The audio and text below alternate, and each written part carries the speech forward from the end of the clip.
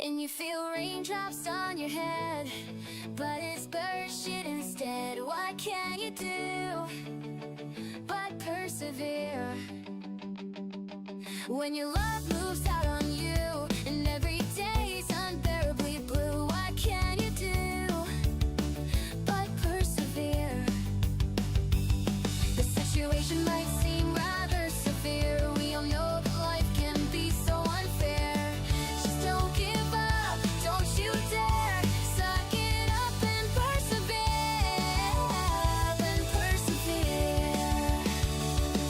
When you find your doggy dead at the end of the yard, it might be hard, and then you still have to go to school where there is no golden rule. You're no one's fool, so you persevere when no one in this world could ever care, and when the path that you're on ain't quite clear. Just don't give up, don't you dare. Suck it up and persevere, and persevere. It's gone on too long now, and the anger it takes hold. I thought I knew you better than the lies that you have told. If we meant anything to each other, then you'd have let me know. Say it ain't so. You just let me go. You just let me go. Just let me go. You've been relying on yourself, and someone put you on a shelf. Don't lose hope, just persevere. And when yourself lets you down, and the pretty face has to wear a frown, just remember that I'm still here. Situation might seem rather severe, and we all know that life can be so unfair. When no one in this world could ever care, when the path that you're on ain't quite clear. Just don't give up, don't you dare. Suck it up and persevere, and persevere.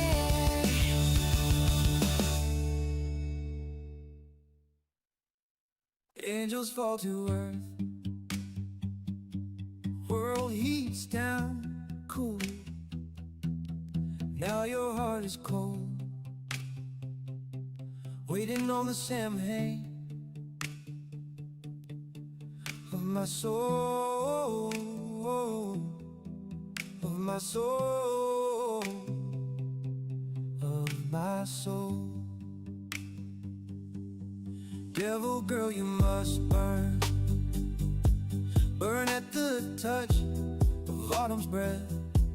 Burn that heart of coal, simmering in the Samhain of my soul. Gotta wait on the Samhain of my soul, yeah. Gonna bring your world down in fire. Angels fall to earth, world heats down. Oh, now your heart is cold, waiting on the summer of my soul. Gotta wait on the Samhain of my soul, yeah. Gonna bring your world down in fire. Gotta wait on the Samhain of my soul, yeah. Gonna bring your world down in fire. Come wrap my love in your house of ice, melt you down more than once or twice, make you shake till worlds align. See your body tremble with the blood on fire. Cause the season in my veins will end your world. To the season of the flames you must pray and learn. Change all the things that you've ever seen, change all vision, kill all endings. Gotta wait on the Samhain of my soul, yeah. Gonna bring your world down in fire. Gotta wait on the Samhain of my soul, yeah. Gonna bring your world down in fire, got away. On the sand of my soul, yeah. Gonna bring your world down in fire, got away. On the sand of my soul, yeah. Gonna bring your world. I can almost taste it. This shit makes no sense to me. What does it all mean? I can almost taste it. I can almost see it. This shit makes no sense to me. What does it all mean? I can almost taste it. I can almost taste it.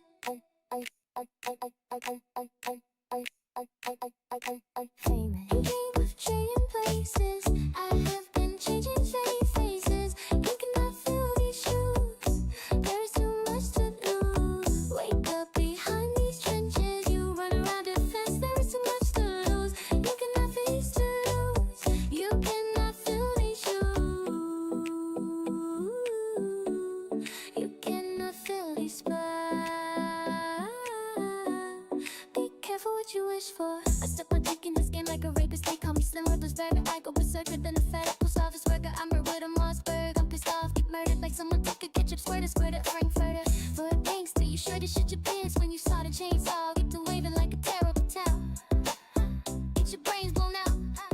That's what I call blowing your mind. When I come back, like nut on your spine. I'm a thumbtack that you slept on, son. Now here I come screaming attack, like I just stepped on one. Low on the totem till he showed him defiance. Giant scrotum, he don't owe them bitches shit. It's bridges, he outgrow them. He's so like knocked out at the South Pole, and nobody fought him. Take it for them. Record him, then try to thwart him. He'll just take your puns and snort him. Just saying draws. Who fuck with a guy who licks the blades of chainsaw? Chainsaws, while he dips them in PF. Chainsaws, games up, homie, hang it up like some crane calls. You think I can down? You must be at your dang calls. You think I'm backing that? You must be at your dang calls. I'm almost famous. You dream of trading places. I have been changing faces. You cannot feel these shoes.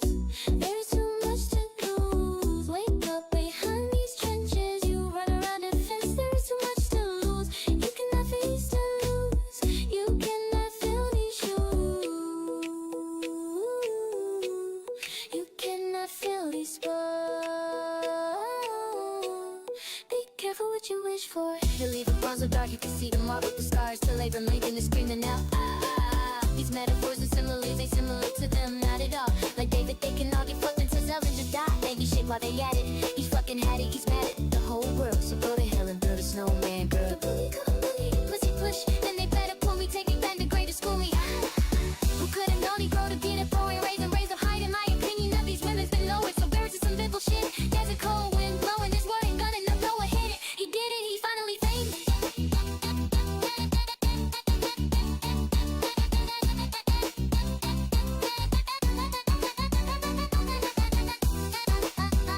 Be careful what you wish for. I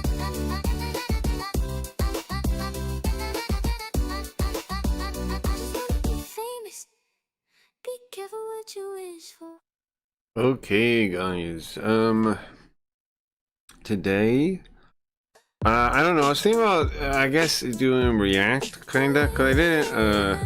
I've been so much working on the. I've been so busy with so much. I've been working on the game so much. I haven't had time to pre-read the origami or anything. I was trying, but I had to make all the art. Well, the robot makes it, but I had to make sure. There's lots of stuff. There's so many friggin' things. But, exciting, I got all of Riot's complaints addressed.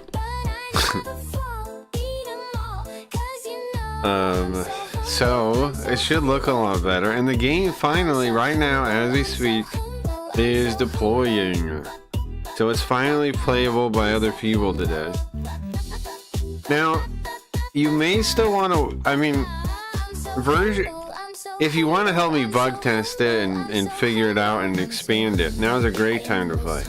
But every week I'm going to be releasing an update until I'm happy with the game, which is still a while away, I think.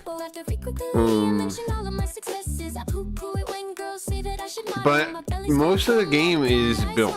Like, There's a lot of game here. I spent a lot of time tying threads together since yesterday. Like, I made faction rep actually work. It wasn't even really working before. Did you know that? I'm sure you didn't. There's no way you knew that. But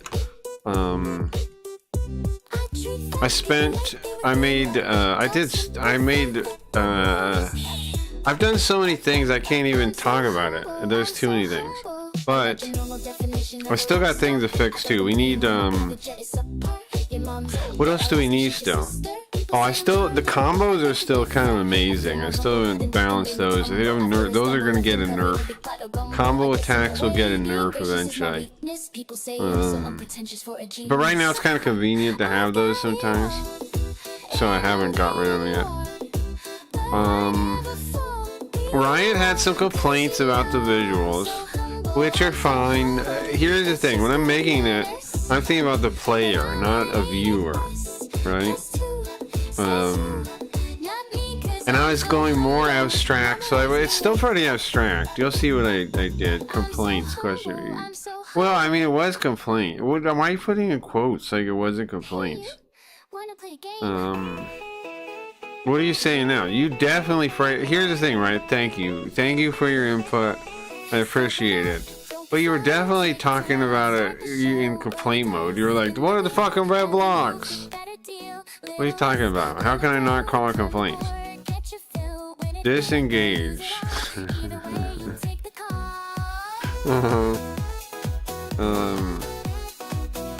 I'm just saying. But I know it's fine. I appreciate it. I have a good serious subject video if you want. I do want that.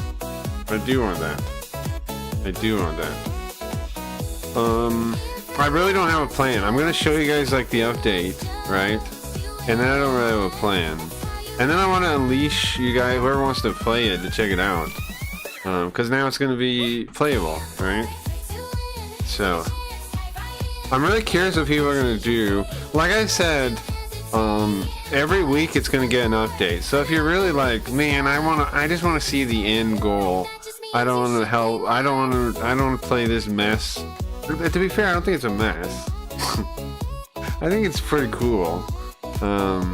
But I can see, like, I don't want rocks falling and maybe they might hit me. Understandable, okay? But you're missing out because, oh dude, it plays the intro. It plays the intro when you load it. There's no music though. Here's the thing, if you don't... Yeah, let me try to refresh it.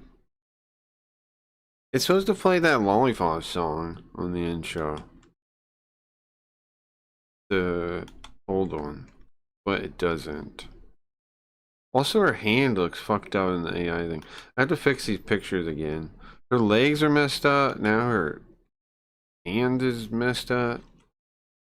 Whatever. That's the thing about robots. You have to, like, sometimes keep fixing things. Okay, you don't hear no intro, right? The intro plays, but first off, I'd fix her hand. Her hand is freakish, or maybe she just has nose for hands. I don't know. Yeah, so it's supposed to play the song on the intro. I don't know why it's not doing that. If I skip it, does it play music on? Yeah. Yeah, I guess the music works. Music does work. If I load it in the website though, I don't have a save or anything. So I'm gonna load my own coffee. Let me get set up. Where? Yeah. Hey guys. Yeah, she must be double jointed. The top of her fingers is twisted. Okay. So let's see. The game is playable now though. I feel like I gotta fix the intro though. Not playing music. Okay, let me tell the robot. Okay. Intro music doesn't play because it has to download, I guess. Okay, let the robot work on that. Oh, you know what's nice though? If I play on the website version, it won't get updated all the time, like my version does. Like every time I can't work on and play at the same time because they were always the same thing. But now I could. Let me put this up. All right. Activate. Gaming activate. You guys want to see what I came up with? So again, like I said, okay, I won't say Riot had some complaints. She had how is complaints not right? Here's the thing. I was thinking about it from the player's perspective, and to the player, it's very obvious things are doors or whatever because you touch them and they do things, right? But to the viewer, it's confusing. I understand, so I fixed it. I appreciate the feedback. I fixed it. Okay? So let me show you guys what I did. And let me know what you think about it. If it was a good idea, bad idea, crap idea. Okay, continue. Let's go to the save we made before. So check it out. Now people look like this floating dice thing. Computers look like this. These are people now. These are people now. And then you talk to them, they pop up. These are people now, floating dice. If you haven't seen them, they look like this. Now the only thing is I made them gray by default if we talked to them already. But the robot added this like glow. But now the gray ones don't have it. I think what I'm gonna do is just like dim the color. And then you can still have the glow. I think just dim it instead of making it gray. I think I'll fix that. Why am I... Carl, slow down. Okay, look at this. I'm a fan of the doors. Okay, so check out the doors, yeah. The door... This right now is gray for some reason. It's supposed to be the map, though. Let's kill these guys real quick. It's actually supposed to show the picture. Which it did before when I was testing it, but now... There's a gray blob. And those are the bad guys. Hold on. Oops. Did you see the bad guy? Let me show you. It's supposed to be the map picture. Like the shader is supposed to be like that, the swirl thing, right? That's all cool. But it's supposed to be the picture. Now the picture is not loading. Yeah, I mean. Oh, that's because. Oh, interesting. Now when I went to localhost, I'm on /Van Buren. That's not supposed to be right. Hold on. Oh, because I did that. Now it's like /Van Buren. Now the images don't work right.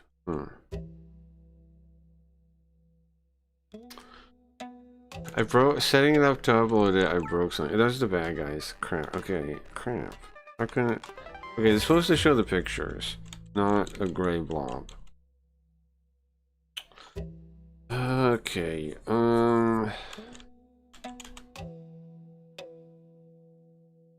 dude, how do I fix this easy? Okay, I'll tell the robot that broke it. Okay, whatever you did, made it so localhost now goes to /Van Buren and some images don't load.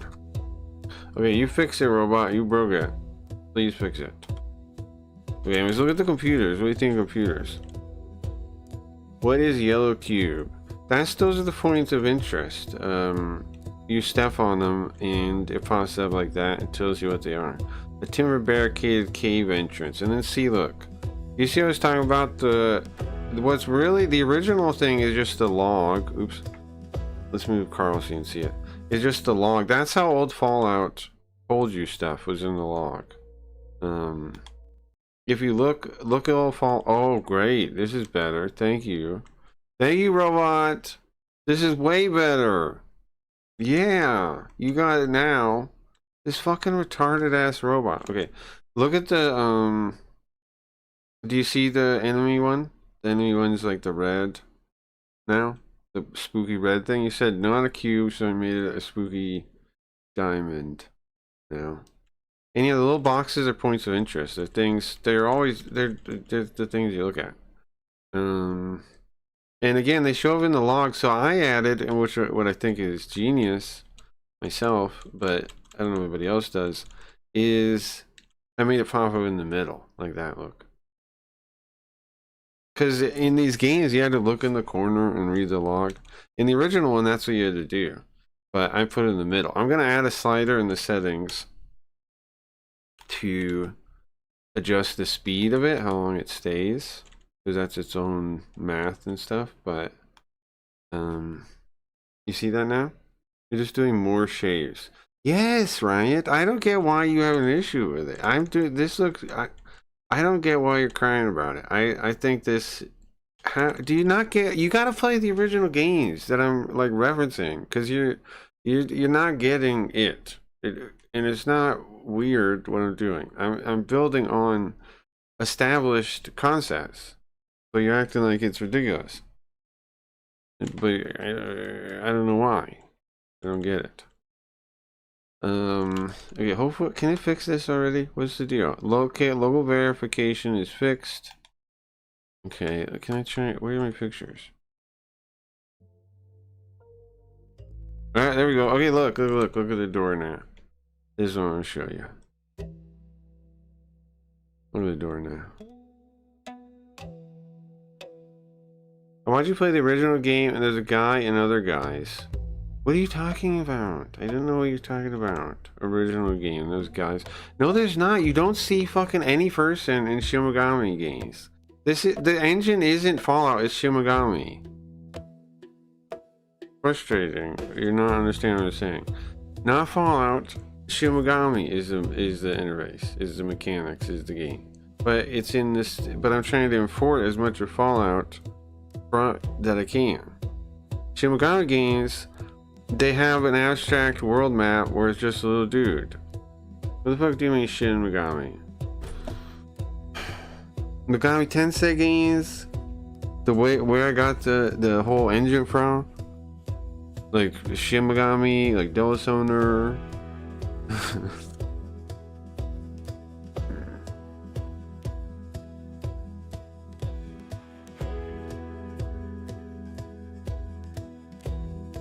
What the fuck do you Shin Megami? That's what I mean. I mean, these are like those games.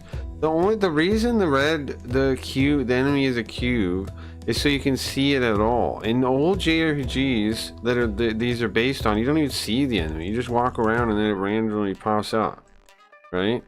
That's the games that I'm doing.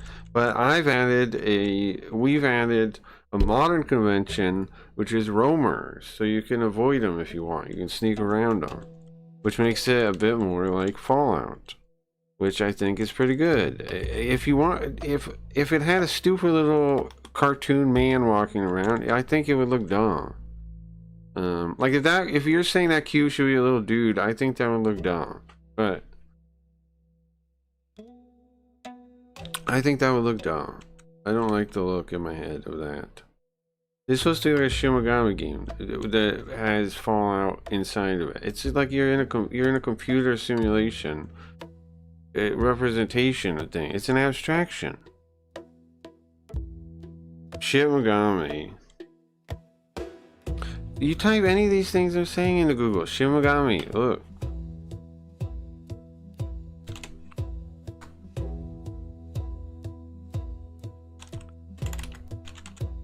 Okay, YouTube. Look at this game. Look. Hey guys, been a while.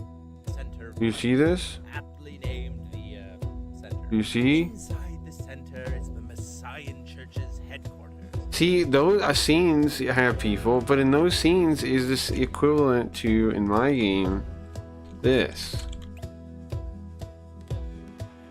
You see? Where the devout Messiah preach a message full of. But look at the actual map. It's a moderately sized subdivision of the northern end of Millennium. This place is called Valhalla. It's a moderately sized subdivision of the northern end of Millennium. It's pretty well known for two reasons. See, look at the map when he's walking around too. First being that the center doesn't exert a whole lot of influence over the place, meaning a lack of regulations by the Messiah Church, but also protection from the demons crawling all over the place, which in turn... Oh, it's just leads to fucking shades. Yes, it's abstractions because you don't need everything filled out all the time. You don't need to see a picture of everything every second of the time. Some woman calling herself Madame runs Valhalla, and she's made it her mission in life to let the place be as free as it wants. As such, Valhalla is rampant with all the seediest aspects of humanity: booze, gambling... That's cool though. And perhaps skeeviest of all. I don't know how I could do a scene like this though. Like I don't hate scenes like the one in the bar. I just don't totally know how I would do it. Disco. Like these scenes are kind of cool, but really this is a fight scene. So I already have people in the fight scenes. The earth falls into a demon-filled wasteland, and yet somehow the 70s survive. I'm anti-video games now.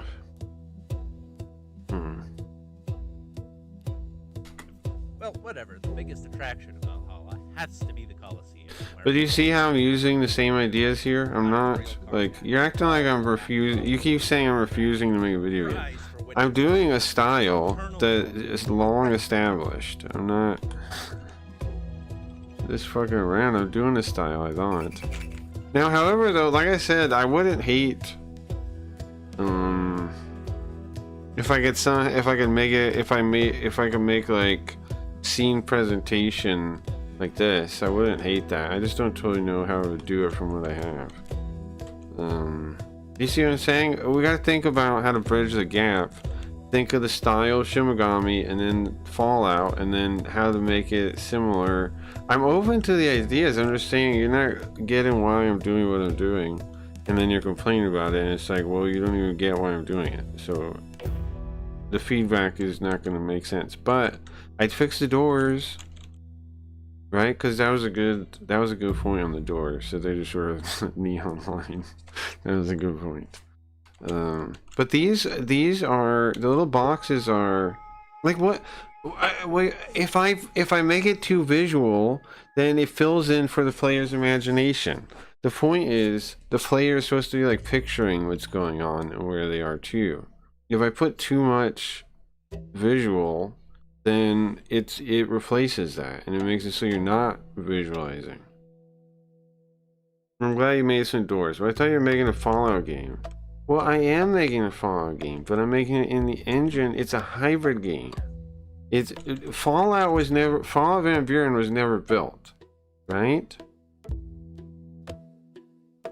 Is this really dumb? Does anybody else that likes these kind of video games have input on this? Because Riot's talking about it from like a person that loves Nintendo games and colors and like it's a whole different viewpoint, and I appreciate it, but I think from this style of game it looks good. I like the way this looks with the things.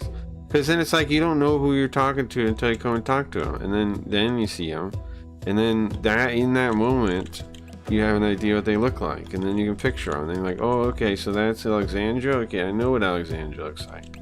I've seen her. So I was picturing the Fallout game that you showed us with the Mad Max guy, and then he walks around buildings and goes in and puts dynamites and blows up a guy. Yes, I'm trying to reproduce as much as that gameplay as I can in the style of a Shin Megami game. That's the idea. Because that game doesn't exist. The game you're describing doesn't exist, so I have to build it. And so the whole idea is, how could I build it? What kind of engine could I use? What kind of... And so I picked JRPG because it's simple enough to build that I could actually do it, because the scope of the game is so huge that if I were to build it that way, it would take years or like months, and I don't even have a flow right now to build that, which I'm working on for Old Vegas to build a similar style game, but it's going to take weeks and months just to figure out how to do the art style for that. Whereas this is, I'm trying to build it so it can be played, as soon as possible. And also in a way that brings back the value of like reading and imagination and these things. I don't know, maybe I'm wrong on it, but I'm not trying to appeal to I don't know. I think it looks good. I have video for Dingus. I love Nintendo games. Damn colored Nintendo games. Well, you're gonna have to find a new friend who knows Shimogami. Why are you even listening to me? I'll keep telling you it's cool. No, I'm listening. I am right. Your feedback is good. I think these upgrades are good. I love it. I like the door too. I think the doors are great. And I made these computer terminals. Are they not good? Look, I made these two instead of just like generic things. You can now see the computer. It's not just computer either. Let me show you. Go to Bombay Jack. Something else I want to do is I think I want to give every place unique textures. So it feels different right away. There's also like a lot of spots that are like squares because it didn't have real directions. But here's a workbench. You see? There's a little workbench. And then what's the other one that got added? The gambling thing over here. Here's the gambling one. And now you're like, right, it's an idiot. No, I'm not like you're an idiot. You're not an idiot at all. I'm just saying, no, you're not like an idiot at all, right? I appreciate the feedback. I've made a better game thanks to you. Right? Isn't this better? Aren't these improvements? I think I value your feedback. I'm just saying you keep yelling about the shades. But I like the shades though.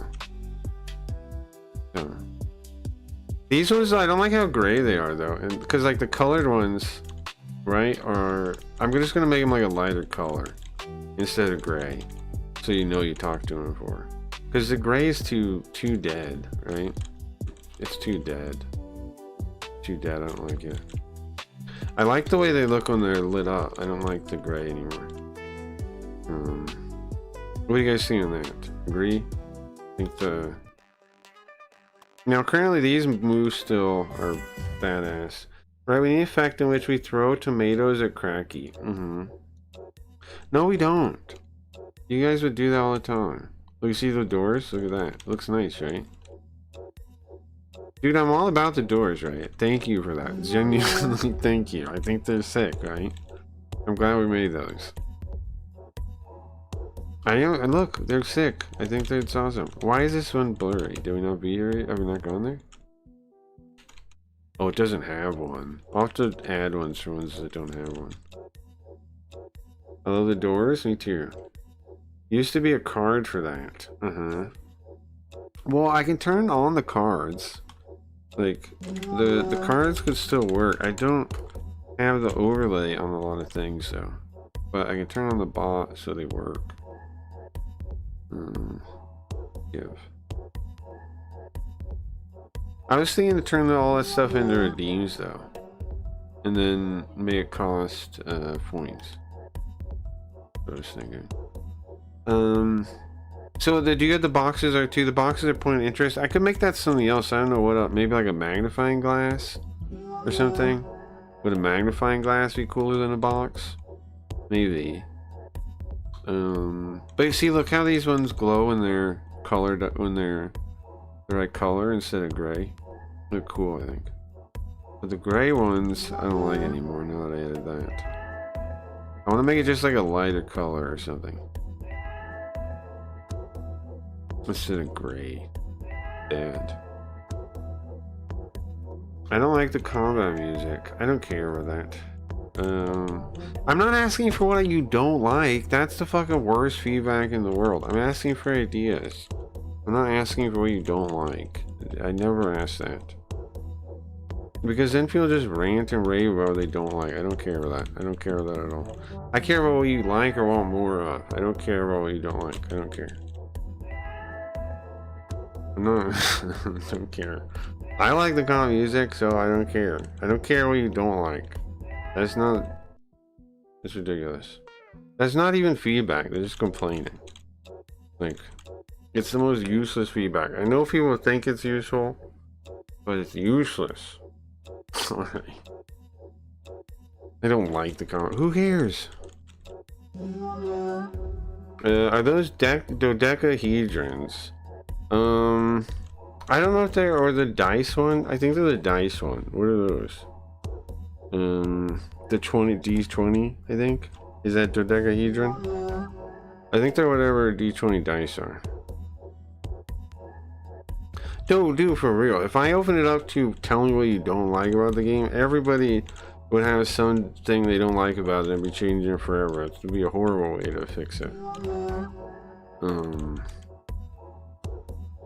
Like, what am I gonna do? Why do you not like it? If you don't like the style of music I picked, then I can't fix it. I don't know what you want. So I like it. I'm gonna leave it. Like, I'm supposed to appeal to some magical Zoop person and try to figure out what music Zoop would like? No, that's not a way to make a game. Okay, here's an idea. Let's make it better music. You suck. If I formulate it like that, you're not even gonna play the game, okay? Who taught? You're not gonna play the game. If the game was buy, you wouldn't buy it. Why? You're not my customer, Zoop. You just complain. Why would I get feedback from you? You're not gonna buy it. You're not gonna play it. Who cares what you say about it? you don't like Fallout. You're not gonna play it. You don't like Shin Megami games. Why would I appeal to you?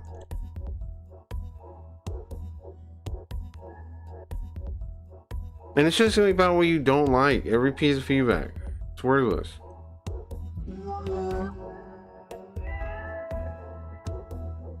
I don't like the lack of Lindavues. If I form it like that, I need to write more. You're not gonna say, am I wrong? Were you gonna play the game, Zoop? You weren't gonna play it. Like, do these games even appeal to you? These type of games? Am I wrong? Am I reading here? Have you played Fallout 1 or 2? Have you played Shin Megami games? Am I wrong? Or am I right? Are your sensibilities even attracted to these kind of games? Like,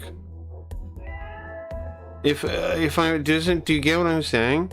If I go after people that wouldn't play the game in the first place, then, like, what's the point?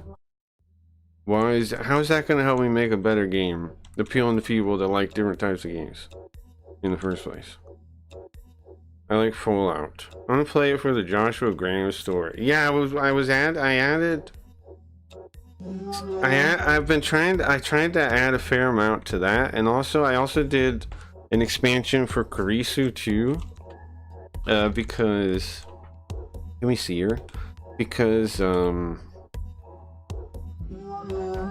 she's another character that I think people might have some like stake in. Where is she? Here? Yeah. She's somebody else that might have some stake in because she's the younger sister of Solek from Fallout 2. What games did you play, Mr. I Like Fallout? What Fallout games did you play?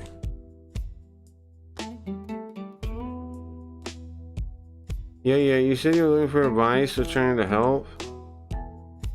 I don't get how you don't get saying I don't like the comedy music would put me in a bad mood. I don't get like how you're that. And I have to read fucking paragraphs of you explaining yourself and excusing it.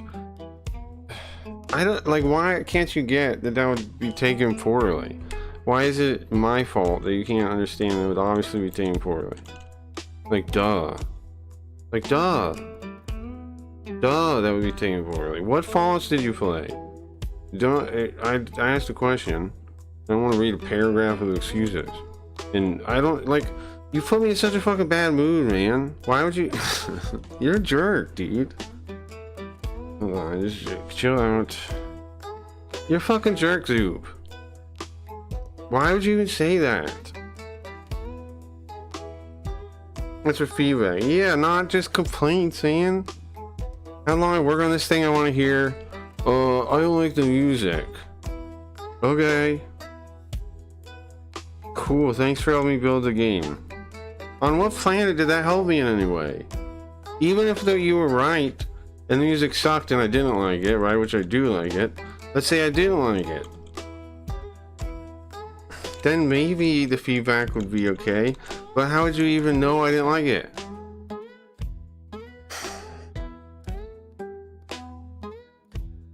Yeah, you said, what Fallouts did you play? Okay, bye. Bye!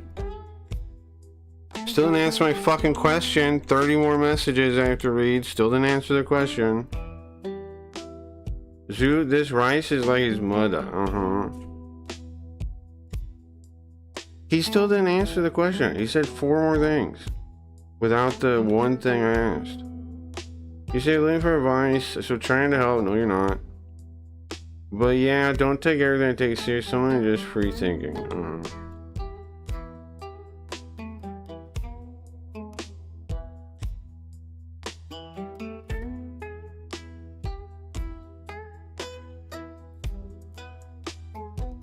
Maybe I'm wrong. I don't see how I'm wrong, is the thing. I don't see how I'm wrong and that's ridiculous advice, like feedback.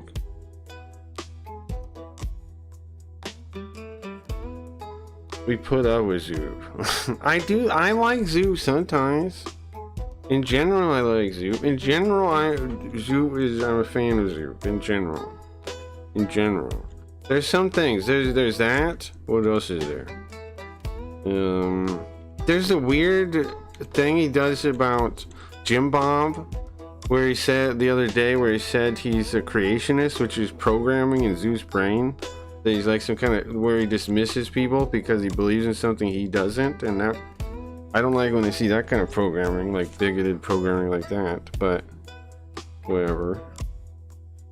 I'm sure, like, he dismisses Jim Bob because he's a creationist, and I know that now because of the way he made a joke about me being a fan of him. I know he's a judgy guy like that. Like, he judges people based on their beliefs and then dismisses other things they have to say without any argument against what Jim Bob's case against evolution is, right? Or my case against evolution. He has no argument, so he has to say, Jim Bob's a creationist.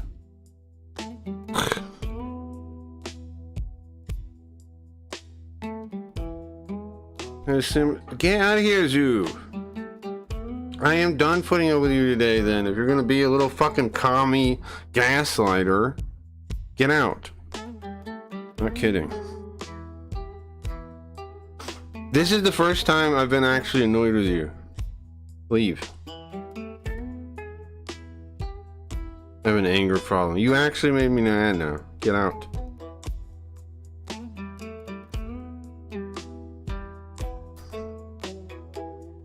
You say something's true, it's gonna be true. I'm not gonna fucking be called things like I have an anger problem and not get to act on it, okay? If you have the fucking nerve to call people shit like that, to smear people like that, then you're gonna deal with the consequences of what you pretend is true, okay? Now I have an anger problem, alright. Zoo, you've never seen me with an anger problem. You will now. You lost my respect there, man. Say I have an anger problem. Now I do, yeah. Oh, hell yeah. If you're gonna fucking condemn me and call me things, say I have an anger problem, now I'm mad. Like, why would I deal with that and be like, let you just gaslight and say, oh, he has an anger problem, that's why he's upset with me. Not anything I fucking did. You can't take the first responsibility. I was right about the Jim Bob thing. You have commie programming. You gaslight people and you don't take responsibility. Instead, take responsibility for your own actions. You point at me. You gone? Many others come much less. You're fucking pathetic, dude. You're trying that shit, that emotional bullshit. That's fucking pathetic. That's fucking weak and pathetic, Zoop. Much lower than I thought of you. But I was wrong to think higher of you. Do you understand? I was wrong to think highly of you, Zoop, and I see that now. I was wrong. It was a mistake. Mistake I won't make again.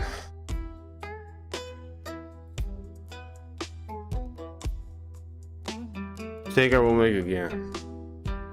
Enough? No, it's a mistake I won't make again, right?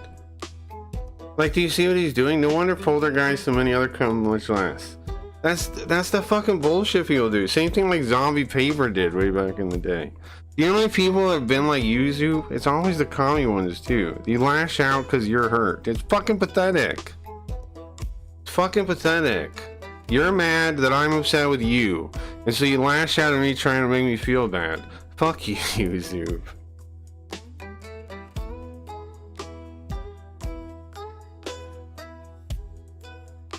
Manipulative dickhead. I see, but we are looking at your cool game and happy noises. They ain't leaving the not as common emotional blackmail too. I know it is. He's behaving like a fucking gaslighter. And he thinks we don't know, like he's gonna fool anyone here. You're in the wrong club, dude. You're in the wrong place, you. Because the people here are smarter than you think. You think anybody's gonna fall for your fucking stupid bullshit? You're in the wrong place. Ain't nobody stupid enough to fall for Yuzu. You have to be a place where people are stupider than you. So go hang out with your stupid commie friends, okay? That are dumb enough that they fall for this kind of manipulation. Okay? Hang out with people that are like you. Commies. Not here where the cool people are. That hang out with the programmed retards, because that's the way you belong. You can be smart there. You can seem like a smart person in the room there. Go.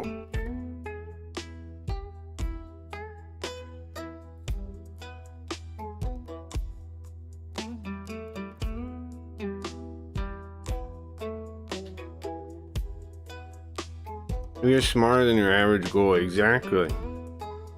Exactly. Well, not really. You know, I'm not gonna turn and start insulting him for being Jewish and say it's like Jewish manipulation. It's commie manipulation he's doing.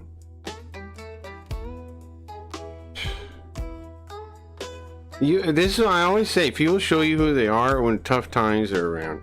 There's people that'll give you grace, right, when they're upset with you, and there's people that'll try to stab a knife at you when they're upset with you. Zoof is which one? He's shown right now, right? Am I wrong? If I'm wrong, why'd he go for a knife the second he was uncomfortable? If I'm wrong, why'd he grab a knife the second he could? If I'm wrong about Zoop, why'd he do that? Why is he mean like why doesn't he give grace? If I'm wrong, why doesn't Zoop give grace?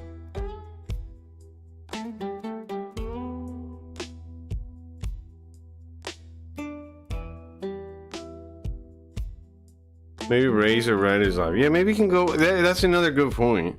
That showed how he is too. That he couldn't see the difference between kindness and like all you have to do is be nice to Zoop, and he doesn't see evil. You could be actually worship Satan, right? And then all you gotta do is be nice to Zoop, and he can't tell the difference. And the reason he thinks I'm a jerk is because I'm not overly nice to him. He doesn't even have like a real reason. It's because I'm not overly nice to him. If I was nice to him, like fake suck up nice, he'd prefer that, right? He'd prefer fake suck up nice. Again, why I'm saying, I think you're in the wrong place, Zoo. Because you want fakeness, you want bullshit, you want that life, right? Otherwise, what's the problem? Man. I really wasn't mad until he fucking said that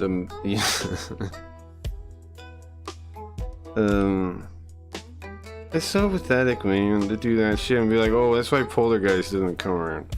Poltergeist and me had a fight because, like, whatever, and he does come around still a lot, actually. He always has fake names, though. And I like how Zoop claims Poltergeist, and Poltergeist, like, mean to him all the time because he's Jewish. And like, I'm kind, like, what, you don't fucking remember all the times I've been kind to you, Zoop? You just grab a knife the second you can? That's what I fucking mean, man.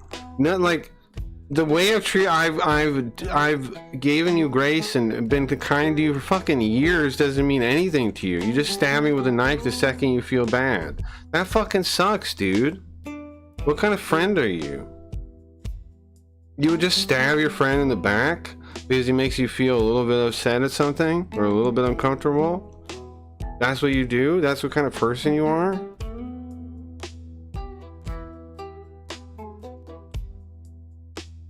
I don't know what to make of this, man. I don't. Why? If I'm wrong, how? If I'm in the wrong, how? I feel worried. I feel pissed off.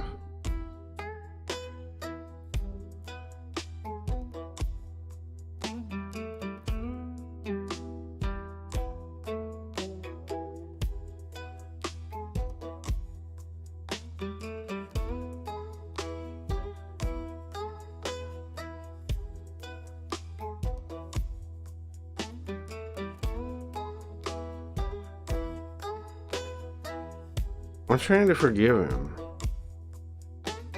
But he's not making any effort, so why bother? Why bother forgiving someone that's just gonna attack you when you're like, whenever he gets the opportunity and feels bad, he's just gonna attack me anyway. So, wasted effort. Goodbye, Zoop.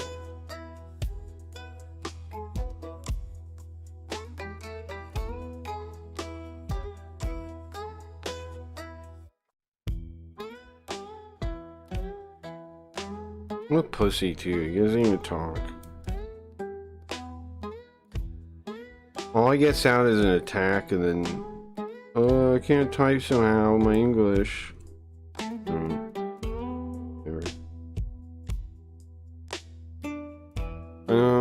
I don't want to bore you guys though, so, the game is available now.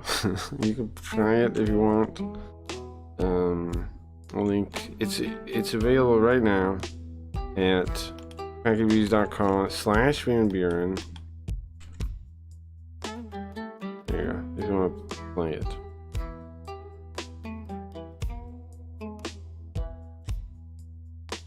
I gotta get over this. I don't even feel like streaming now.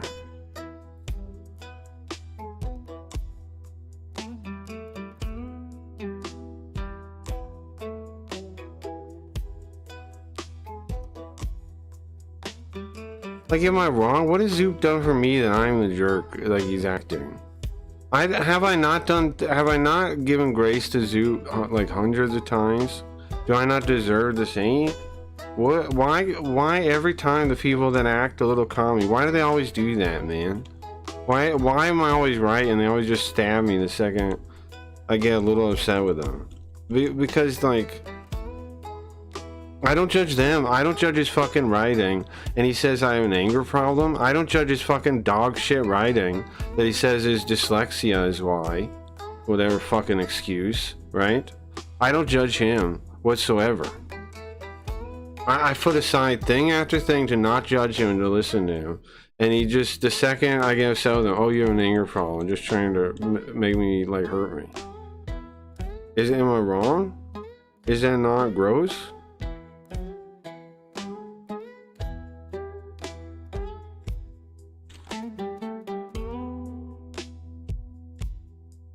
He just got angry. You're fine. He couldn't handle the heat. Yeah.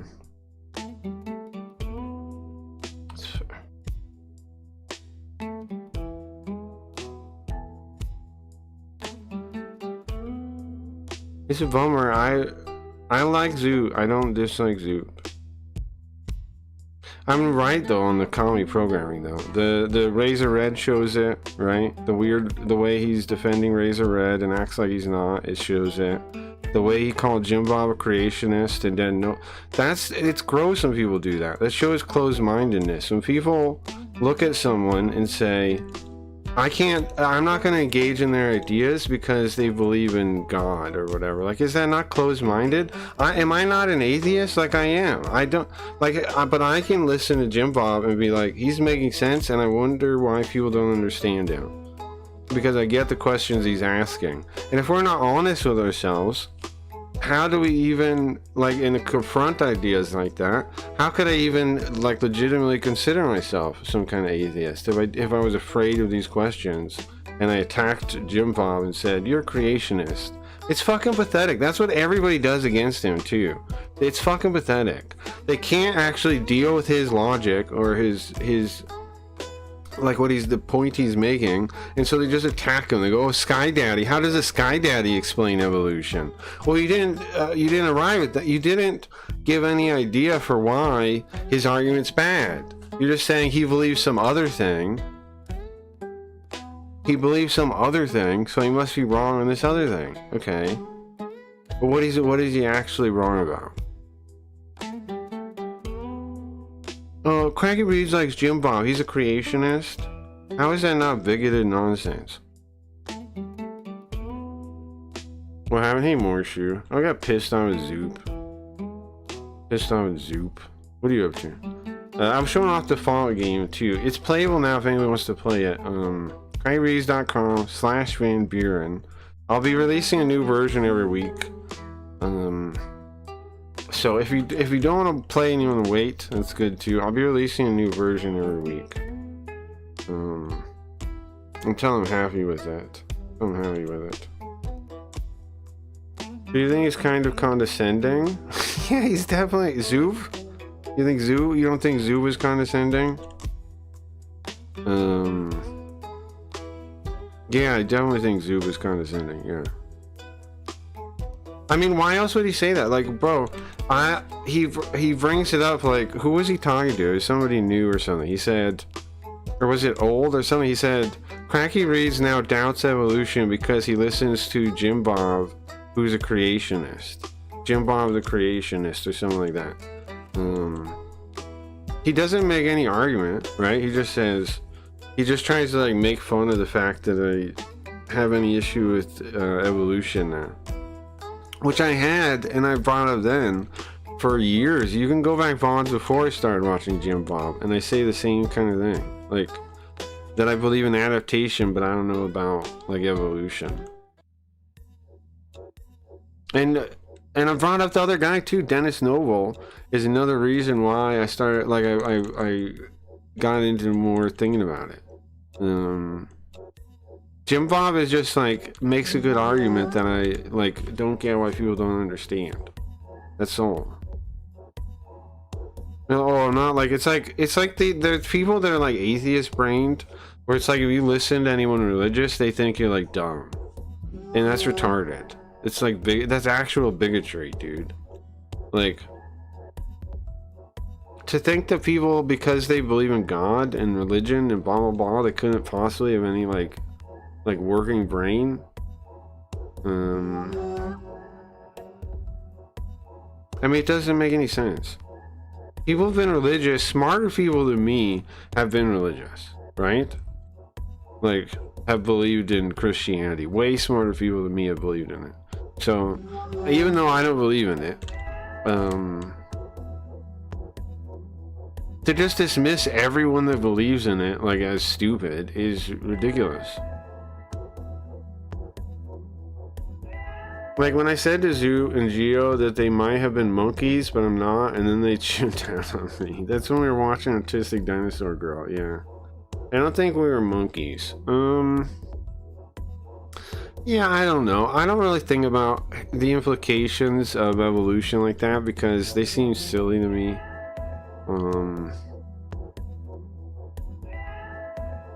So one of the things I want to do, guys, is some of these maps don't have enough design to them. I think there's a lot that do. There's more that do than don't. Let's go. Not Mesa Verde. Let me find one. There's a lot of them are the missing ones. So hold on. Let's see. Maybe here. I'll do co-op attack to just get through that. Okay. It's Mesa Verde. Have we gone here? No. Okay. Not here. Here's okay. This one's a lot of square stuff, but it actually makes sense. Oh, this is a side one I made. Scab and Picker. Okay. The other ones are like, here, hold on. Can I load my waylaid? Oops, don't click save. Click load. There we go. Okay, look. Like, Burham Springs, for example. Look. It's just a square. And then, so is the other zones. And then the dungeon, which has no textures. These are like toxic caves, I think. Yeah. They have no textures yet. And I think this is, I think that's supposed to be a elevator to somewhere. Shoot. Okay, so like, you see what I'm saying? I still gotta redo the maps for those. Same with Jericho. Look, it doesn't even look like a town, it just looks like a square. Yeah, so those, because they don't really have maps in the design document, so just made them squares. Burm Springs, Jericho.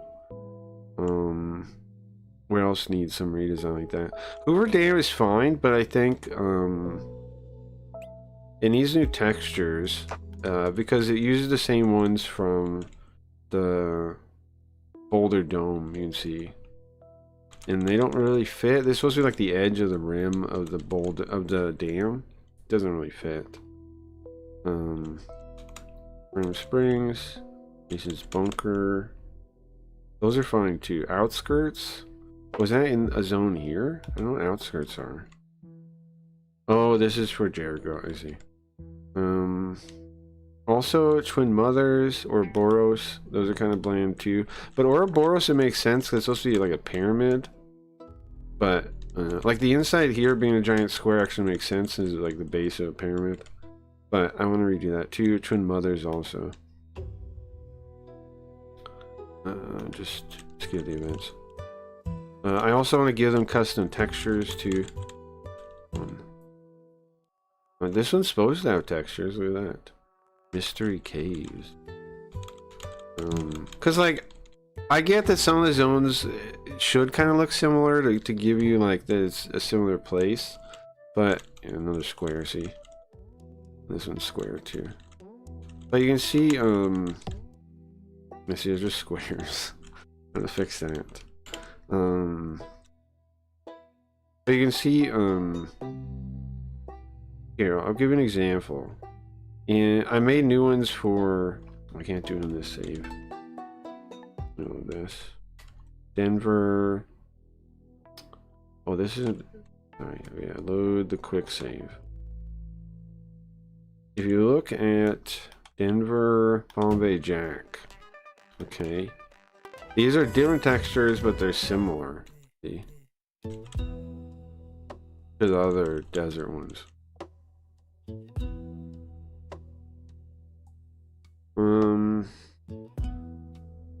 The man with the highest IQ in the world believes in Jesus. Well, I think you're gay for saying IQ in the first place and caring about IQ at all. Would you mean Jesus or something, like smartest man in the world? What do you mean when you say that? Like, what is your intent? Sorry, I'm just kidding, Dingus, but come on, IQ? What do you mean, really? The smartest man in the world? I don't know, it could be. I don't know how you'd know for sure, though. But you could be saying that the person that can figure out said the best would figure out that it's true because you believe in it. I could see you coming from that, but I don't know how you'd be sure on that either, still. But IQ, come on. IQ.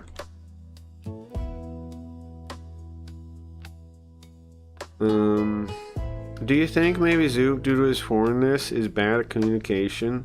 And maybe he takes shortcuts with words and it comes out as judgmental? Well, that's why I give him so much grace. I have a high IQ. Come on, you know that's gay, right? Just thinking about, for us to, anybody to think they have a high IQ. Come on, guys. It's lame. I mean, IQ is just a tracking stat or something else that it kind of gets, right? Kind of understands. Or do you think he's saying, what he means? I used to wonder that, right? But this is why I said those examples I said, because those examples are language neutral. The Razor Red thing, the Jim Bob creationist thing, in that when he goes when he went earlier, goes, this is why people like Poulter don't come back, or whatever freaking weird stab thing. I notice whenever you push people, some people, weak people, do stuff like that. They try to, like it's to save face with themselves, right? Like it's to convince themselves that they're in the right mentally, so they don't feel like they have any responsibility, in my opinion. Oh great, we got a fucking Godilla. Are you kidding me? What monkey paw did I wish on? We wish a Zoop away and we got Godilla. Okay, I was sorta, he's not retarded, right? Not completely. Okay, I was sorta like treating him as such, not in a mean way, but like I thought maybe it was he couldn't find the words. Well, I'll still give him grace on that. But do you see what I'm saying? There's specific points that it doesn't matter what language he's speaking. They're questionable. Like that. Like,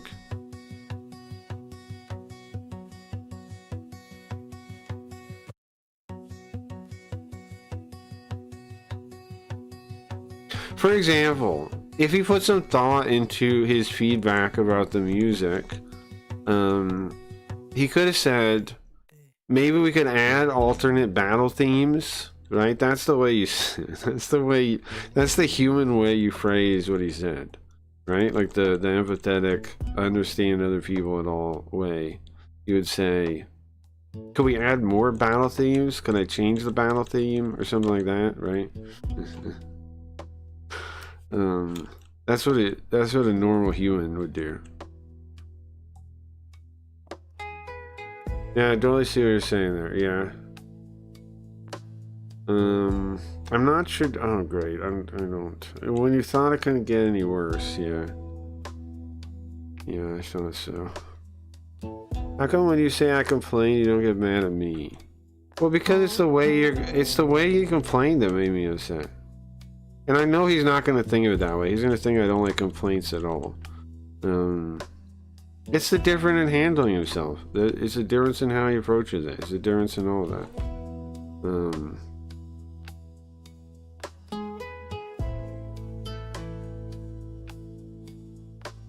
It's how you react to it. He doesn't take responsibility. Like when I pushed him on it, when I pushed him on it, he starts attacking me. That's why. If you started attacking me, Riot, when I pushed you on a complaint or something, then I would get mad at you. And if you didn't take responsibility for the complaint, I would get annoyed then. That's what it's when pissing me off the most in the world is when people don't take responsibility for things. And they like try to duck out of it and dodge and be like, that's not me. It's something else. It's just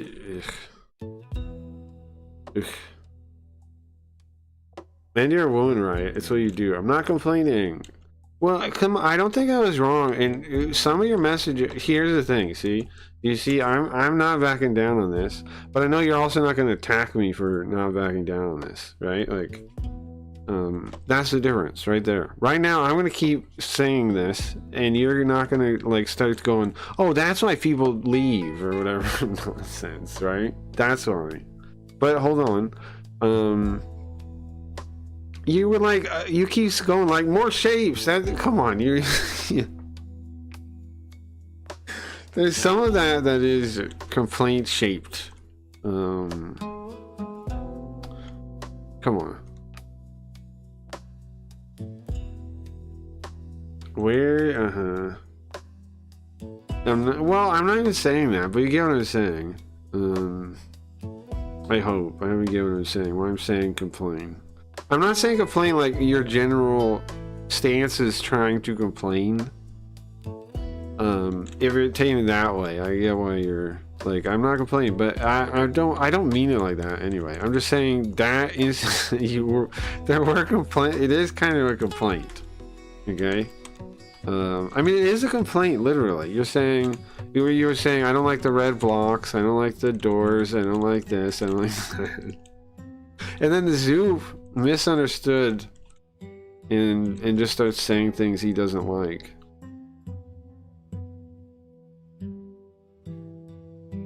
So, anyway. And gets any pushback and then just starts attacking me. Anyway, what do you guys want to do? We'd watch stuff, I guess. I gotta figure out something to watch.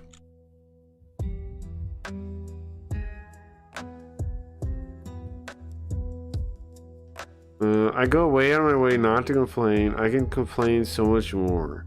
That's what I feel. That's how I felt when he said Craig Reeds has an anger problem. I was like, you never even seen that. That's you don't even know.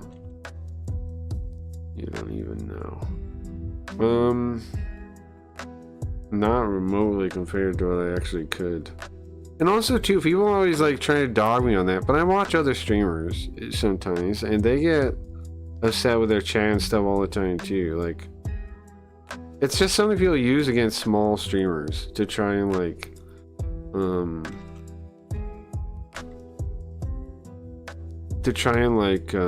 get them to behave the way they want, because they're like it's just like an attempt to like getting them to be the way they want them to be.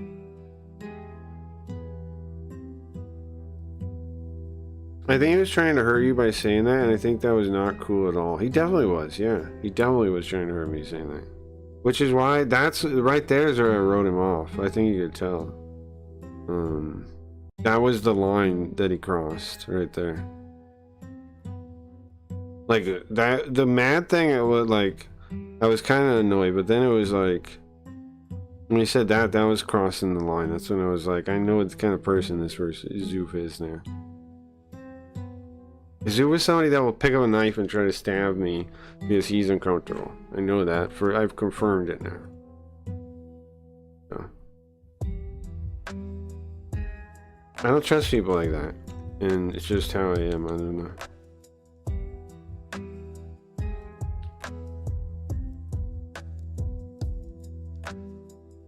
Alright, let me find a YouTube video or something to watch, guys, so we can change topic. I don't have a Japanese game ready to play today, so... I mean, we could play one anyway, if there's something, but... YouTube React's probably the easiest to transition to, don't you think? So give me a second.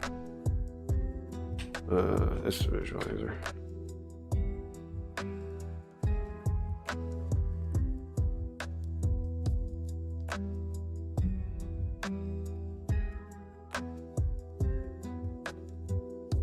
Like, saying people leave because whatever thing, it's like if I was, every time somebody's mad at me, I was like, that's why you don't have any friends and you're here, right? Like, it's stabbing yourself too. Like, it's really stupid. It doesn't really make any sense. You're saying like your choice of time, you're bad at it because you're choosing to be somewhere that you're like, you have an issue with, but you don't leave. It's like, it's again not taking agency for yourself too. Right? Like, it's insulting. He insults himself when he does that. Because if you have an issue with it, then go do something. Right? Don't tell me about it. Go do something. Spend your, like, why would you be here then? It's insulting to yourself. Dude, I hate Asmon Gold thumbnails so much. Look, I'll show you. I hate them, man. I don't think he's a real person. Like... I don't, what a horrible picture. Why would you want, like, imagine that. Would you want that picture of yourself all over the internet? Can you imagine that?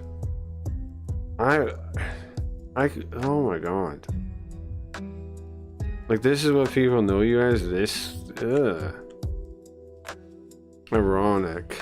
Never, never, never. You guys ever see a circle of people enjoying themselves that you know don't like you and don't want you around, and you go and try to work yourself into the conversation anyway? No, because in that case, I would just find people that like me, right? Or that I could get along with, or that could like me, or, you know, whatever. I would go find, I'll keep looking. I would find people that, you want to watch this evolution debate? And then Eve. Sam versus Dr. Greg. I've talked to, like I was saying, I was in his chat. Zoop would be interested in that, but he went deranged, so. Went deranged. Must play CRPGs. We can watch that. Yeah, I'm gonna watch. Let's watch this first. That's on topic of our games. Let's see if it's a good video though. You know these real What's games. going on, everybody? Mortem Baldur's Gate. Yeah. here, this time bringing you my... I know people love that game. I've never been able to get into it. I'm not gonna diss it and say it's bad. Baldur's Gate 1 or 2. I know people like 2 more, of course. I've tried to play them tons of times. I can never get into them. I don't. Maybe it's just. I think it's just D&D. I just don't like D&D. I guess it's tough when no one likes you. Yeah, but there's so many people out there, right? Somebody's got to be able to. Must play CRPGs. I play a ton of CRPGs. I make a lot of lists about them, and as such. And am I wrong in like thinking that I've been kind to Zoop like over the years, like more kind than like if somebody was the way I am to Zoop, I would never try to stab him. I would just be like I would feel bad if I got in a fight with him, and I would just leave. I would just be like, okay, my bad, or I'd apologize. I would apologize, then I would leave. If I did stuff like that, like somebody who's that kind to me, I don't know. I don't know why I keep rethinking it either. It's like, obviously, don't worry about it. Ask me which ones would I recommend playing the most. And ultimately, that comes down to the 15 on this list. Some of which are my favorites, some of which are not. But I've made lists about my favorites, I've made lists about my personal preference of every CRPG I've reviewed. And the difference here is really that these are the ones that I think capture the spirit of what the genre is better than anything else. Well, look at people that and understand, that could see the issues that I have with Zoop on their own, because their insight would be valuable. I typically make lists of usually like 5 things. When it comes to CRPGs I consider must-plays, I had to widen it out a little bit, as it's a genre with a very long history and a lot of really great games. And to that end, none of these are in any particular order. What game is this? Pillars of Eternity, maybe? We're probably going to start with the ones I talk about all the time, just because everyone knows they're going to be on. I've been meaning to actually try to beat that game. I've played it a little bit. But beyond that, in no particular order, let's actually jump in. Again, it's fantasy, though. Fantasy is rough for me. First and foremost, we have... Like, the thing is, because I love imagining games, right? I have a tough time imagining fantasy. I've done it before, but I have a tough time really putting myself there, because it's, like, so nonsensical. Like, even, like, the concept, like, an adventuring party is kind of ridiculous. But it's like the standard. But like, why would there even be adventuring parties? In certain settings, you can make it make sense. Fantasy is one of the least ones that make sense. I'm always like wondering, like, and then like every time, if you think about like the commoner in the world compared to the players, like the players does magic, right? And then the regular person is like just a dude with a farmer. It's so weird. I don't know. It's weird. It's really weird to think about. That's the only fantasy I can kind of get into is like Warhammer fantasy, where you have to be like a rat. I mean, no, you don't have to be, but you can be like a rat catcher, or like regular people, you know, that have roles in the world. And then I kind of get it. Then I can kind of picture it. But when it's just like generic archetypes that I don't really see, then I have trouble, and that's a lot of fantasy. You filtered it and you're not feeling it, and I see why. I guess that's tough. You filtered it and you're not feeling it, and I see why. Yeah. Well, I appreciate you guys, what's the right word? Your thought in thinking about it and trying to see from my perspective. Because, I don't know, man. Like, people think like Zoop, what he said there, were trying to bother me. People have said that to me, like that kind of stuff to me forever.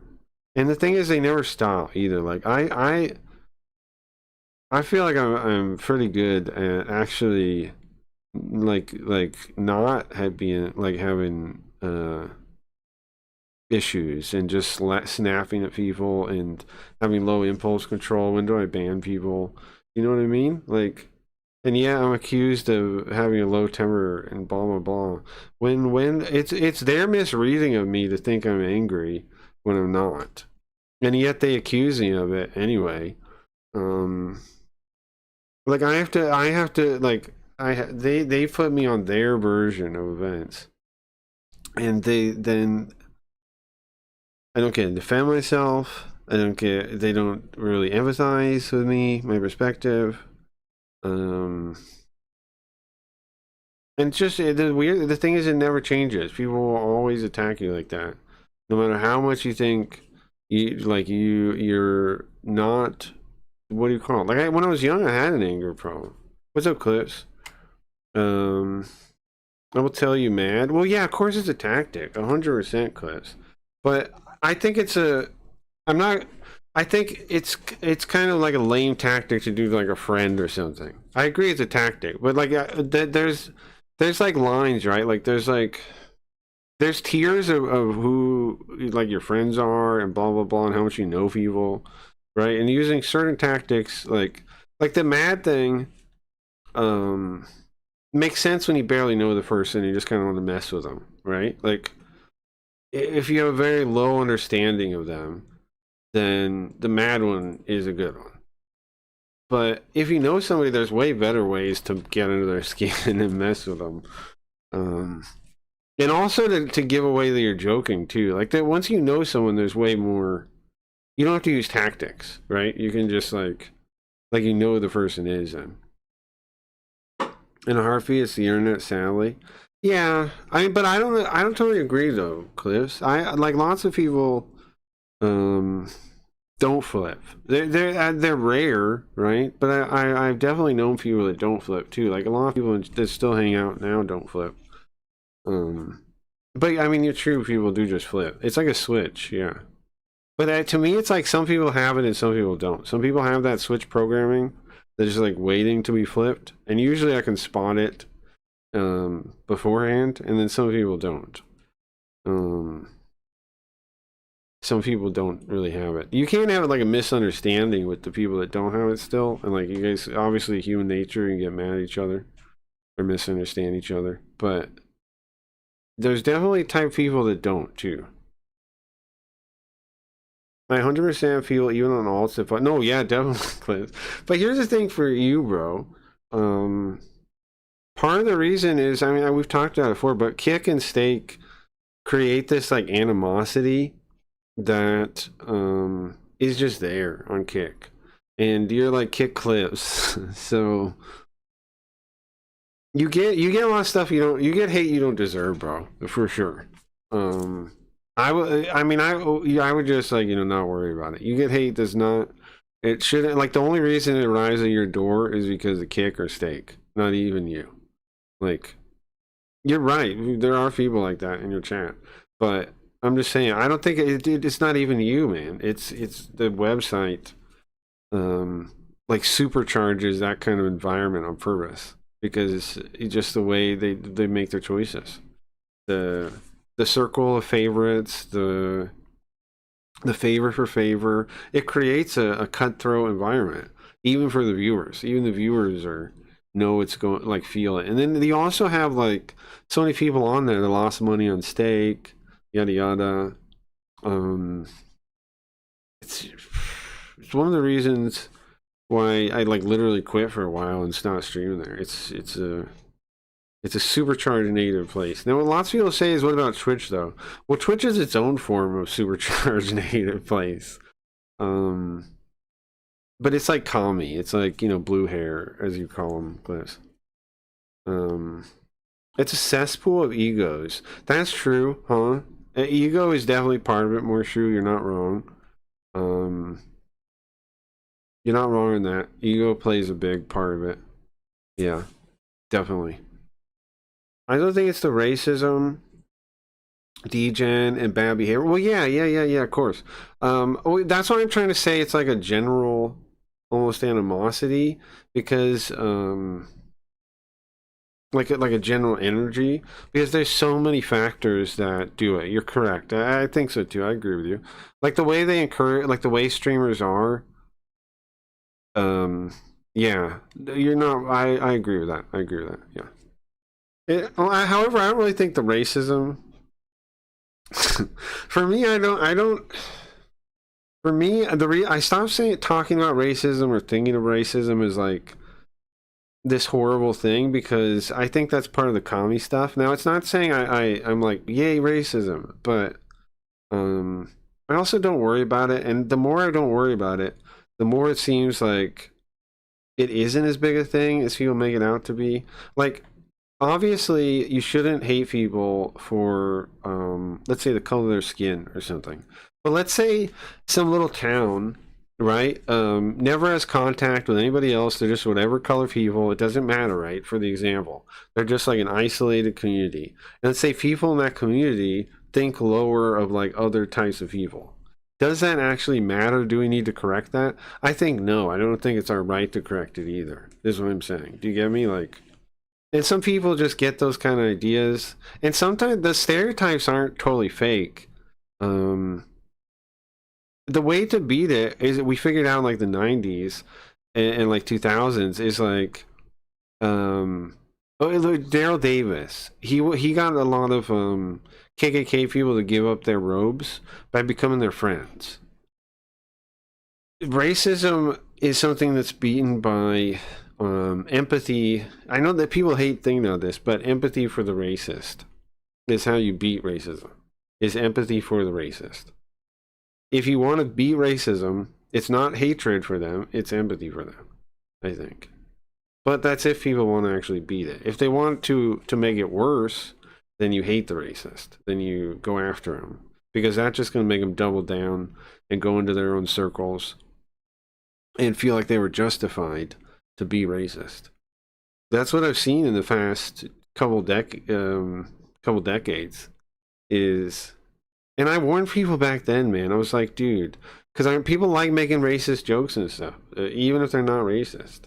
And if we write all that off, then you push those people that like making racist jokes to hang out with actual racists because you judge them as too bad to talk to. So, anyways, you get my point on that, I think. I mean, racism opens the door to speak and say anything that the field gets into trouble like John Joe. Sure. I just think though we give words the power, like, so if we don't want to give like random people power, then don't give the words the power. Like, I think we have a solution. That's my point on that. Like, ultimately, they say want ads as they claim. Well, yeah, that's a whole different topic, Cliff. You're right on that. That in the current whatever, if you're appealing to advertisers, they do have to think about that. You are correct on that. I'm just saying, like, me personally in my mind, like I try not to think about it as like a real thing to worry about. Let's see. Mary, you're ruining my time with Dingus. He seems like he could be cool. Other than whatever chill on his shoulder is. So maybe someone there thinks he's better than. You're talking about Zoop? Some people lack social awareness, I suppose. Were you guys talking about Zoop there? Yeah, I think so. Some kind of chip on his shoulder, sure. That describes it, yeah. It's something like that, yes. Oh, you know what? Chat could be on screen. Give me a second to... Let's watch this video and... Divinity Original Sin 2. Eagle, the guy walking out to black guy saying... Yeah. No, I know, but here's my point, though, Cliff. Is that I think that kind of stuff happened because the only reason that becomes media that sells is because people are so against racism blindly in the first place, in my opinion. If we didn't, like, if we weren't the way we were about it, he wouldn't have a market. That's kind of my point. Like, the reason he has a market is because we try and okay, so like if we push people to the edges, then places like Kick are the only place people are going to be, and then those places are going to be even worse because those people have nowhere else to go, and they also have no like shame about it, or like there's a point people reach where they say fuck it. It's like a point everybody has where if you're given enough shit by like society or community about how you are, how you behave, eventually you just reach a point where you say fuck it, I don't care. Like everybody has it. and we're breeding a society of it.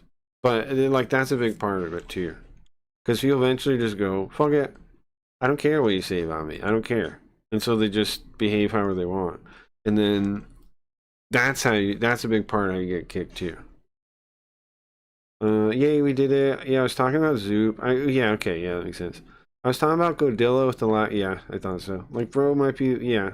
I low-key don't think he was obese. He was the obese riot person. I think that might have been Poltergeist. That was definitely, yeah, it's probably Poltergeist. Poltergeist likes getting under people's skin. He did it to me too with the AI thing. I don't take it whatever. It's just how he is. It's just how he is. Some people are like that. He went at clips too and made clips and they were like almost never come to the chat. I don't like that, but I don't like that, but you know, whatever. What can I do? If he was actually mean intention, that would be different. But he just kind of likes trying to. I think he's testing people. Like how dudes test each other. I think that's what Poltergeist is doing. I think he's testing people. Yeah. Modern CRPGs, and with good reason. It's very good. It's very accessible, I don't especially really, to people who haven't really played a lot. Can of never other get into this game. games Wait, what like is this? before. And while it's certainly not perfect, Is this not Pat? Wait, what game is this? Hold on. in no particular order, let's actually jump into this What game thing. is First this? and foremost, we have Divinity Original Sin. Oh, I found the writing in Divinity Original Sin really stale. But the thing is, I played the first Divinity already, Divine Divinity, and they reused a lot of the story beats in Divine Divinity and Original Sin. 2, I didn't get deep enough into to have a real opinion on it. I own both games though on GOG. 2, probably the single most praised of all. Random talking shit on me. Yeah, he does that though. He randomly Poltergeist randomly talks shit on me. On me, on Dingus, on Riot, on Zoop. I don't know why he enjoys it the way he does, but Of this how the he is. modern CRPGs, and with good reason. It's very I mean, I don't totally not understand it. I used to do more of that when I was younger, to be fair. good. It's very accessible, More like especially to messing people with who people. haven't really played a lot of other games like this before. And while it's certainly not perfect, it is nonetheless a pretty amazing game, and it excels at letting you. Yeah. I I And heard the of it. It's Masquerade. fine. Oh, Bloodlines. now we're talking. One This of is a the good only game. vampire CRPGs out there, and Pretty good, pretty solid. If you've never played Vampire the Masquerade Bloodlines, pretty good, pretty cool. The new one I didn't play and I heard bad things about. I don't know what to make of that. But this game actually is so good. It made me want to play Vampire in real life. And I already knew, like, where's Geo at? I knew the type of people that played Vampire, and they were goth weirdos, like emo goth weirdos.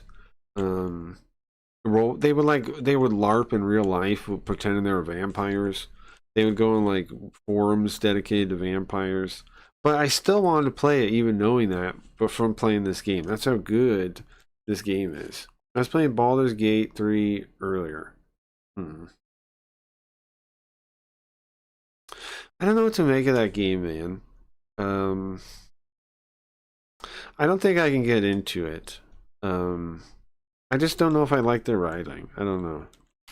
and honestly, one of the best ones to this day. Maybe it's translating it, because I think it's written in... What's their language? I think it's written in like Polish or something first, whatever their language is. And maybe translated. I could be wrong on that, but I think it is. In fact, nothing's really replicated Bloodlines since Bloodlines, and because of that, it Like there's some kind of foreign. The company's some kind of foreign. Is that the game where you sex the bear? Girls love that game. Yeah, I don't know, man. It looks so lame to me. I know you're playing it, so I don't want to diss it, but it looks so lame. Baldur's Gate 3. It looks so lame to me. It's like, it bums me out that games like that are made, but like, I don't know. I mean, I guess they made a new Mass Effect, and I like the first Mass Effect, so the new one sucks too. It's Kami too. So I guess it doesn't have to do with the types of games. I don't know. I don't know. That game looks so gay to me. I can't stand it. I could never turn it on. Remains a must-play. Like the aesthetic is like overwhelmingly gay. Like it's like I feel like it's like, you know, like radiation in the wasteland turns you dead. It would turn me gay playing that. We take on one of several vampire clans. Or like another gender or something, you know. Or like a fairy. I would turn into a actual fairy. And work our way through the political. Trust me, we'll be playing War Thunder if I could convince her. Oh right, oh you're playing with a girl. Okay, yeah, fine. I played what's the other game? The earlier one, Original Sin. I played that with my ex-girlfriend, so I can't speak on. I did the same thing. Of the Camarilla. That's the only reason I played those ones, the Original Sin ones. As well as the World of Darkness. Otherwise, I wouldn't even play them. That said, though, while Bloodlines is a must-play, it's definitely one of those games where you need the unofficial patch. Dingus, I didn't know what you were saying the other day about women talking about zodiac signs and murderers, and I seen the thing and I was like, holy fuck, who serves happening? He has a girlfriend. He's mentioned it a couple times now, right? If you want it to be a good experience, Mentioned as the vanilla game, while playable, is still pretty buggy. There's a lady he's hanging out with. The patch comes with a ton of improvements to the base game, bug fixes, all that stuff. And you don't remember him saying we can't watch? No, he's definitely mentioned it in chat a couple times while you were around. Like when we pulled up ladies with boobs, he would say, "I have a girlfriend now." You don't remember? In many ways, the unofficial patch kind of just is the game now. And while Bloodlines flopped pretty hard on launch, it has since He did. Yeah, he did. In front of you. It wasn't like he was become a much beloved cult classic that sold well over 1 million copies. And yeah, this game is cool, definitely. I like this game a lot. In fact, I kind of like eventually maybe want to make my own vampire role-playing game. I don't know if I would do it in this style though, or not. Maybe at this point I'll be doing like really impressive 3D stuff. Right now robots can only do so good 3D. That's one of the reasons why I barely do 3D. Is because the robots are still kind of getting better at it. So like making it is like developing a workflow, which I'm working on for Old Vegas. And also Goblin Gang. I'm gonna bring Goblin Gang back. Like crime. What was the game called? Crime Wars, Crime Boss, Gangland. There's a game called Gangland. I'm gonna bring Steam, PlayStation, and Xbox, Goblin Gang back like this. International crime families will call like, you know, it's a gang. Rival gangs. It's gonna be 3D like this too. Bigger goblins. It's gonna be cyberpunk, I think. I'm gonna make it cyberpunk, I think. I might start working on this soon because I have that. I subscribed to that model thing for a month and I have credits and stuff. And I tried to start a workflow for Old Vegas and I didn't like how the model came out.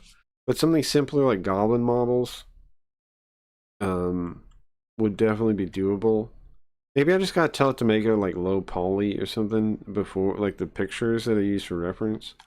I don't know, but I gotta figure that out soon because otherwise I'm gonna pay for a month and for no reason.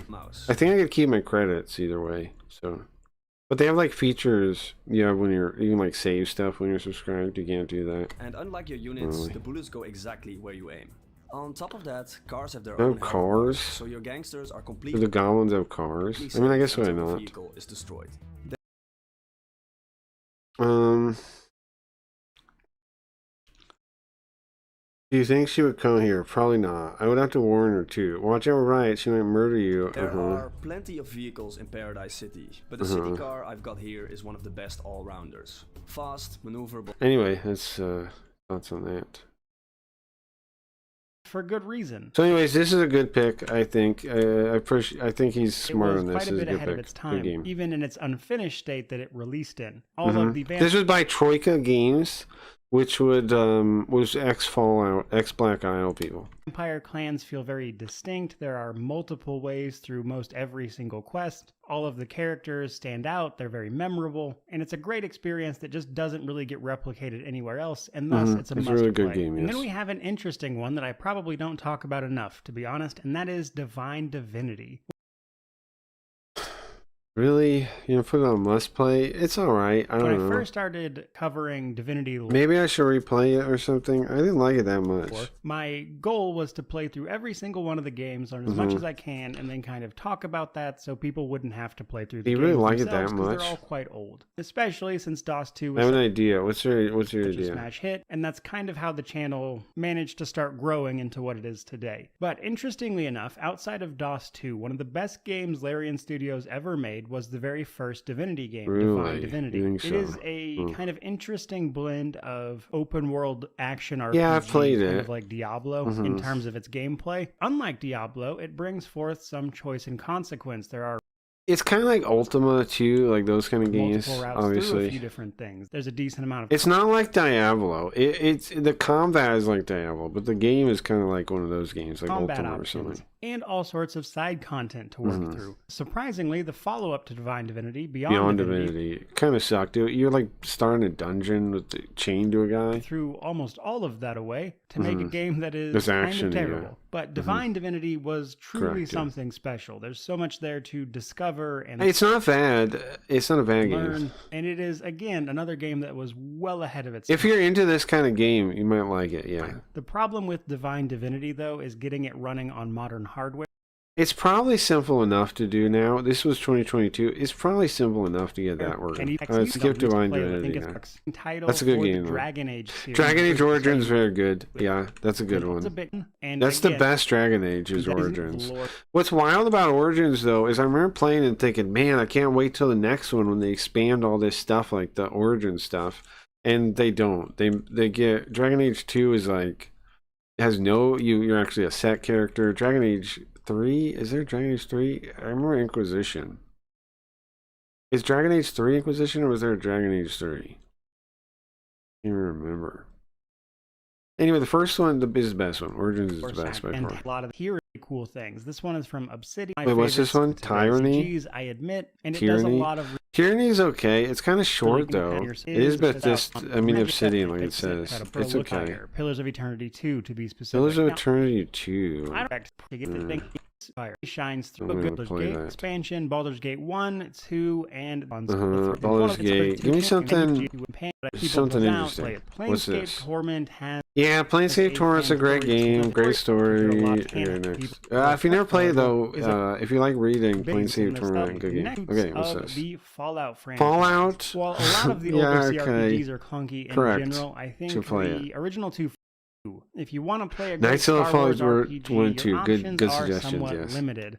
And then And Arcanum. this is Arcanum of Yeah, Seamarks and Magic. good game, good game, good game. Kind of a mess though. I remember Arcanum. You get to like the first city, and it's like just confusing. A I sort of think. fantastically flawed masterpiece. Yeah, I Again, agree. this is a game where you're gonna want to This is a game that somebody should remake. Like not me, because I don't have the. I mean, maybe someday I might do it, but right now I don't have the passion for it to do it. get the unofficial I patch. like it, It is but I don't have the borderline passion for unplayable it. without it. It is like Fallout, so like, but it's not for me. But with that patch, you can kind of I only played Dragon Age Origins. Huh.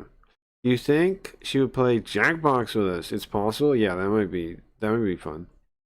I'll protect her from danger. I only played. Yeah, Dragon Age Origins is good. really see what Arcanum was meant to be. It's not perfect by any means. I think the character creation kind of got away from them a little bit. There's a few too many options, and it's hard to make a build that will stand up to most of the game without trying a few times. But the ideas at play here were really well done. It's sort of industrial revolution steampunk Yeah, it's technology cool. meets magic, but Setting is magic cool, and yeah. the steampunk technology kind of conflict with each other. One being more prevalent than the other causes the You can see other how it kinda to looks be like Fallout, overwhelmed too. and stop working, which can create all sorts of problems like engineering. See, I would love to have a workflow to make a game like this. I can try with the AI things, but like I said, I'm trying with models. I'm trying to make. Maybe I gotta get better at. I don't know. I might try today before I go to sleep, trying to figure out if I can get models like this and then capture them. Maybe the pictures I'm making are too, like they're not designed to be made into a low poly. Maybe that's the mistake. Maybe Maybe I gotta get like a design. Maybe I gotta get him to draw one of the robots to draw a design for a model that is low poly and looks like this. Maybe they can do it. I'll try later. Overwhelmed and stop working, which can I was in love with Morgan in Dragon Age Origins. Yeah, my create all sorts brother of problems was into like that too. engineering failures or magic fizzling. And it's this really interesting dichotomy My of younger those brother two was. things, and why that is happening the way that it's happening is a big part of the main story. And it's a game with an incredibly well Cut out the dog's that head. it's a shame That's we crazy. never saw more of. However, with Microsoft actually recently acquiring Activision, Yeah, see, I would actually like to make a game like this, like Old Vegas. I kind of want to make kind of like this, but like modern looking. But yeah, they rendered models and then took pictures of them for the NPCs. I know that much. theoretically, they could do something with this IP as Activision. I just haven't actually been able to owned it make and just didn't do models anything that with look it. that So like that soon, yet. It's quite possible Microsoft will own it and will maybe consider doing something with this IP because I think it Microsoft would fuck it up, bro. They wouldn't has make so anything much good. potential. This is what bums me out too, is how people just like look forward to games making a thing someday.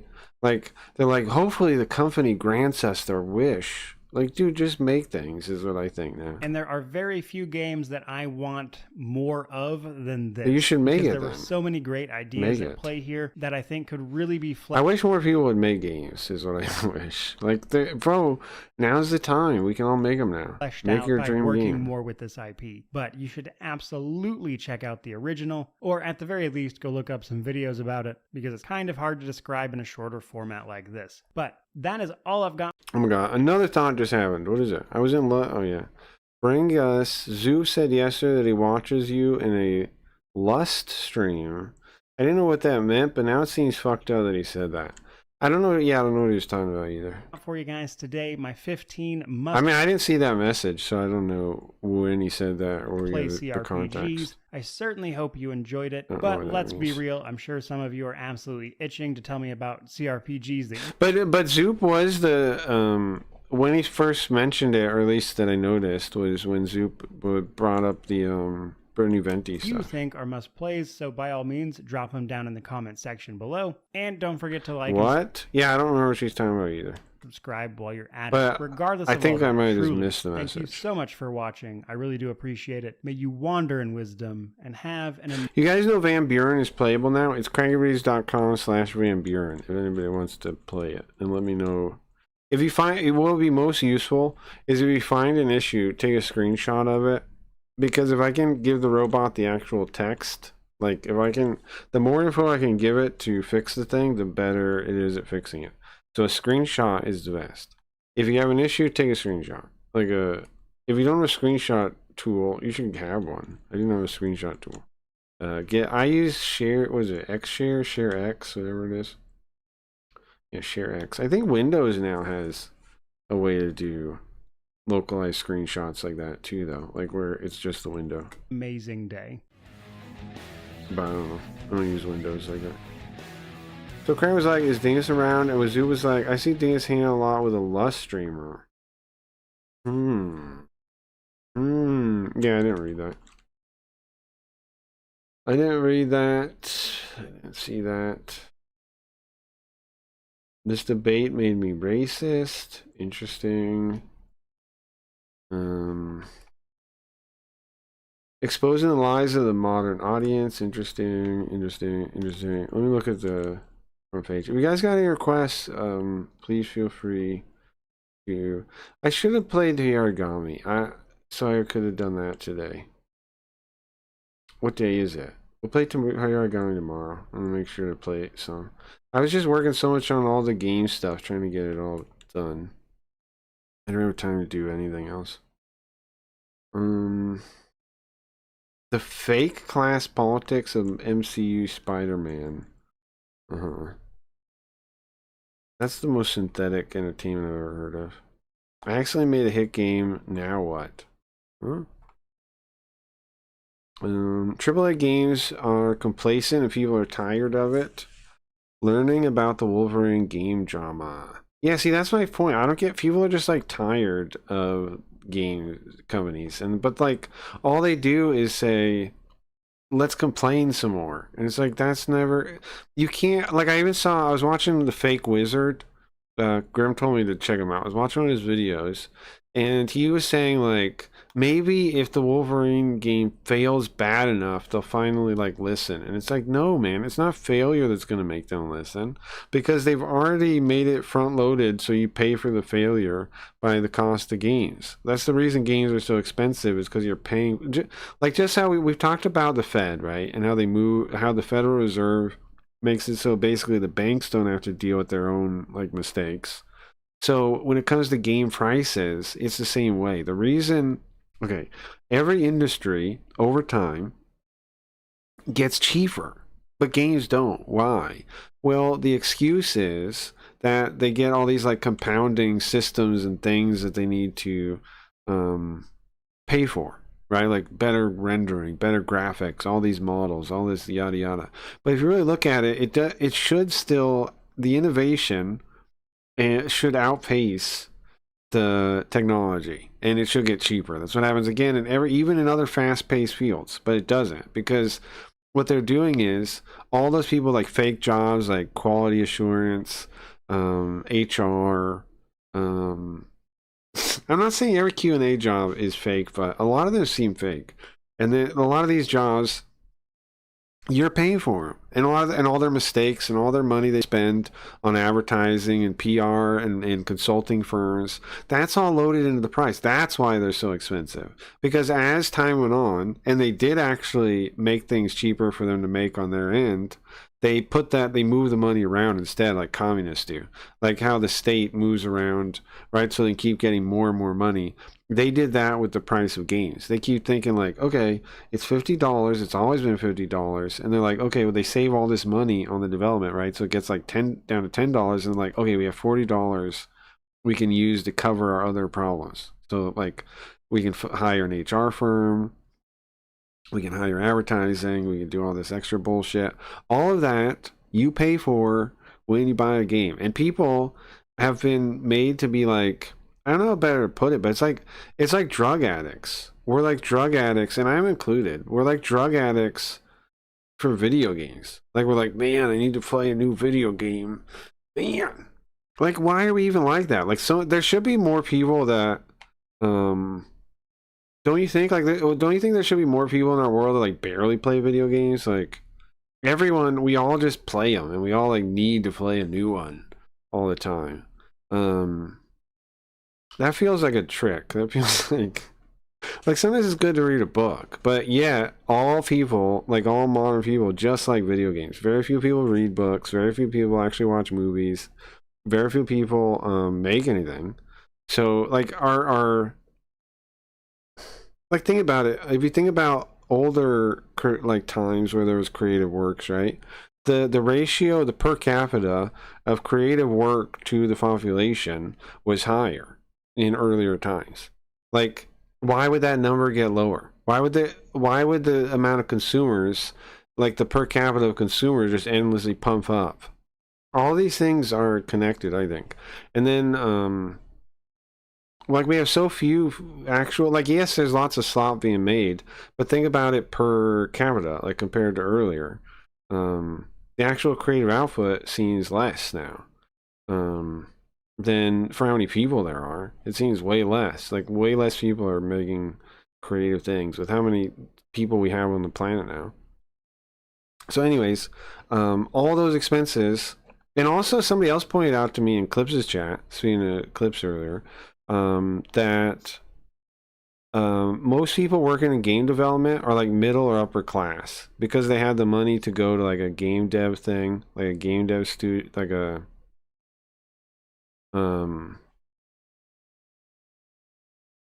they had the resources to get into that line of work, or a friend and favor to get them the job. And that seems true, right? From like Pirate Software working at Blizzard, the original companies were people making the thing. But the second tier people, the people now, are people that are friends with, or people that have family in the company, or et cetera, et cetera. It's almost like you have to get a way in now. You have to pay for a way in. So anyway, my point is, it's just expenses. It's just expenses, and people in the gaming industry should just stop paying them, and we should just stop buying games, man. And not just that. Oh yeah, sorry. So the wizard, my point was the fake wizard said they need to fail. And I'm like, and here's my answer. No, they don't need to fail. Something else needs to win. It's not about failing. It's not about like they'll do poor enough, because they're already covering their losses in the system as they built it. And they have, and like we said, the Fed, right? So if they don't get enough money, they'll just go over to the Fed, right? Like, they're too big to fail. These companies are too big to fail. They're not going to give up the message. They're not going to be beat by not buying them. The only way is to help something else win that they'll take notice of, right? That's when they'll be like, wait a second. Is when you have like other games, and you can tell by how hard they go after anything else that does well, that doesn't preach the message. That's the thing. So we have to make something else that wins. And now I'm not saying any of my little AI games are gonna win, but they're the stepping stones to building something that will win. Speaking of cockroaches, let me go up. Oh yeah, that wasn't enough for him to never come back. You think they always come? Oh, Mirai, yeah. If I see him, I'm gonna ask him what he meant, because not cool is saying that now. I know what I know. Zoof? I don't know if that guy's gonna come back. Do you mean Zoo or you mean Zoop? It started with time about AOC breaking up with her boyfriend, me worrying about Sam Hyde, Craig asking for you, and then Zoo saying we're with Lust streamers. Yeah, I missed the end part there. That's another person. Mira Const on YouTube. Speaking of cockroaches, a weird Mira came here tonight because just earlier I was watching a random YouTube video and I saw him in the comment section. What the? Mira Const on YouTube video, so he's like a coherent person. That's another person who just treat like they're mentally challenged. Well, it was a debunking video. It was about this YouTuber I really like called Dead Appalachia, and he replied to someone saying like, "This is all fake and the scam. We die and go nowhere." Gross. Yeah, he talks like that in general, right? Okay, I have a video now I found.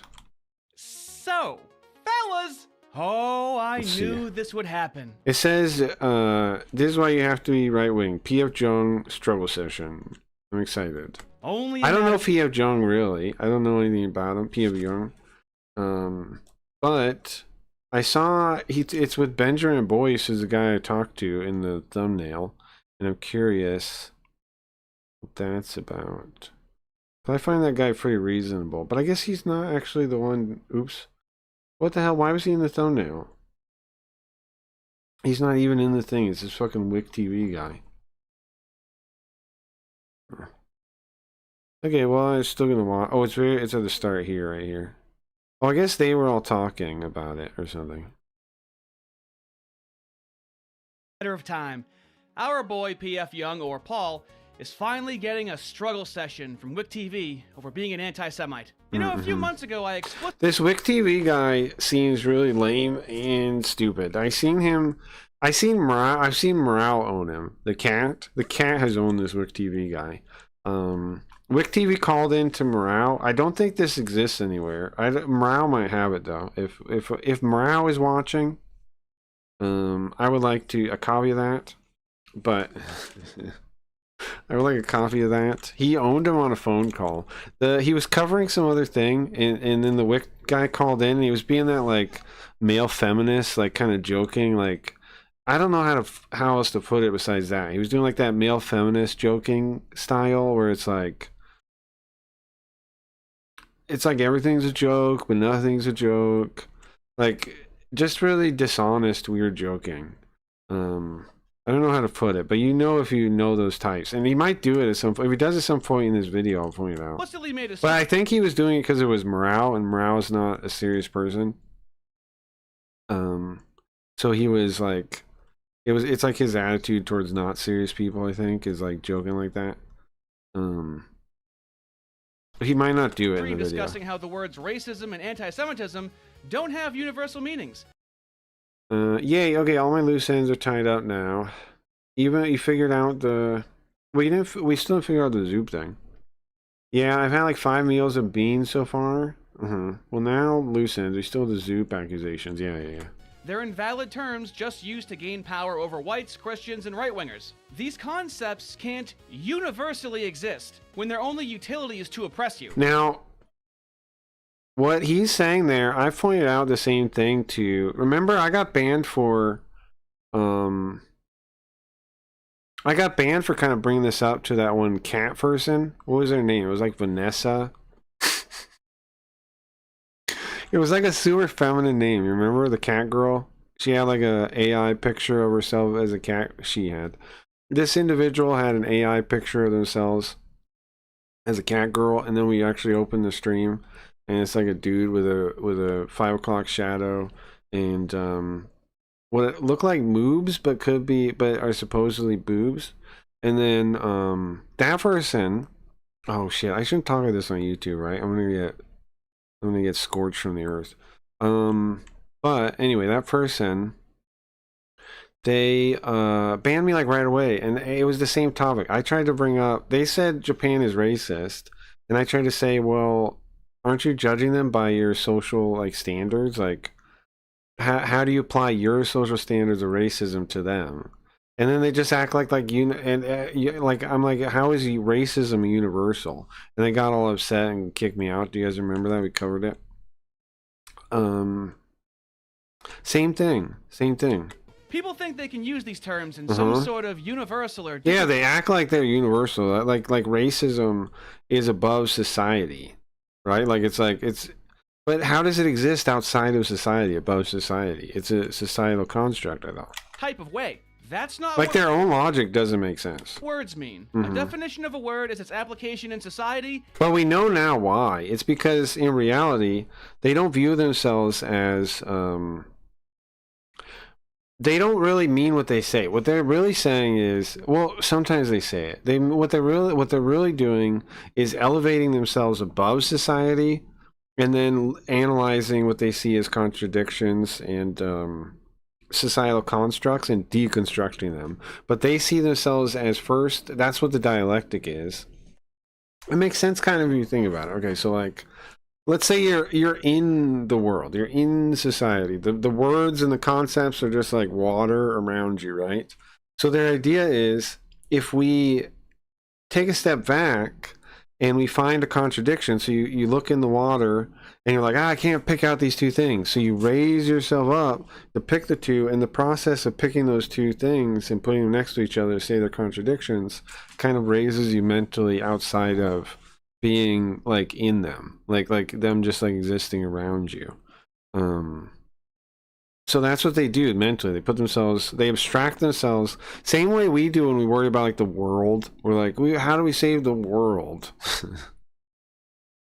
When you think like that, you're abstracting outside of yourself, right? You're not yourself. You're abstracting of above.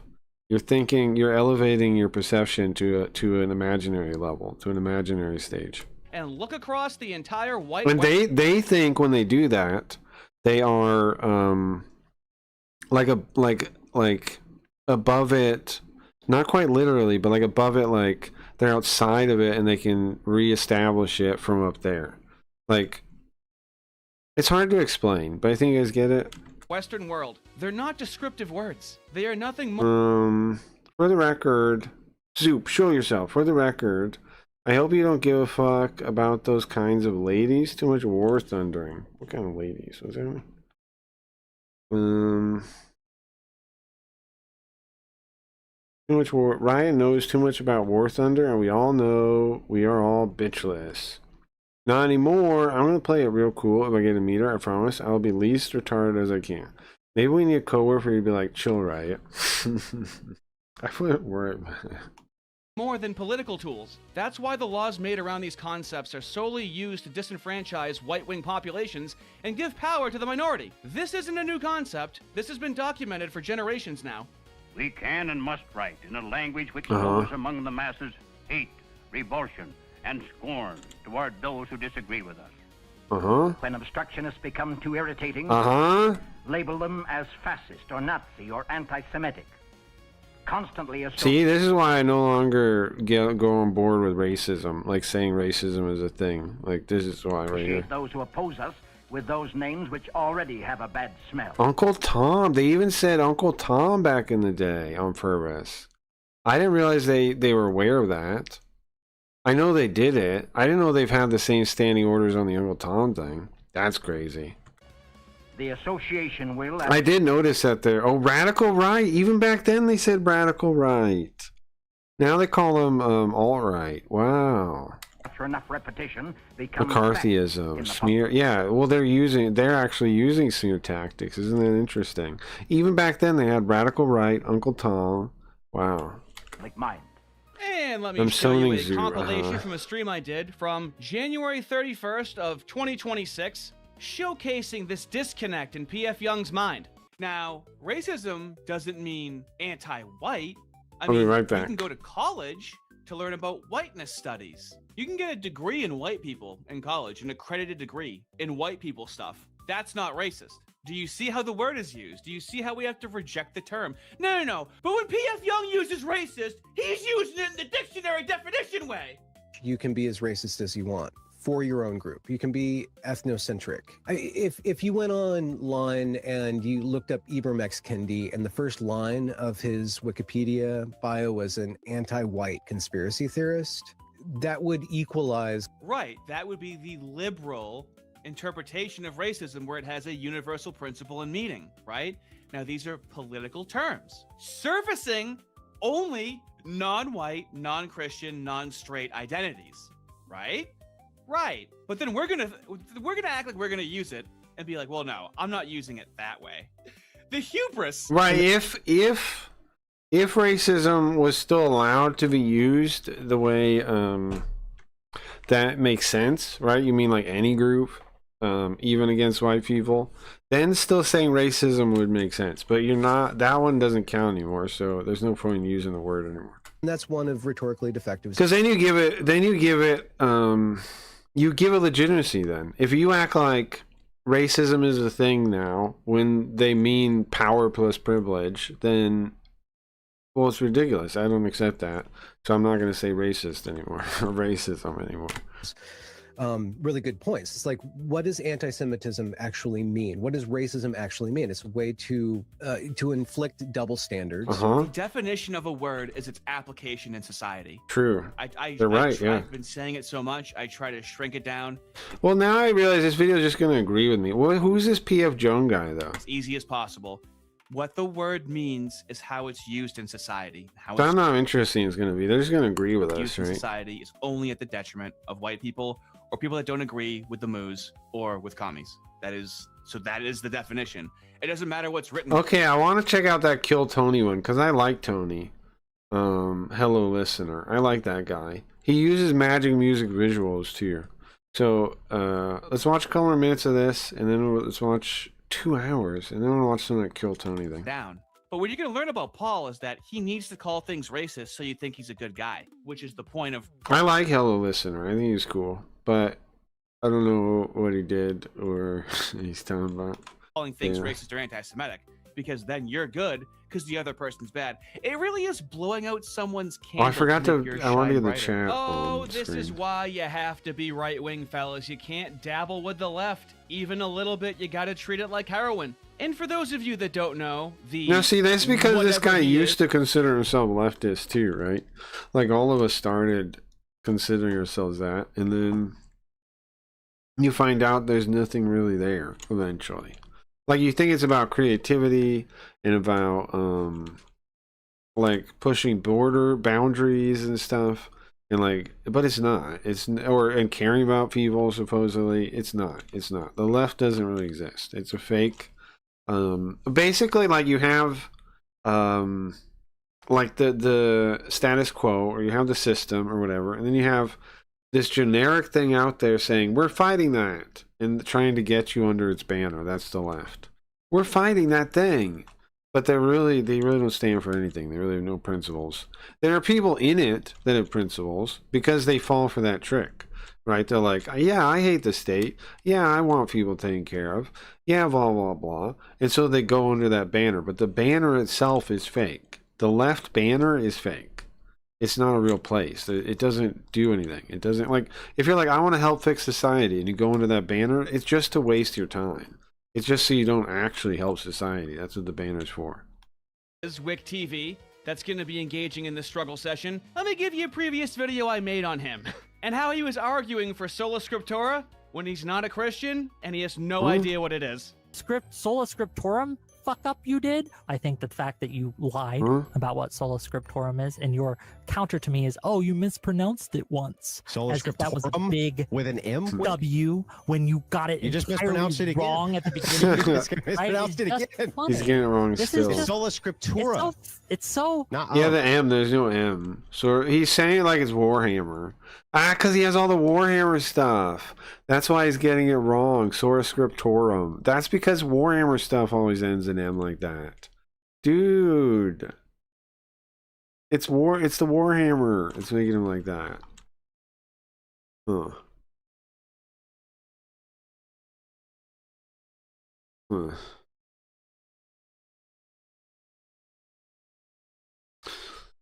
Huh. I kind of want to make an actual Warhammer ripoff game where I'm really just stealing Warhammer stuff, but using I don't know the projection at play. Oh well, it depends. Sola Scriptorum would say you look Scriptorum again. No other. He's saying it because of Warhammer, bro.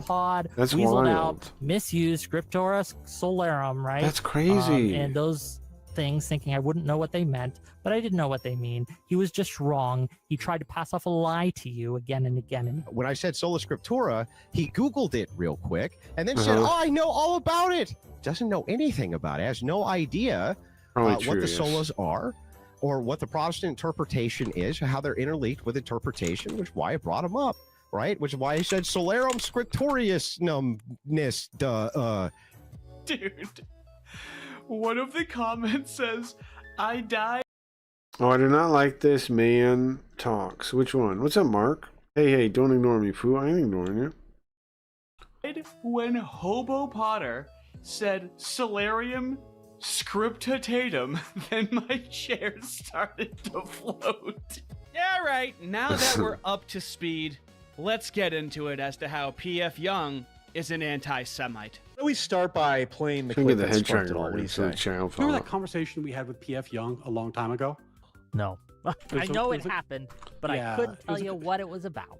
Oh, by the way, holy shit, does that guy hate people with tiny hats. Whew, things have changed over he's there. an anti-Semite, yep. I was right to judge him. Who? You read to judge who? Carlin, the fat one. Oh, the Wick guy? Is that what we're talking about? Yeah, he sucks. This could just an aside, and this could maybe this is a huge tangent, but he has a voice too, like a Destiny, like inflection, like whatever those type of like male feminist types. He sounds like that too. Oh, he's an anti. He's supposedly like more conservative than like other ones, but I've realized those people are just fake and liars. Right? The people that are like, I'm not left wing, but then they say only commie stuff. Those people are just liars. Anti-Semite. Yes. You didn't say I was engaging in anti-Semitic behavior. You said I was. Like they're more dishonest than actual. Like a regular. Those people are more dishonest than the commies. Like you think they act like they'd be easier to get along with, but they're more dishonest because they know they're like faking. Whereas the commie might be just like he actually has maybe even has a good heart. He just doesn't know that like everything he believes in is lies, but he really believes in it. He really thinks it's true. He really thinks he wants to help people, or he thinks he thinks welfare really does help people and isn't a trap to make it so people are dependent on the system and vote for them forever. Maybe he doesn't realize that, but the person that's quote unquote not left, but then like has all their principles. That's just a subversive. That's a radical. That's that's somebody that actually knows what they're doing. I'm not anti-Semite, but I am anti-Zionist. I have no opinion on it. I don't know why people have opinions on it. Personally, like I don't see why regular people feel like they need to have an opinion on that. It just has nothing to do with 99.999% of us or something. I know that number is not real, but well, in America, that number could be real. or in Japan or in most countries. I don't know. It's weird. I don't know, man. I don't see why we care about it. Like, or am I Jewish? I don't care. Was an anti. Do I live in the area? No. Well, you know, like it's just like it's like all these things we're supposed to have opinions on that have nothing to do with us, and it's one of them. I think that's part of the reason why I don't trust any conversation about it, kinda, because I don't see why we would care. I just don't see it. I just don't see why we should care. And the fact that people do care makes me cautious, because that means like they're getting that care from someone else. Like, if someone cares about Israel or Zionism or any of it, then they care about it because of someone else.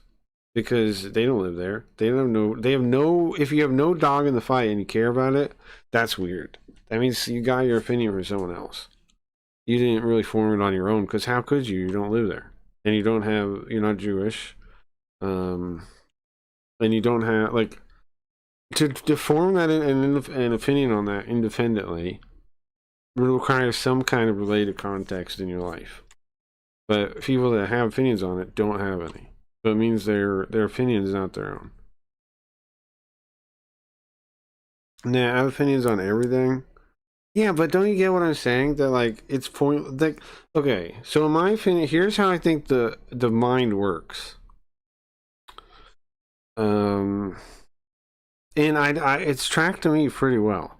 Like to in my experience and testing it. So here's how I think the mind works. When you decide something is true, it disconnects from reality and it's just a thought now. And that's how people go delusional, is they decide things are true and they have lots of opinions. That's how people go insane. That's how they get crazy. And now you can say, maybe I'm wrong, but I can point to tons of examples.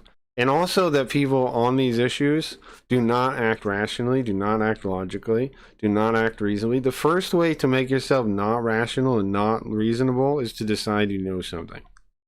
The second you're sure, the first way to derange yourself and to delude yourself is to be sure of anything, in my opinion. Now, this is just a general way I think, right? Now you could say I'm not delusional. That's fine. But do you see? I'm not saying, I'm not calling you delusional. I'm saying this is the framework I use, and it's never failed me. Never. It's never failed. So if it's not like the law, like this is almost like a law of gravity to me. I've tested it tons of times. I've never found somebody that is sure of things to be logical through and through. Because if you think about it, I think it makes sense. The way that we work is we don't want to get like kicked out of the tribe, right? We don't want to, like, okay, so first you have to get past the illusion that our mind, that our brain, that reason, that logic leads to the truth by default. It doesn't. In fact, what you use logic and reason for more, probably historically, evolutionarily, is to avoid blame, and so you don't get kicked out of the tribe, and you don't get murdered, and you don't end up alone, fending for yourself without friends, right? So, like, by default, what we use logic and reason to do is to defend our positions, and that means we'll make up lies, we'll reason around them. And I found that the more you don't hold a solid opinion on a thing, like the more it's like the gray complex information actually is, instead of having to have a yes or a no or this or that, the more you can think about it without bias. The more certain you are, the less rational you are. I think that masks pretty well, man. I think that masks pretty well. That's why I don't think it makes any sense for me to have an opinion on it, so I can stay rational when I think about it, and logical when I think about it and when I hear about it. The only way I'd have enough information to be sure is if I had enough context to be sure, which is why I say it doesn't make sense to me to be sure if you don't have context enough to Like you're not Jewish, you don't live there. There's not enough context to be sure of anything, in my opinion. You got to say emotions from logic and rationale. That's it. Right, but what I'm saying is, if you think you're sure, even if you think it's logic, then you won't. You can't. Your brain can't do it in a way you're aware of. The observer that you are isn't able to do that. To do that, you have to not be sure. Maybe I'm wrong, but that's the way it tracks for me. Like if you you can't separate it in your brain like when you're thinking about it. You have to do it beforehand by not being sure. Are you gonna? Oh, Miri's back. Great. It's unfortunate the low attendance span era. You go on X and Instagram and you're expected to care. Yeah, we basically agree on that stuff, it sounds like. I don't engage, but it's quite damaging to everyone as it creates delusion. Yeah, I guess we agree. Mostly, Mark. I don't think that voice thing they do, it makes me think they're lying. I don't like it either. Especially if you're an atheist. Why would a non-religious person care about a holy war? Why they aren't even on the same continent as? I saw on Instagram yesterday, and the guy was saying he thinks North America is the Holy Land, I think. Because Noah's Ark was built with cypress trees. People make the case that America is the Holy Land. I mean, since we got here, we say it was gifted to us by God, right? Semite. Oh, Paul, there's no difference in saying you're engaging in that behavior and calling you that thing. It's just on the way to calling you Anyway, I have no thing. opinion on the Zionism thing. I don't know what to make of it. It's like I said, my view is if I was Jewish and I lived in Israel, I would move. I don't see the point of fighting that. Like, but then again, I'm not religious, right? So I don't know. Way to derail me. Okay, I had to stop streaming. Like, I don't see the point in fighting for Israel, personally. Like, I get the idea if you live there and it's your homeland, but even then, it's like, why there? Couldn't we set up somewhere else that doesn't have all these people that hate us right around it? Like, yeah, you could. And it's like, why Israel? Well, because we want it, basically. It kind of seems to boil down to because we want to stay here. And it's like, okay, well, I mean, then fight over it, I guess. So, yes. Would you agree a thing is what it Called says? me an anti-Semite. Yes. People who engage You in anti-Semitism. slimeball, backstabbing coward. He is that. Look at the way he reacts to when he hears that. Now he's like thinking of like how to defend. There's a Zion in America. I think Mormons think America is the Holy Land. That's true. Yeah. You mean backstabbing? I'm pretty sure they private do. DMs. We're great. What do you mean? Why it's not backstabbing? Because what? Coward. What do you mean backstabbing? I didn't say this in private DMs. I didn't take this to private DM, so it's not backstabbing. Isn't that worse? What? Publicly backstab. You can definitely publicly backstab someone, and then look at the weird smile he's doing. This is all kinds of weird, right? We're great friends. Now here's some. Yeah, I know that doesn't make it not backstabbing that you say in public. That actually makes it worse, because in private, how does he not understand that?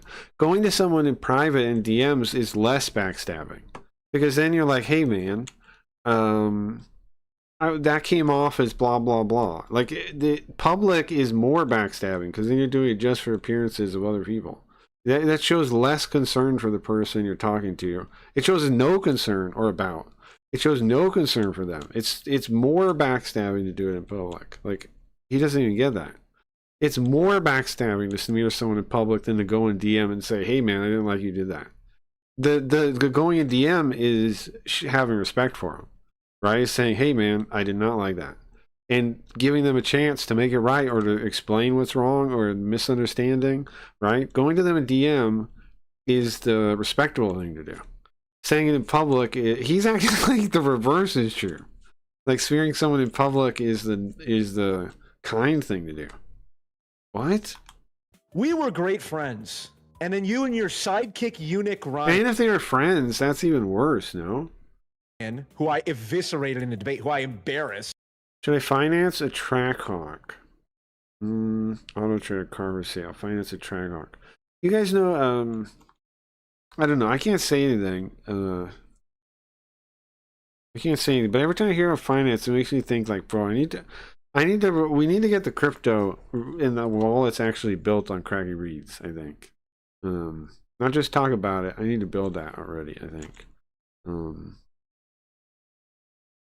It's just like, there's so much to make it work, and I gotta be sure. But the worst case, I guess, is that, I mean, worst case, I guess we mess around with it, and then maybe we start a new one later on if it doesn't work out. I'm envisioning, right? Should probably just do it anyway. Some people have had multiple tokens and yada yada and multiple networks. And so he came out and tried to do an apology tour and said, oh, well, he hates tiny hats people. And you go, oh, yeah, he's an anti-Semite. PF Young, always dripping in irony, to always be able to fall back on that in case he's getting mad. He's always kind of kidding, but always being ironic, but always kind of serious. Because you knowingly throw a term like anti-Semitic around, knowing it reduces the utility of it. People stop taking it seriously, which allows. What is it, 0 to 60? I think he's just saying look it up or something. Nice to flourish. There are no real anti-Semites because there's no anti-Caucasianites. Okay? See how it only goes in one direction? You can't play into that because it's just going to come back to bite you. There's real anti-Semites. No, there's not. It's only a weapon. Well, this as evidenced by you. Yeah, let's skip to this is kind of disproportionate influence, because that's the part where the commies always start making their case. He is anti-Semitic. Over. So given that Jews are what percent of the population? 1 to 2%? Yeah. And yet they occupy what, 10 to 15% or more positions of power in executive positions in Hollywood, finance.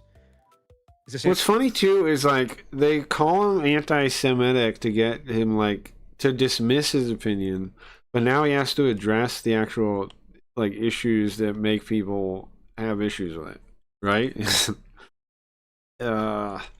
Kind of stupid plan. Anti-Semitic to point this out is the It can be, yes. How? It can be, okay, but it's not necessarily. You see, Paul, it doesn't matter if you're saying things that are anti-Semitic or they... Here's the thing about communism and communists. Anything you can say can be wrong if they want it to be. That's exactly the tool set they're given. Communism gives you a tool set to attack anyone for anything. That's what it's really built for. It's to seize power. Anti-Semite because... And people pretend that's not true because they want power. Now, there's some people that genuinely believe in it, the useful idiots. But the main thing is people believe in it because they want power. Then those two groups like mix together, right? You can talk to like the two commies at the same time, like in a group, right? One commie can be evil and actually like know what they're doing, and the other one has no idea, and they're just like came out of the factory of school. And they just like go, I want people taken care of, blah, blah, blah. And they'll stand with the commie, even though they actually agree with you more. In reality, if they were honest with themselves and like knew what they were talking about, they'd actually agree with you more. But they'd stand with the commie because the commie hides his evil. Because it can always be, in totality, with other things that you said. Oh my just God, like racism, why are there all these messages? To be an anti-Semite. Is that me right now? Understand this at this point. Is me right pretending to be Zoop? You thought you were going to be because I can't even contemplate that is actually Zoop and not Mirai pretending to be Zoop. So I'm going to choose to believe that is Mirai pretending to be Zoop, and that Zoop is so sad that he couldn't come back. And I'm not even going to read it. Swing those words around. Call Nick Fuentes an anti-Semite and racist, and it's not going to come back to you? You think these words... Zoop, in my mind, Zoop is so sad.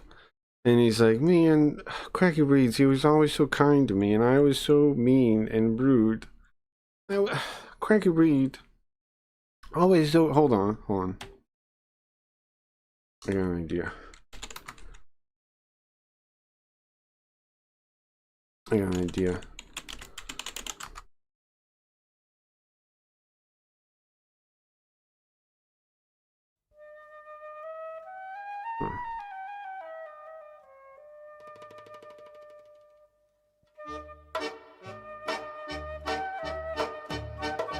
Cracker Reed. Hold on. What is this scene here? Let's see. Screen 1, 2, 3, around.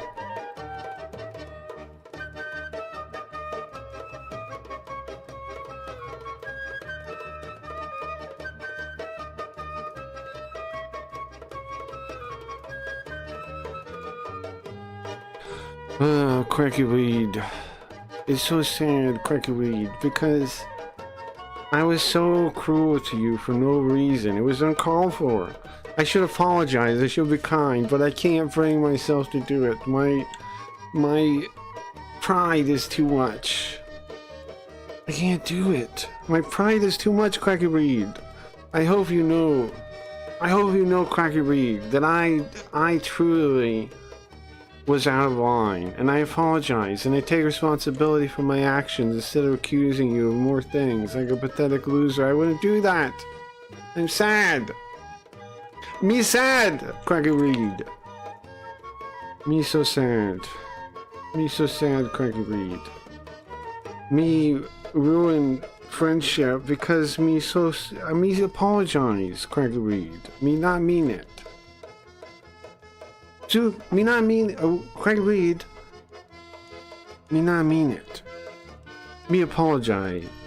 Me apologies, Craig Reed.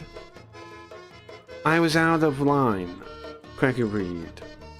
I am not here to attack you, Craig Reed. I am here with a gift of dreidel. I brought you many dreidel, Craig Reed, to apologize for my great sin of rudeness to a friend. I would not blame you trying to stab a knife in Deaver in some kind of pathetic display of autism, like a Mirai. I would never do such a thing. I can't believe Mirai pretended to be me and came into your chat and did that. No! I'm sorry, Cracker Reed. I would never do that. Like Mirai, I would never act like Mirai and come into your chat and just spam you and leave. I would never do that. I'm not Mirai. I'm not autistic like Mirai. My behavior is not like Mirai. I would never do that. I would never come in all angry. Shalom. Shalom. It's okay, Zoo. Zoo, it's fine. I know the truth. I know the truth. I know that was Mirai. I know. I know it was Mirai. I know that wasn't really Zoop. Zoop wouldn't do that. Ever work in your favor? Zoop wouldn't do that. And even still, it comes back to haunt you? Haunt you like a ghost, like a spell cast. I'm mad? I'm not. He already burned me out on caring about him. I told you he crossed the line. He is, like, to me, he could say anything he wants. Who cares? By a witch. Sure, when you talk about in and of itself is anti-Semitic. Zoop, I now see him as like just a programmed little cog, like beep beep beep beep boop, beep boop, beep boop, beep boop. That's all I see now. It's unfortunate, but he made his bed. He chose that. Having dual loyalty, right? Oh my God. Based on, and as an argument that you made, based on his Jewish religiousness. And again, you have an option, Zoop, if you're watching, which I'm sure you are. What are you doing? To apologize, be a man and apologize. Stop being a fucking weird Mirai and coming into my chat and putting weird messages. Man up, be a man, apologize. Correct. Or don't bother anymore. Don't bother coming around. Don't bother talking to me. Don't bother making playlists. Don't bother with any of it if you can't apologize like a man. Sorry. Yes. No, it's not. It's a. That's it. It's that, that's Shapiro it. cares more about Israel than You can't he be a does the man. United Apologize. States Don't census. come around. Should we play the clip? Play the clip, yes. Wait, hold on. Do you know what clip I referenced? It came back just to try to say, I know, it's pathetic, man. It's fucking pathetic. I'm really disappointed in him. I'm really disappointed in Zoo. Where he says, but, you know, disappointment doesn't hurt. It's just like, it's too bad. Quote it here. Give me a second. Anyway, I think I found a new job. It's awesome, Mark. Not sure I'll take it. Might hold out. You said that before. Is that the same one or a different one? I mean, is it something you want to do or no? But might cure my boredom and earning money is cool. Been drinking beer and playing video games every day since the last talked. Yeah, I'm with you. You don't want to work on a video game or something too? Or some kind of project with robots? Just go it. Right, the single greatest guarantor of my loyalty to the United States is the existence of the state of Israel. Mm-hmm.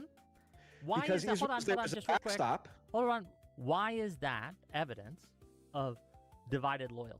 The existence, I don't believe this is a serious question. You understand. But here's the thing too, those people that act like, here's the thing, and it proves it to everyone. if they're so good at reading people's emotional states, why do they try that blackmail when it's obviously not going to work? They would be able to tell that, no? If they were like not autistic, like, dude, the guy's literally acting like me right now. How am I supposed to respect that? He's literally behaving like me right.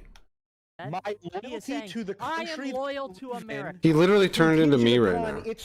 He literally turned into Mirai. He literally turned into Mirai. Mirai wasn't even here today. That was Zoop every time. Mirai wasn't even here today. That was Zoop. Country. You see, Wick is even afraid of this question because the question itself is anti-Semitic, very similar to being called racist when you ask certain questions. And since Paul thinks He that literally turned into anti-Semitism is Mirai. true, he's like, no. That's I'm very not mad. anti-Semitic. Well, I was right? I was right when I pointed. The things I pointed out were correct, right? So I'm not mad. I just like that. That's what. Here's what the person doesn't get. The reason I was so upset at him was because I had to realize that, right? That he was that kind of person. Anti-Semitic is my own personal. And it phones me out, man. I don't like writing people off. I don't like thinking people like that. But I was right. He's proving it. That governments don't use. So Was your right. own personal definition won't matter, Paul. Go and say some of this shit in Australia, Canada, the UK, and when they slap. Never go full mirror. You're like so right. It's actually worse than you said. I know.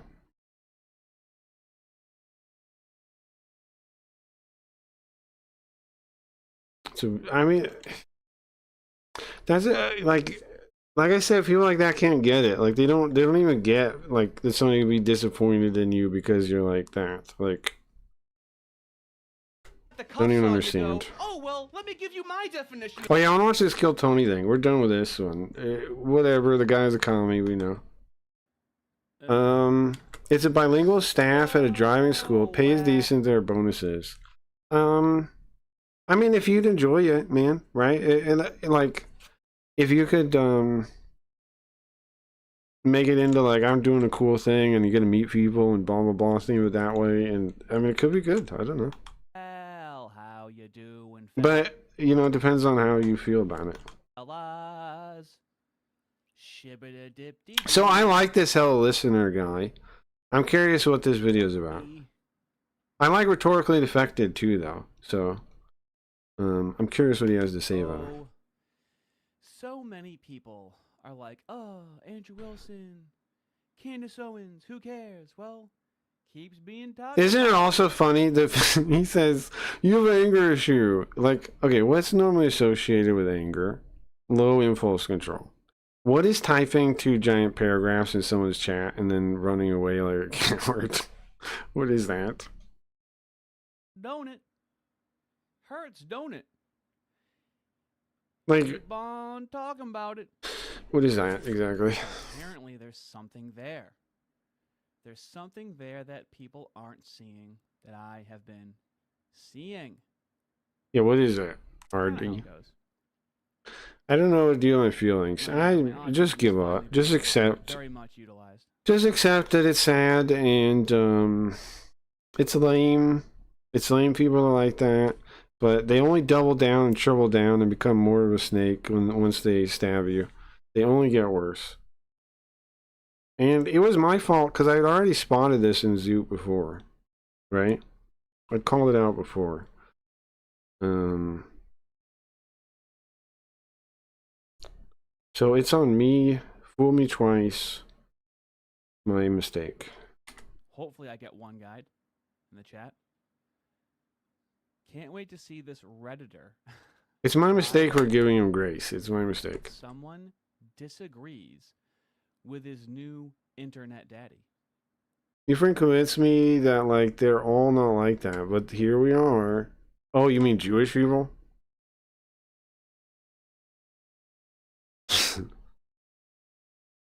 Is that what you mean when you say that, or do you mean commie? Do you mean Jewish people or commie? Which one do you mean there? Like Mike was right. Oh, here's the thing. I don't think Zoop is evil. I'm gonna give him more grace than he doesn't deserve because I don't want you for you, right? Not for me or him or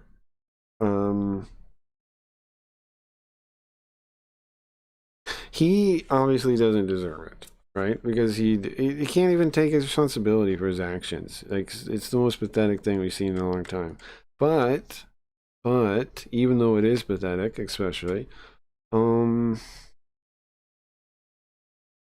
you can't judge it. You can't. Don't worry about it. Don't even. I mean, it doesn't matter. You don't even got to think about groups. It's Jew. Also, if you think about groups, then it gives away his. It makes it so what he did isn't as bad as it is. If you think of it as all Jewish people are like that, because then he didn't choose to be like that. Then he didn't choose to make the choices he did, and it's just his nature. And then you have to be like, well, like logically, the entailment of that is that then he's not really like did anything bad, and he's just like being true to his nature, and then there's no evil intent whatsoever. But if you think of it as he had full choice for everything, and he could have done anything different, and he still chose that, then it's worse, I think. And that's the truth, is that he chose it anyway. He chose it regardless. Those were his choices. How do I come back from that? I have nothing to say. I'm struggling here. I told him what was happening today, and before he left, he had a big smile on his face and was nodding. Well, Jews and commies is a bit redundant. Right, that they, like, I get what you're saying. Yeah, I don't know. I don't know, man. I could not be more disappointed, man. I could not be more disappointed that I was right. Like, you don't feel good about being right. You feel sad and bad and. That made me really mad. I'm not a Redditor. Why, I'm someone important. How could you? How could you say such a thing? So we got Tony over here, who's an Orthodox Christian. He said so many mean things. Yeah, I don't respect him enough to read him. So.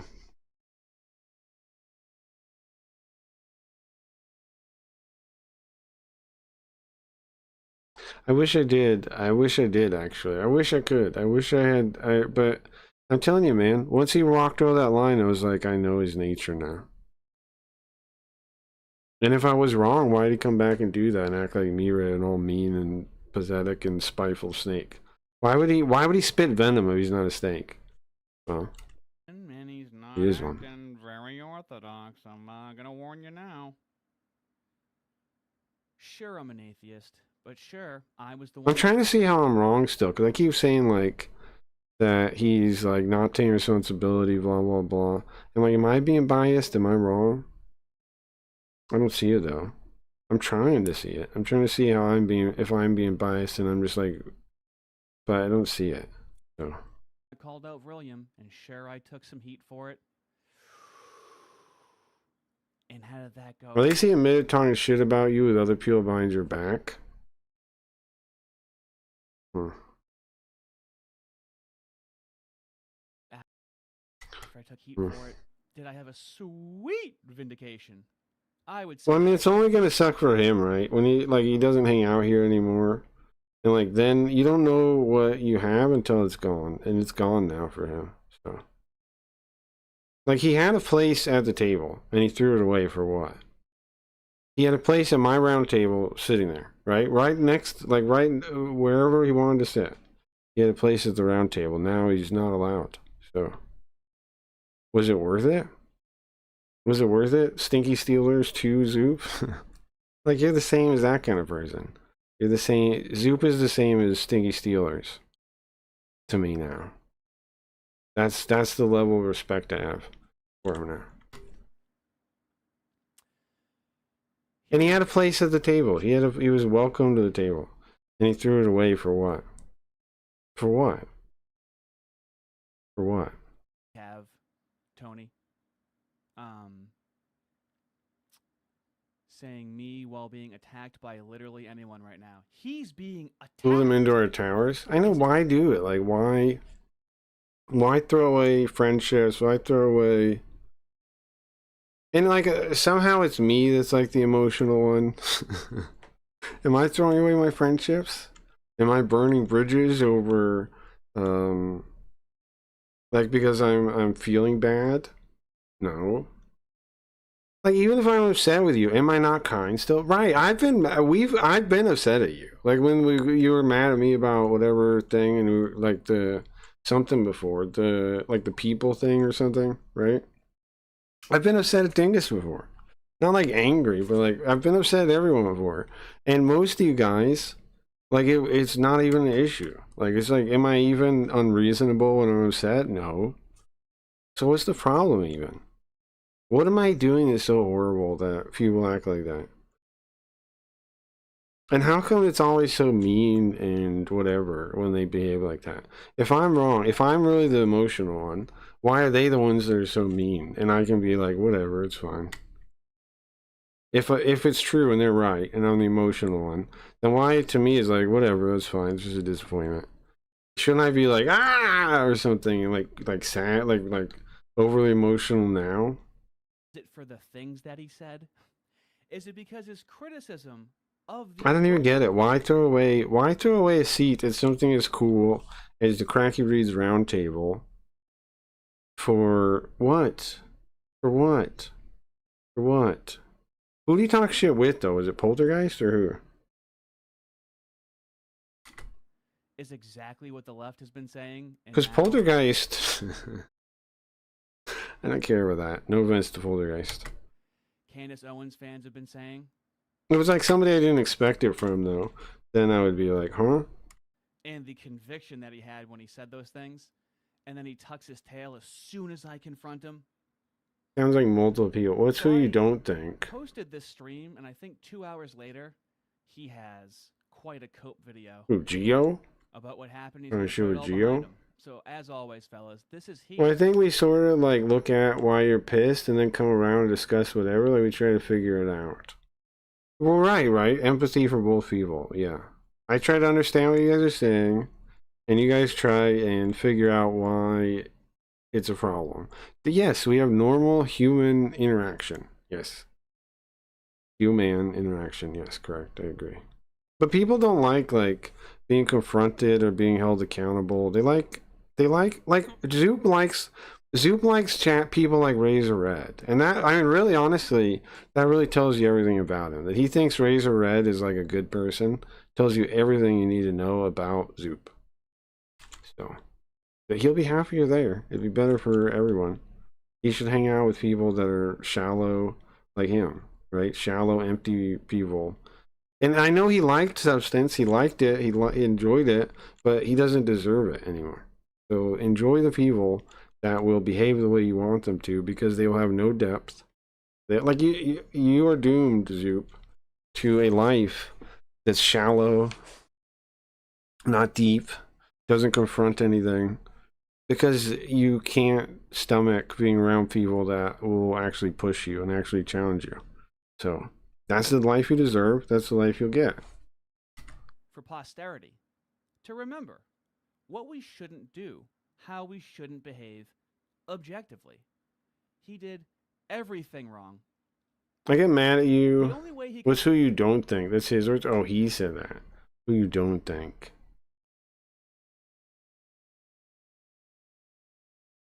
He's just trying to, it might not even be true. He's just trying to make me worry. That's it. That's an attack, right? I mean, that's it. That's trying to make you worry and be like, oh, who would be talking shit about me? Well, I don't care. If somebody's talking shit about me, Poltergeist, I could see him doing it. Yeah, I know he's been mad at me before. I don't think he dislikes me though, so it's whatever. And then if it's somebody else that I actually wouldn't suspect, then either like shittier than I know them to be, or it's made up and it's meant to make me think that. But that only works if the person's paranoid about that kind of thing in the first place, which I'm not. I don't really care. I'm used to people judging me, man. I'm more used to it than I am people understanding me. Like, I'm used to most people judging me and writing me off. I'm not used to being understood. So, I'm not like paranoid about, oh no, people are talking shit behind me. I assume people don't in general. I assume people in general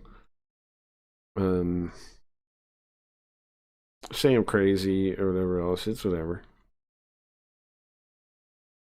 Dingus is right about Poltergeist this whole time. Polter would just talk his shit in chat, though. Yeah, probably. Like, I've done girls who have done the same thing, and then later you talk to the person that was brought up, and they're like, that's not true at all. No, yeah. I think he's trying to, he's just trying to get me under my skin and use, like, if I would, like, it would make sense, right? If I was, like, worried about that would hurt me. I'd be like, oh, no. But, I don't know. This is my point too. If Zoof or any of these people that do this kind of thing are as emotionally perceptive as they think, why don't they use strikes that would hurt? I wear my heart on my sleeve, dude. Like, if he wanted to hurt me, there's all kinds of ways to hurt me. Like, if he wanted to hurt me, he would have posted one little message and it would have been, it would have been one message and he would have left. It would have been like, I've never laughed at a single joke you ever said, Craig Reed. Or, you know what? You're not funny at all. You know what, Craig Reed? You're boring. You know what? You know, Craig Reed? I'm not dyslexic. I spelled wrong on purpose. Or I don't know. You know what I mean? Like, there's tons of ways you could hurt me. And he's using the, like, typical, like, just I don't even understand the person ways. It shows to me every time this shit happens that the people aren't what they think they are. Because, again, if they had this emotional depth to read, like that I'm angry all the time, blah, blah, all these things, they'd be able to attack me in a way that would hurt, right?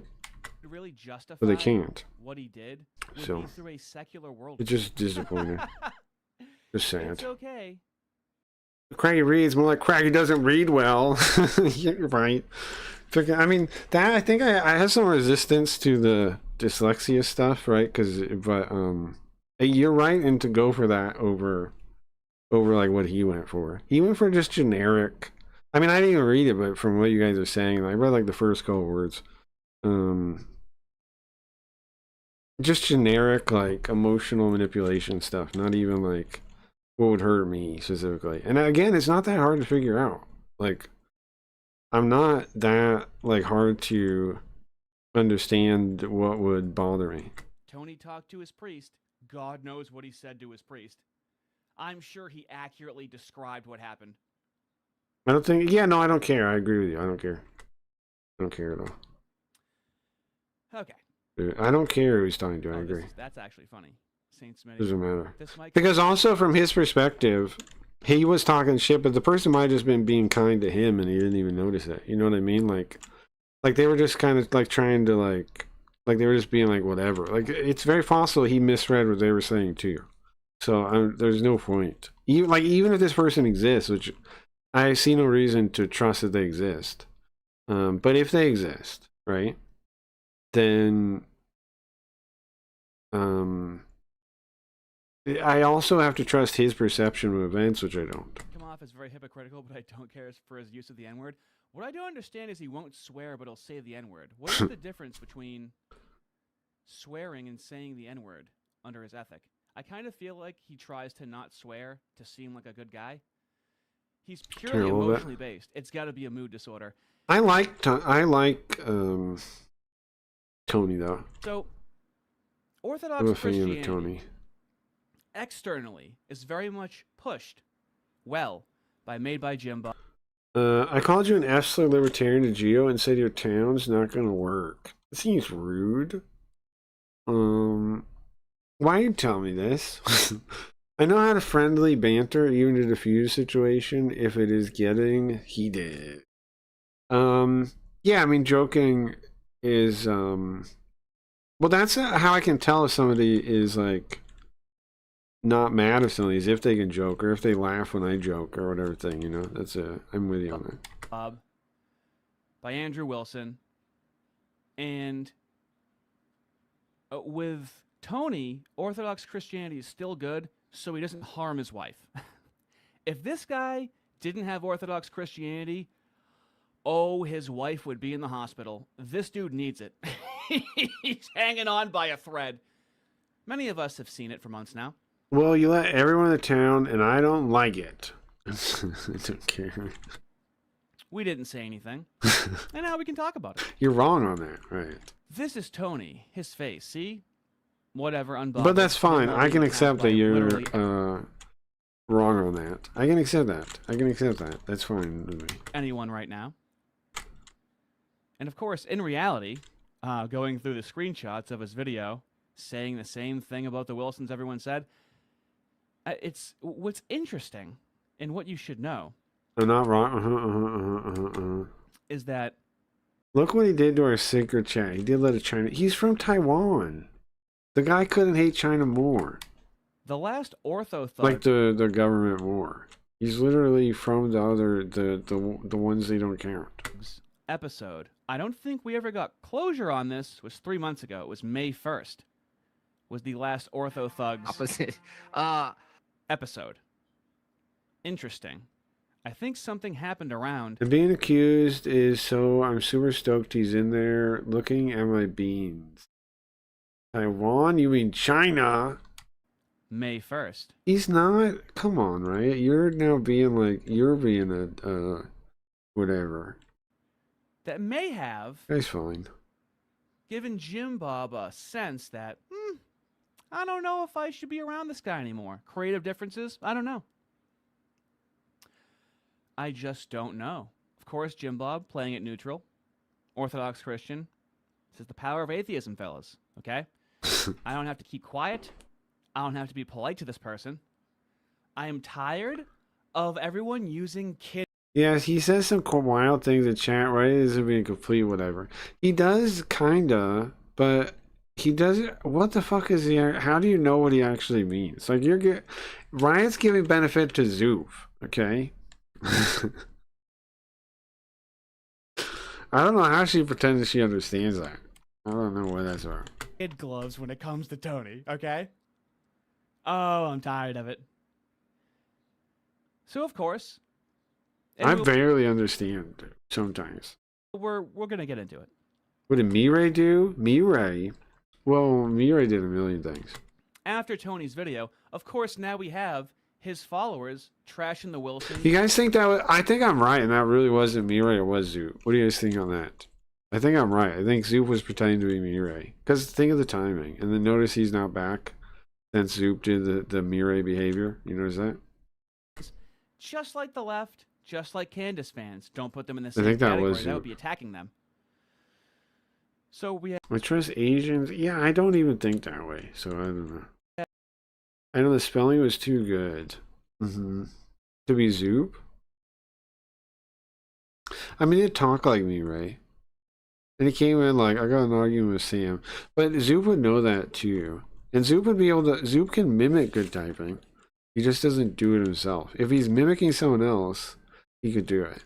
have his meme, retardedly defective. Right? Because he's not thinking of the thoughts. He's remembering how to speak like him. Leave the Freemason's wife alone. Awesome. It's not like the Wilsons for the past 3 weeks went to DebateCon. Andrew debated Dinesh D'Souza. Then he was able to rope Candace Owens into a debate, which is about to be her second. What are they talking about? This Charlie Kirk stuff or the something? most popular video of all This is time about on Charlie our Kirk live stuff? stream on our channel. Doesn't know who he is. She's also making a live stream, I think right now. She's doing a live stream, milking the content from Andrew Wilson, who no one knew apparently. Interesting how that works out. You know, Also, I find it funny how people call him retardedly defective to try and like pick on him. It seems like when I mean that is picking on him, right? When isn't that the name he was implying anyways? That he's retarded. That's the who name gets anyway. unlimited respawns? That person. Like he's not trying to hide it. It's just like YouTube doesn't let you say it. Maybe you don't take their side. Maybe there's a reason why they have unlimited respawns. You know? Kind of. So you wouldn't think I'm from Canada like Riot. That's true. He did accuse you of being a dirty Canadian. Zoom, like for Super Nintendo? No, Zoop. Zoop. Has some establishment vibes. If they have unlimited respawns, like Candace Owens, she could be wrong as much as she wants. Ferguson Piker-esque. Oh, very good. Leningrad, $5. Unfortunately, this is not the fight I wanted to see. Count me in. I feel the ya. kid glove section, because I do like Tony. Well, many people do feel that way. Me too. But what do you do? likes to talk a big fucking game. Yeah, but that's the internet. What did he do? And when he's confronted, he tucks his tail like a fucking pussy. What did he do, bro? I want to know what he did. Let's skip to find what he Tony did. to add to the dog pile of the fellow ortho Wilsons, while they're being attacked by the left and the right, and inciting other orthos to dogpile them. Remember, white lives matter, as it says in his fans. Oh, I see. So he said something about Andrew Wilson and whatever, and Rachel Wilson. What did he say, though? Profile. But not even the Wilsons meet the bar to be allies. And he says, why do you... Well, here's the thing. I saw some video of somebody that like made this whole video about how he tried to get close to Andrew Wilson. It was kind of a crazy video. But people in the comments said some things about how he's changed since he got bigger. And it does kind of seem like that could be true. But I don't know the guy, so I don't want to judge him. I've definitely seen Andrew Wilson in a good light, like in earlier videos. And I mean, I respect the guy. But they could have a point. It could be true. Maybe like a number of them are saying he's changed since he got bigger, and it's like more about the message and like. But I guess it's always about the message to them. I don't know. Why is Andrew Wilson regarded as a great debater? Well, I don't know if he is he regarded as a great debater. I say yeah, probably. Great though, I think is a little overstating. Well, he debates a lot, and what he does is some people call it cheap, but it makes sense to me. He does what's called an internal critique, which what he does is, and I wouldn't say great. I would say he's a good debater. He's skilled. I don't know if there is a great debater. I don't know. Maybe I just don't know what great debate is. But I would say good.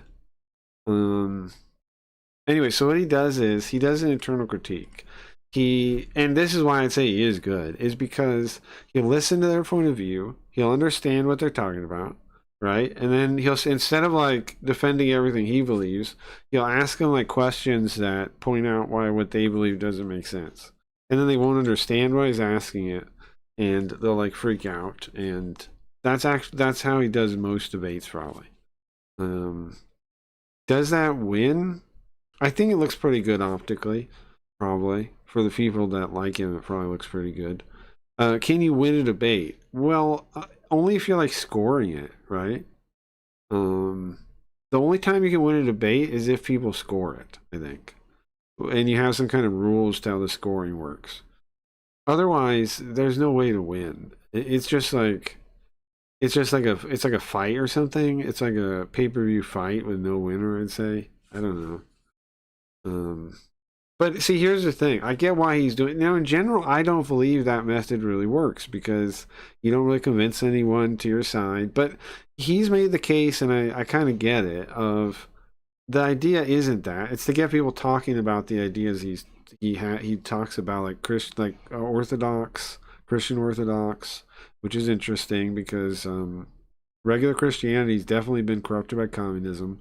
And I know some people say no, it's not. If they have a gay pride flag at a church, it's pretty corrupted. That doesn't make any sense. It makes no sense. It could make enough sense to be like they don't like go out and judge gay people and yada yada like in the streets like the one guys that would condemn them. But having like the flag up in the church, that does not make sense. That's clear corruption. That makes no sense. So anyway, and his critiques of like like some of the modern standpoints that commies have. He wants people to talk about them, and he thinks like doing the debates gets people talking about him, which I guess is which is up to you if you think he's successful in that or not. I'd say he probably is, because like we're talking about him right now, so that means like his ideas are spreading then, right? And if the ideas are good, then all you need is for them to spread, and people can judge them themselves. So I see the argument there, but then I do also still kind of like, is that the best way to reach people? I don't think so. That's why I'm I think the best way we reach people is like make stuff. And then you can tell whatever story you want. And if that story is true, like tells the truth that other people aren't aware of, then you can get them that way. Like you can help people see stuff that way. That's what I believe. But I think something like that, and he does it on purpose.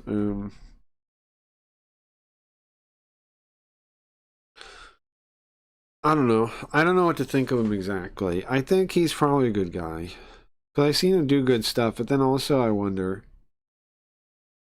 Like I said, I try not to be totally sure. If I met the guy, I would have more of an opinion. Never gonna meet him. Like Warren Smith, he's fine. Yeah, he mostly. Well, that's not really fair though. People say that the debate's morons things. He tries to debate anyone. You can find him debating all the smart people too. Like anybody you would put up there, he's debated them. He tries to debate everyone. But they say like he's famous for debating like young girls or something. I don't think that's really fair because he definitely tries to debate anyone, and he will go on all kinds of shows if they ask him, and they just like he goes on everything that asks him. So I don't think that critique's really fair. That one or the one where they say like who hasn't he debated? Who is he scared to debate? If he only debates morons, then give me somebody that's smart that he hasn't debated, because I bet he has debated that. Right? If he only debates morons, then you should have a list of smart people he's abducted. But in reality, the people that they don't want, those people don't debate. They're scared to debate. The people that don't debate them do it because they don't debate. Like they're afraid. Like why are they not debating him? That's on them, not on him. If he basically open challenges like almost anyone, then that's on them to not debate him, not him. He debate Warren Smith on what? I don't know. They've definitely talked, I think. I'm pretty sure. Warren Smith is okay. I don't like that he was a teacher. That makes me lose a lot of respect for him. Coming out of teaching, like from a fake job, it's like, did you even work a real job in your life? You're a teacher? You know, like, did you ever get a real job or just a fake one? But I like him overall. His approach is fine. I like his videos when I watch him. I think he's decent. He's still kind of blind on some comedy stuff though, but I understand he's a teacher, so, or comes from teaching. But isn't it? But it's so obvious to me, like that's where the flaw is, because he goes, "I'm a teacher," and then I tried to challenge it, and then everybody shoved me out. It's like, yeah, the problem. What, you don't know where the problem was? You didn't figure it out? Come on, it was the whole thing, the whole institution of teaching. I like Warren Smith's clear and almost passive approach. Yeah, I like him. I like it as a person too. I think he's probably. I like his style. I'm with you on that. I like it. I watched a number of his videos, but then I still like wonder like, how much he really knows and understands and blah blah. Sometimes like, I'd love to talk to that guy. I'd love to talk to him. I think he's smart, and I think he has a good approach. I agree in both of those things. I would like to talk to him and actually figure out where the edges of his knowledge are, or understanding, or opinion on things, or whatever. I would like to talk to him. You I think that'd be care very is interesting. the question. I love it. I love it. Teachers can't teach. It sucks. Yeah. Well, here's the thing. I don't think teachers should exist. I think it's a. I think it's a, well, not. But let me get into it real quick, because that's not my full opinion. I do think there could be teachers, right? But I think like as a profession where you go into it and you train for it, I think that's all fake to begin with. Like even the concept of it is fake. It makes most sense for teachers to be like mothers that have the time for it, old ladies that have time for it, young ladies that don't have a job yet. I mean, they don't have a husband yet or something else to do. I think all those people make sense as teachers. But teaching's like kind of like a secondary job. It's not like a primary profession. The thing about teaching is it underestimates the intelligence of children. It basically supposes that children couldn't learn without the teacher, which is a total lie. The children don't really need the teacher. is the thing most people don't want to accept or think about. They don't though. They don't need they don't need 5 days a week. I was it 8 hours? How many hours are they in school? 7 hours, 8 hours? How many hours do they keep in there? They don't need any of that. They don't need to be there all day. They don't need to spend their whole childhood there. The whole job is constructed. Because if you go back, you had school, but it was like the one schoolhouse, and it'd be like the church would run it, or like I was saying, it'd be like old ladies that their kids have moved out, young women who don't have a husband yet. It would be like those kind of people, and it makes sense for them to do it. It makes sense for them to be teachers. But the concept that kids need somebody like super smart, like a super expert in the topic to teach it to them is just, one, it's ridiculous. Two, it's wrong. It's demonstratively wrong. And three, teachers are obviously not subject experts. And now what people say is, well, that's just modern teachers. And I would say, no, they've never been subject experts. Outside of I'm not dissing let's say institutions of higher learning. I'm not completely dissing that concept. I'm not saying you couldn't have trade schools. I'm not dissing that stuff. I'm saying the job of a teacher for children in an elementary school is mostly constructed, and it's almost completely made irrelevant due to AI. I think now the most obvious way to teach children would be the family. I think they should figure out a way to I think every family that really wants to educate their children should figure out a homeschool and use robots, and their kids will be light years ahead of public school retards. Public school, in my opinion, actually retards children. It makes them dumber. The reason I have such an issue with teachers is because I think their ego about how important they are actively retards children. It makes them stupid. And it's for their ego that we make children stupid. But I mean, obviously the real reason is to make them mindless consumers that just buy and just fall for any stupid scam. Obviously that's the real goal. Old click. Gosh, it sounds so good. Riot Watch. What, card thing? Leave it down. What happened? I have no idea why you're pissing off. Let me go back to that. He's a water debater. I think I just don't like his snarkiness. You think he's snarky? Yeah, sometimes about Rosie in a weird way. You're talking Zoop still? I don't know what it is. Something about his attitude. Everyone I see him talk to is always rude as fuck before he gets snarky. Oh, we're talking about Andrew Wilson. Oh, yeah. Riot has an issue with Andrew Wilson, yeah. He's definitely is snarky. But I think, he said before that he brings the same attitude they bring to him. I feel like I'm the same way too, and so I understand that. I think Dingus sees it the same way too. It does seem like the other person is bringing that energy, and then he just matches it. Everyone I see him talk to is always rude as fuck before he gets snarky. Yeah. I think he just matches their level. I watch him and I agree, but I'm I don't know how he's saying the thing. They're super rude. Yeah, I wonder how tall Andrew is. I have no idea why it pisses me off. Yeah, I'm wondering about that, but I've been wrong. I mean, you could be right, though. I'm open to the Andrew thing. I don't know. I do think people are unfairly attacking him because of this Candace Owens thing. I do think that's kind of ridiculous. I think, I think him and Candace both kind of thought they were the smarter person. And I'm not saying he's wrong, but I think it ruined the debate. They just kind of kept trying to talk down to each other, and it ruined it. If they were able to somehow get over that, then I think it would have been a much better debate. I have no idea. Same with Poulter. Now I'm down all my things. What are you down about Poulter? That one I might know more about to help you with. And the Andrew one, because the Andrew one I'm unsure too, and I also have that thing where I doubt anybody with certain like pay grade or popularity level isn't corrupt, because that it seems like they all are. I don't know.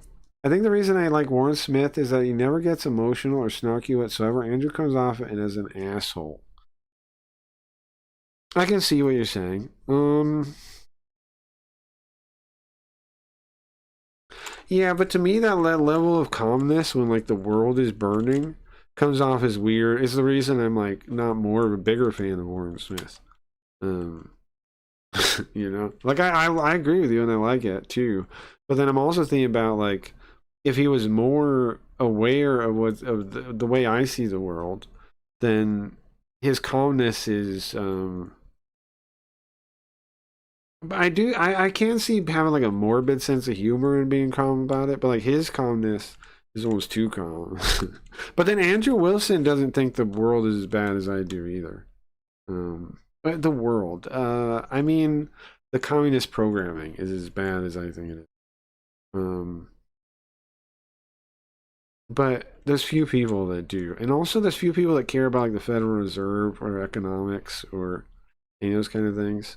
But I think they both do understand. Warren Smith and Andrew Wilson both like Austrian economics over Keynesian economics. I'm pretty sure. So we're on the same page, really. I think. Whenever someone asks, "Why do you care?" just say, "Why do you care that I I care?" don't like showing emotion in any professional setting or talk.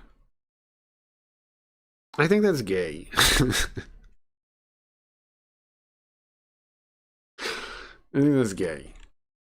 It's a meaningless. Come on, there's got to be some emotion. It's entertainment too. It's not just like I get what you're saying. You're saying like carry yourself professionally, but he's an entertainer. Is what he really is. They both are. They're both really, when you get down to it, they're entertainers. US thing to say. I mean, you still Like love saying that. they can pretend whatever dignity they want, but they're entertainers. They're clowns. So they should act like clowns. That's what I think. They're clowns. It's entertainment. None of it's anything really of that much value. I mean, yes, saying the messages, yada yada, but at the end of the day, it's entertainment. No, it's just entertainment. Something to pass the time. You think that's a new thing? Why do you care? I think what's happening is wrong. It don't look good for you, right? Uh-oh. I think it's not moral, so I'm speaking up on it. Don't let an atheist pull moral rank on you. Don't do that. Protect the Wilsons at all costs. Yeah. Yep. Why shouldn't I? Why shouldn't I do that? What did they do that was so bad? They're actually getting off their asses in debating and challenging people in positions of influence, let's say. I support that. I get where you're coming from, though. That you want to see professionalism. I just don't look for that in YouTube videos. They're not Israel critical enough for some people. I mean, it's medium is entertainment. Am I wrong on that? It's medium is entertainment. Not everyone has to be obsessively hating on Israel. He's Orthodox. He's against Israel. He's against Zionism. He explicitly said this in his debate with Dinesh D'Souza, but we don't hear that. We don't listen to that part. He has to do it more so he feels satiated. It's not like he's trying to gain ground and power. Call Andrew Wilson a Freemason. Cool, he knows how shit works. Awesome. Great guy to have on your side. He seems to know how things work and he knows how to navigate these spaces. Because you're so desperate to get noticed by Andrew, so you can get raided by the Crucible. You barely have any skin in the game politically.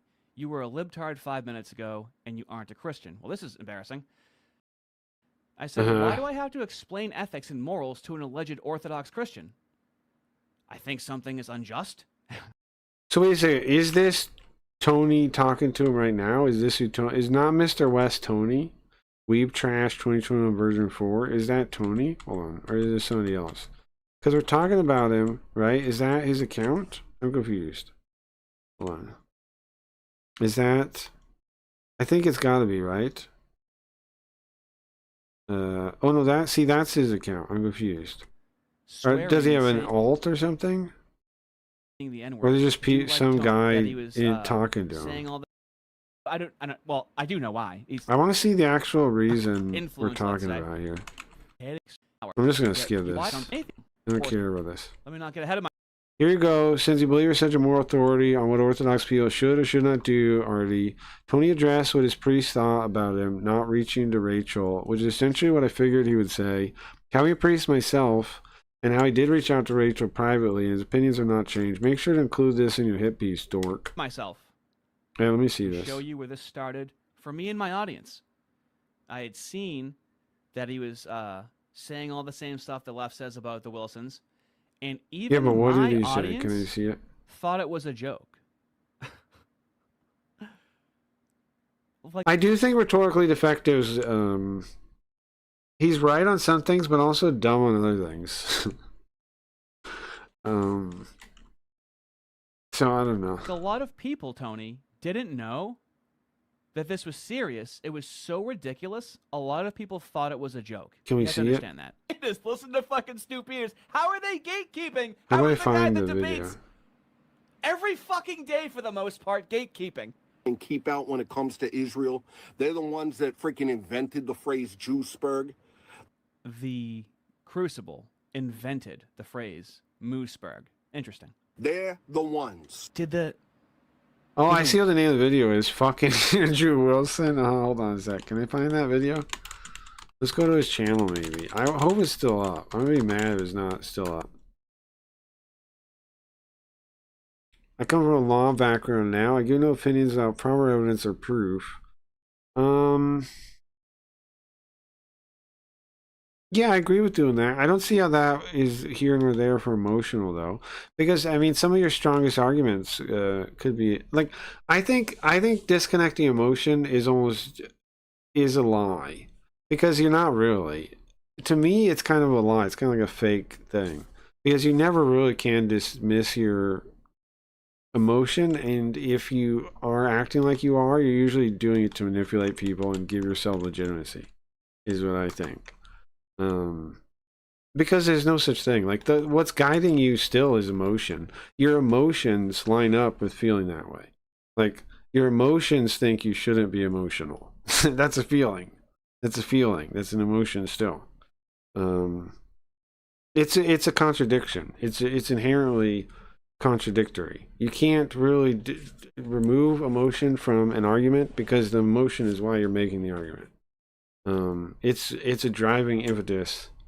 I understand the way you're saying, like, be professional. I agree. If you can be professional. But I also think the concept of that you can remove emotion isn't really true. It's just kind of like, it's just a concept people say to give themselves legitimacy. It's not really true. You can't do it. It's just not possible. So, I mean, if I'm wrong, I mean, how do you remove emotion when it's part of the human experience? It's like saying, I'm going to close my eyes and tell you what I see. It's just an impossible thing. I absolutely do not get emotional argument. You do. You're that's baloney. You're full of baloney on that. You most certainly do. Now, I get you're not getting like woman, female emotional. But if you're making an argument, what is driving you to make the argument? It's emotion. Hey, what's up? Yeah, it's me. Otherwise, there's no impetus to do it. There's no impetus pushing you forward without emotion. The only one who's not... You know, like... Yeah, it's me. The only one who says it from his chest. Yeah, it's me. That nigga. It's me. It's freaking me. It's Seymour Supreme. It's like you're saying you can be a robot. I don't believe it. I don't believe you. He tapped in. Like, even the way you're talking to me now feels emotional to me. You may not see it that way, but it does to me. So, the only one not playing you. Why? I don't know, man. I'm not really into... Because you're having a feeling that that's correct, right? Or can you is there something deeper that informs your decision that that's true? If so, what is it? Because if you feel the logic, well, people say that they're being logical even while being emotional. There's nothing inherently about logic that precludes emotion. I mean, there's nothing inherently about emotion that precludes logic. However, in general, people when they're emotional do have trouble being logical, but there's nothing about emotion that actually precludes logic. Like that actually that makes it so you can't be logical. It's not really a thing. Self-preservation like that. I mean, if I'm wrong, what is it? Why does emotion? I understand getting worked up. The specific chemical reactions that happen make it harder to second guess yourself. I understand that, but it's not impossible, and it's also not like you can't make a case for it. Like, you're telling me that you don't think, like, in a courtroom, that some of the most convincing arguments made at like the end of the case aren't emotional? I think that's a ridiculous claim. How many cases are won by an emotional closing argument? It's probably way more than you think. There's nothing because you're basically the framing there is that in the courtroom there's no room for emotion, which seems the opposite of true, because the point is to convince people, and emotion's one of the ways you convince people. It's the way, if you tell someone a story, that if they have any empathy at all, then they might be moved to emotion, right? And you have to tell people stories because that's the way we communicate with each other. The only way we know how to communicate with each other is through story. That's the way we develop language. It's the way we talk. And if you're telling someone a story, there's a chance you trigger an emotion in them. And the more real it is, the more chance it can trigger an emotion. So, don't buy it. You talking to me? Nah, I've been robot, but not now, because you're you, not a person I'm doing business with. I need things in favor of email. In person is dangerous, get emotional. I guess I agree with you. I think what we're disagreeing on, I ain't talking to you, Mark, is words. I think we're disagreeing on words. Because I know what you mean. You basically mean keep it professional. Like outbursts of emotion is what you're saying.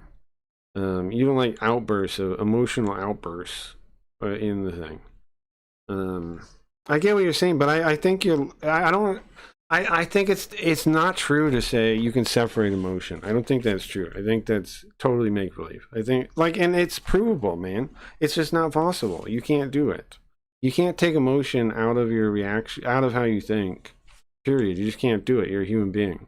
Anything else is pretend. Like, you're saying that you in your mind can turn off part of the human condition and then go forward. And it's like, well, what's pushing you forward? Well, how you feel is pushing you forward. So if you had no emotion, you wouldn't have any thought either. No emotion is also no thought, because then there's no impetus to think. In a courtroom, I suppose they have performances. They are scripted. You're telling me you think that somebody giving an emotional, even a scripted doesn't mean there's no emotion in it. Like, if good acting requires getting into the emotions of the scene of the script, right? That's what you define good acting.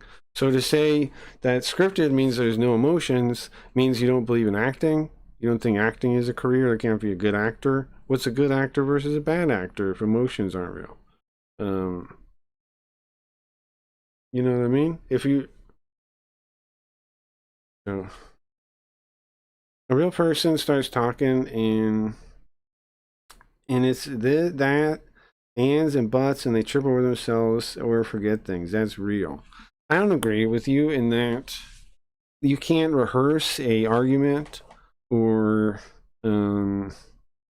like, obviously you rehearse it then, right? It's scripted in that you could rehearse the pieces to flow smoothly when you talk, but that does not mean that in the moment you're not emotional. Not at all does it mean that. Again, it would require acting not being real for that to logically make sense, right? Because what defines a good actor then? In your world, there is no actors. You don't have actors in your world. They don't exist. If you aren't 100% certain of your statement, then I can call you a liar or an unreliable individual.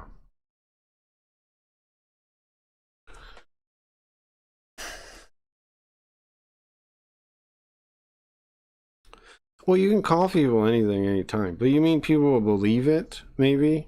If they're acting that way, that maybe the judge will see them as... Their credibility will be shot by how they're behaving. Other people will lose faith in their statement or something. Yeah, I mean, but that can be true either way, right? Like, they could be emotional, right, in the moment and win over the jury by how, like, a woman talking about something, blah, blah, blah. They could win over the jury too. So that goes either way. That goes both directions, I would think. I'm going to get the TRX and you get the Trackhawk. We should race those. Can we please combust some herb? Yeah, I'm down. I'm down to combust some herb. That I would be interested in. You know what I mean?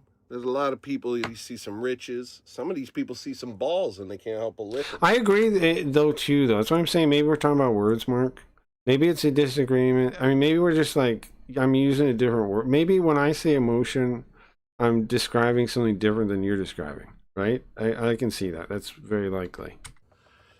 A lot of these people see some riches and there's overlap in what we're talking about, but I think we're saying emotional a little different. And they'll be whatever they need to be to get that bag. And I just want you to know that that's not me. Which is fine. I said scripted. Yeah, but I disagree with you 100%. And I think I made a good point, which you didn't address when you say it again.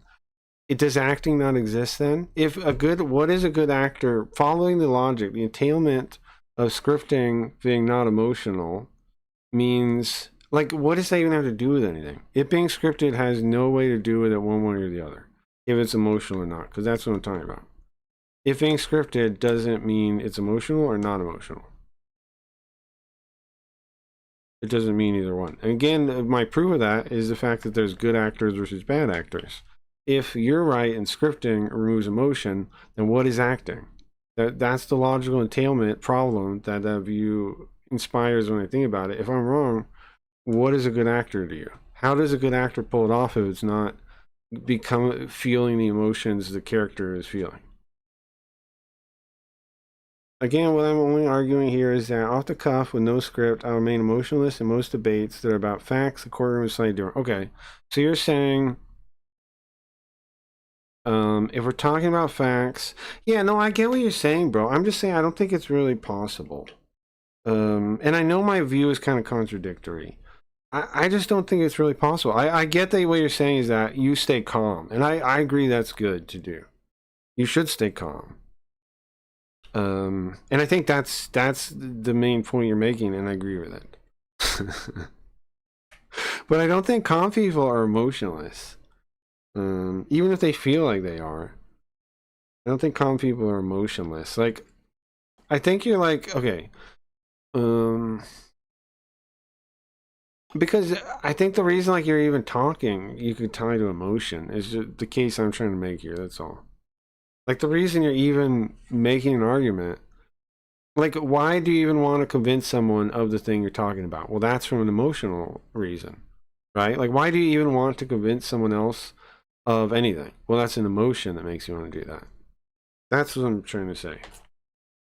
It's the emotions are so tied into how we behave that there's no untying them. But you should stay calm, and you should stay collected, and you should, you know, I kind of view all that stuff as like slow self-control or something more than being emotional, right? Like, because everybody's emotional. It's like, how much self-control do you have when something works you up is what my biggest question is for people. Like, my biggest wonder about emotional. It's like, when stuff bothers them, do they get weird? Do they freak out? Do they get mad? Do they attack people? Or do they stay calm? Do they do, what do they do? And you're saying you stay calm, which is good if that's the case. That's a good strategy. I mean, that's a good way if you can do that. Right, that's what I almost said. We can disregard the word emotional because it's just fake. Gotcha, okay. Then what I'm doing is acting emotionless. Okay. Then I think we understand each other now. What's up, Reverend? I got a thing here. I'm going to smoke real quick. What's up, Ravan? Welcome, welcome, welcome. We're just, oh, dude, I pissed Zoop went commie, if you can believe it, today. Can you believe Zoop went commie, Ravan? You missed it. It was just a little bit earlier. Just a little bit earlier. Ryan, that you would have loved it. I can actually. Yeah, that's what I thought, right? I had a feeling you would be able to imagine that. But not in this argument because you're Craig Reeds and this isn't a legal situation. Sure, I get you, Mark. I get you totally. I get what you're saying. There's no reason for you to go overboard to try to be restrained because we're friends and we're just talking. Gotcha. I feel the same. I mean, but that's not like, yeah, I get you. I get you. I'm worried about the toll houses, not the bank. All right, everybody wants to smoke real quick.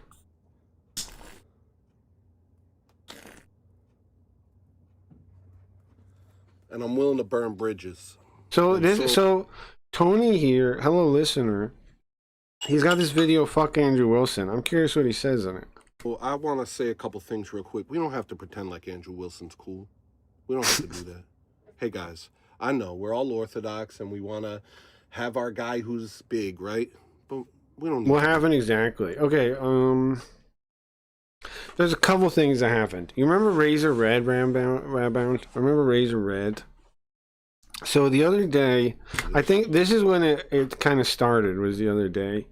I was talking about Razor Red to someone brought her up, maybe even Zoop brought her up, and I called her, of course, a satanic whore, which, of course, I think is a totally accurate description of Razor Red. Right? I think, and in fact, I think that's such a literal description that I don't see how I was being ridiculous at all. So he got all defensive. He started like white knighting Razor Red. Like he's like, she's not. I don't know. I was in her chat a couple times. I don't know if anybody remembers other things he said. Like you guys can say it in chat, but he was like, I don't think. Why do you call her satanic whore? Blah blah blah blah. Like he's giving me a hard time about it, and acting like he's like, I thought we don't judge people. Blah blah blah. It's like, bro, I'm not judging her. I'm judging her behavior, which is why I said satanic whore. That's a condemnation of behavior, not of the person necessarily, right? I mean, kind of the person, but. What I'm judging still, if you look at what I'm saying, satanic whore, I'm judging the behavior, right? I have an issue with the behavior. Not even necessarily the person, because I'm not even talking about the person as a person. I'm talking about them as a satanic whore. And she's literally that, right? So he defended her for a while, and we got in a fight over that, kind of, and he got mad at me. And then there was like another incident too. There's another incident too, and then today I'm showing off my game. I'm showing off this Fallout game, right? And let me show it real quick. Speaking of, everyone, you guys can play the game now. It's at craigreeves.com/Van Buren. Put it in chat too. This game here, and I was showing this off, right? Here, go back. Let's. Oh, I don't know what to load in this one. Let me change it.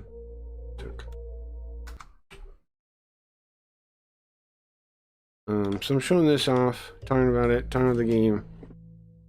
Get the smoke out of the way. Talking about the game, and talking about Riot had issues with some things, so I changed some things. I made these computers instead of just like they were just shapes. And then I made this portal door. And then I'm like, we're talking about making the game, like working on the game. And then he goes, I don't like the battle music. I'm like, oh my god, why did you say it? Why even give it to me like that? Like, give me, don't just complain about things. I don't care about that.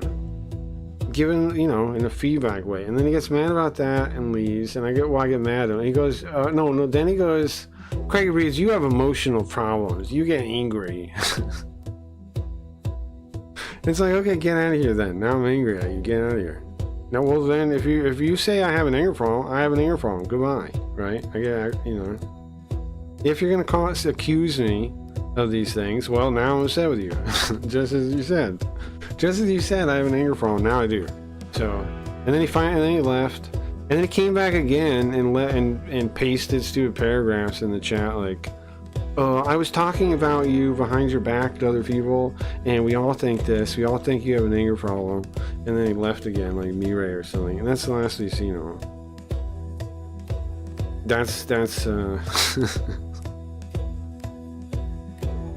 and then I did a bit about that I don't think it's him. I think it's Mirai because it was so like lame that I don't even want to believe that was Zoop. I don't even want to believe it was him. I don't want to believe Zoop even did that because it was just so lame.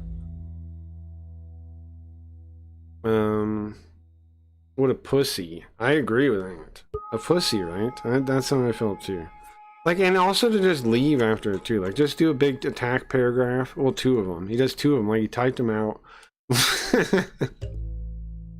Okay, so they just drop in chat. I didn't really read them. Chat read them a little bit. Well, chat read them and got mad, but I didn't really read them because I'm already like writing. Like, if he's gonna, I already knew when he goes during the first part where he goes, "You're emotional," blah blah blah. After that he also goes, "That's why Polter and people don't come around anymore," he said. And I'm like, oh, I know what kind of attack this is. This is one of those weird things people do when they try and hurt you because they're hurt, right? I could see that immediately. I'm like, no, I'm not. So from then, I already was like I was bummed out at that point, right? I was like, man, he's one of these. And so when he comes back, I don't even care at that point. But he comes back and he pastes multiple paragraphs. So that means he sat there writing those in like Notepad or something first, right? And then comes back and pastes them because they drop them immediately. Like I looked back and there was 2 paragraphs and he was logged out. It's all in the same like series. Like I looked at the game, right, and I checked chat and both messages and he's already gone. So that means he typed those out like in a notepad or something, right? And then came in and then runs away before I can even say anything back. Even talk to Folter? I had no idea. I didn't even think of that. Well,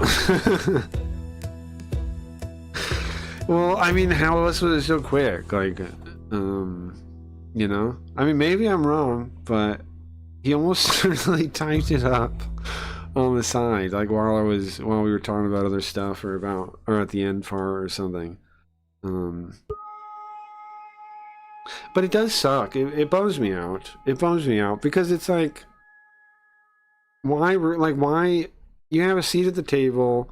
Yes, I push people and stuff sometimes, but even with Radbound, I pushed you before when we disagreed on something, like what was it, like some copy paste program or something, and it resolves fine, right? It's not a problem because I'm not actually like, I don't go for you, you don't, like I don't go for you're like actually trying to hurt someone. But he did. And then when somebody does, you know what they are, right? You know they're that type of person. They're not just like testing you, they're actually trying to hurt you. And people willing to do that are always willing to do that. So, a bummer, but what can you do, you know? Well, it's an open question if you really talk to Poltergeist or not. But I've talked to Poltergeist in DM, and I know how he feels. So he's been mad at me, but Poltergeist kind of loves the stream too. Like he comes around with other names still. To this day, Poltergeist comes around. He might be around now, for all I know. And I know he values the stream too, whether or not he comes around all the time.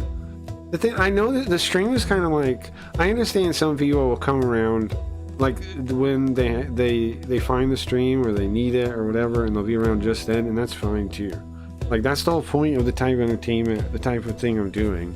It's like a bar, right? That's like it's like late night TV. It's just meant to be there. It's not like you have to come. You don't have to come to your local bar every night to keep it open, you know, or whatever it is. But when you need the place there, it's there. That's what type of place it is, or I try to make it. So, and I know Poltergeist respects it like that, so I don't really care whatever he's talking about. People take it way too personal. That's true. That's definitely true. Let's go back. Let's see what's going on here.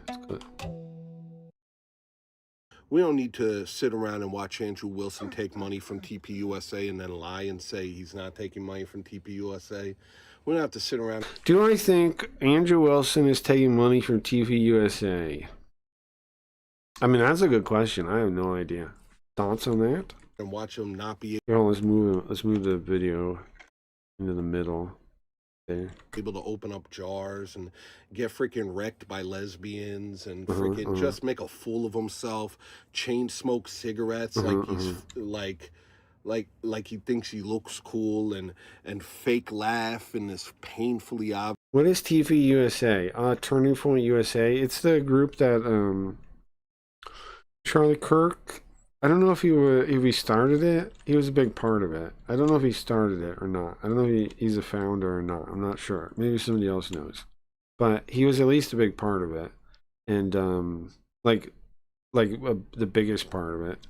And then he gave it to his wife, I think, right? Whatever her name is. I used to be like that when I was a teenager. Same, man. People need to grow the fuck up. I feel exactly the same way as you on it. I understand the behavior,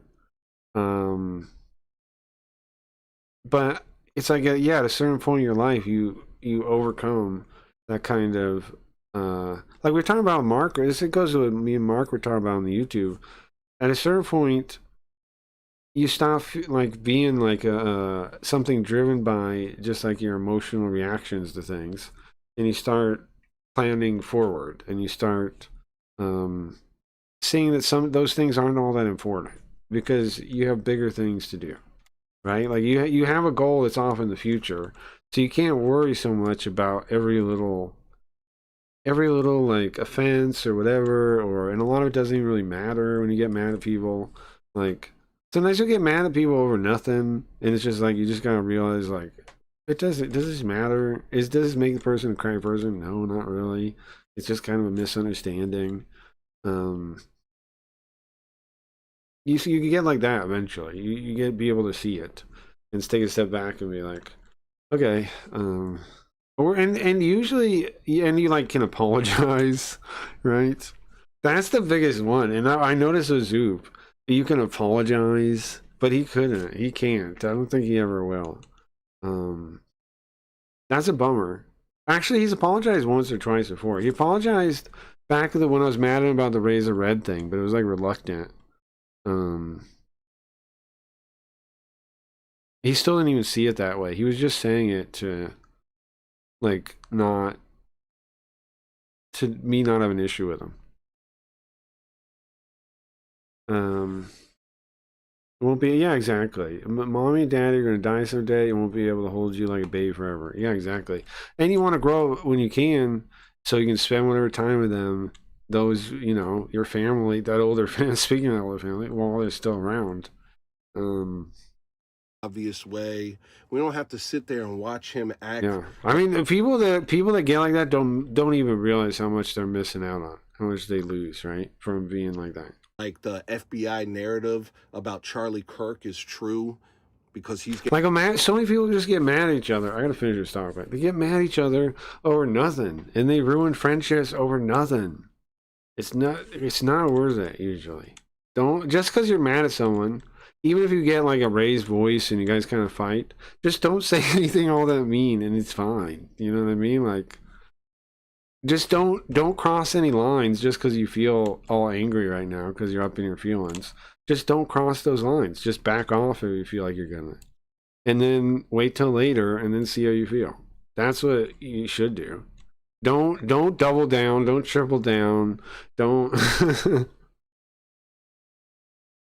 don't act on every angry impulse and then double down, triple down. Don't pull back no matter what. Don't do that.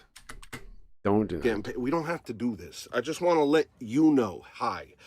I'm mad at Riot. What for, dingus? You can't start car talking. Is my autism weakness? I view people create YouTube drama like this the same way. Yeah. Yeah, I mean, you might have a point there. Orthodox Christians. Hey, here's the thing. I like Tony, but I feel like I mean, I don't know if I'm going to agree with him on this or not. I want to see it. I feel like I'm most likely going to disagree. The reason I learned about Orthodoxy is because I was watching a bunch of horror. But also, I think I maybe get it too. I think this comes from. Okay, so this guy's Christian Orthodox, and so is Andrew Wilson, and I think this maybe comes from like a kind of thing I've noticed. There's kind of like a peripheral. They're kind of like just associating these people together because of their religion, and maybe he's like mad about that, and maybe that's why he's like this. I think on the Whatever podcast, and Andrew Wilson was mean to them, and then I found Jesus. I'm glad for you, you know, honestly, kudos to you, but we don't have to do this. We don't have to pretend that the Wilsons are cool. We don't have to pretend that the Crucible is cool. These people have no fucking aura, okay? These people have no aura, and they're snakes. You understand? See, here's the thing. I want to know why they're snakes. Why are you calling them a snake? I got genuinely worried, jealous, thinking you were buying a Trackhawk. She won't buy me a Trackhawk. Oh. But then I was like, wait a minute. That means my boyfriend forever is a Trackhawk. That means we have a Trackhawk by default. Oh, You understand that they're freaking holding up the entire freaking, they're the ones playing keep out when it comes to what happened to Charlie Kirk. They're the ones playing keep out when it comes to Israel. They're the ones that freaking invented the phrase Jew spur. Keep out. What is he saying there? I guess how people are acting like you can't actually dislike Jewish people. I think that's what he means. They're the ones. You understand? They're the ones on Joe Rogan. They're the ones hugging Erica Kirk. And there definitely is a line between like regular people and people that can get on Joe Rogan.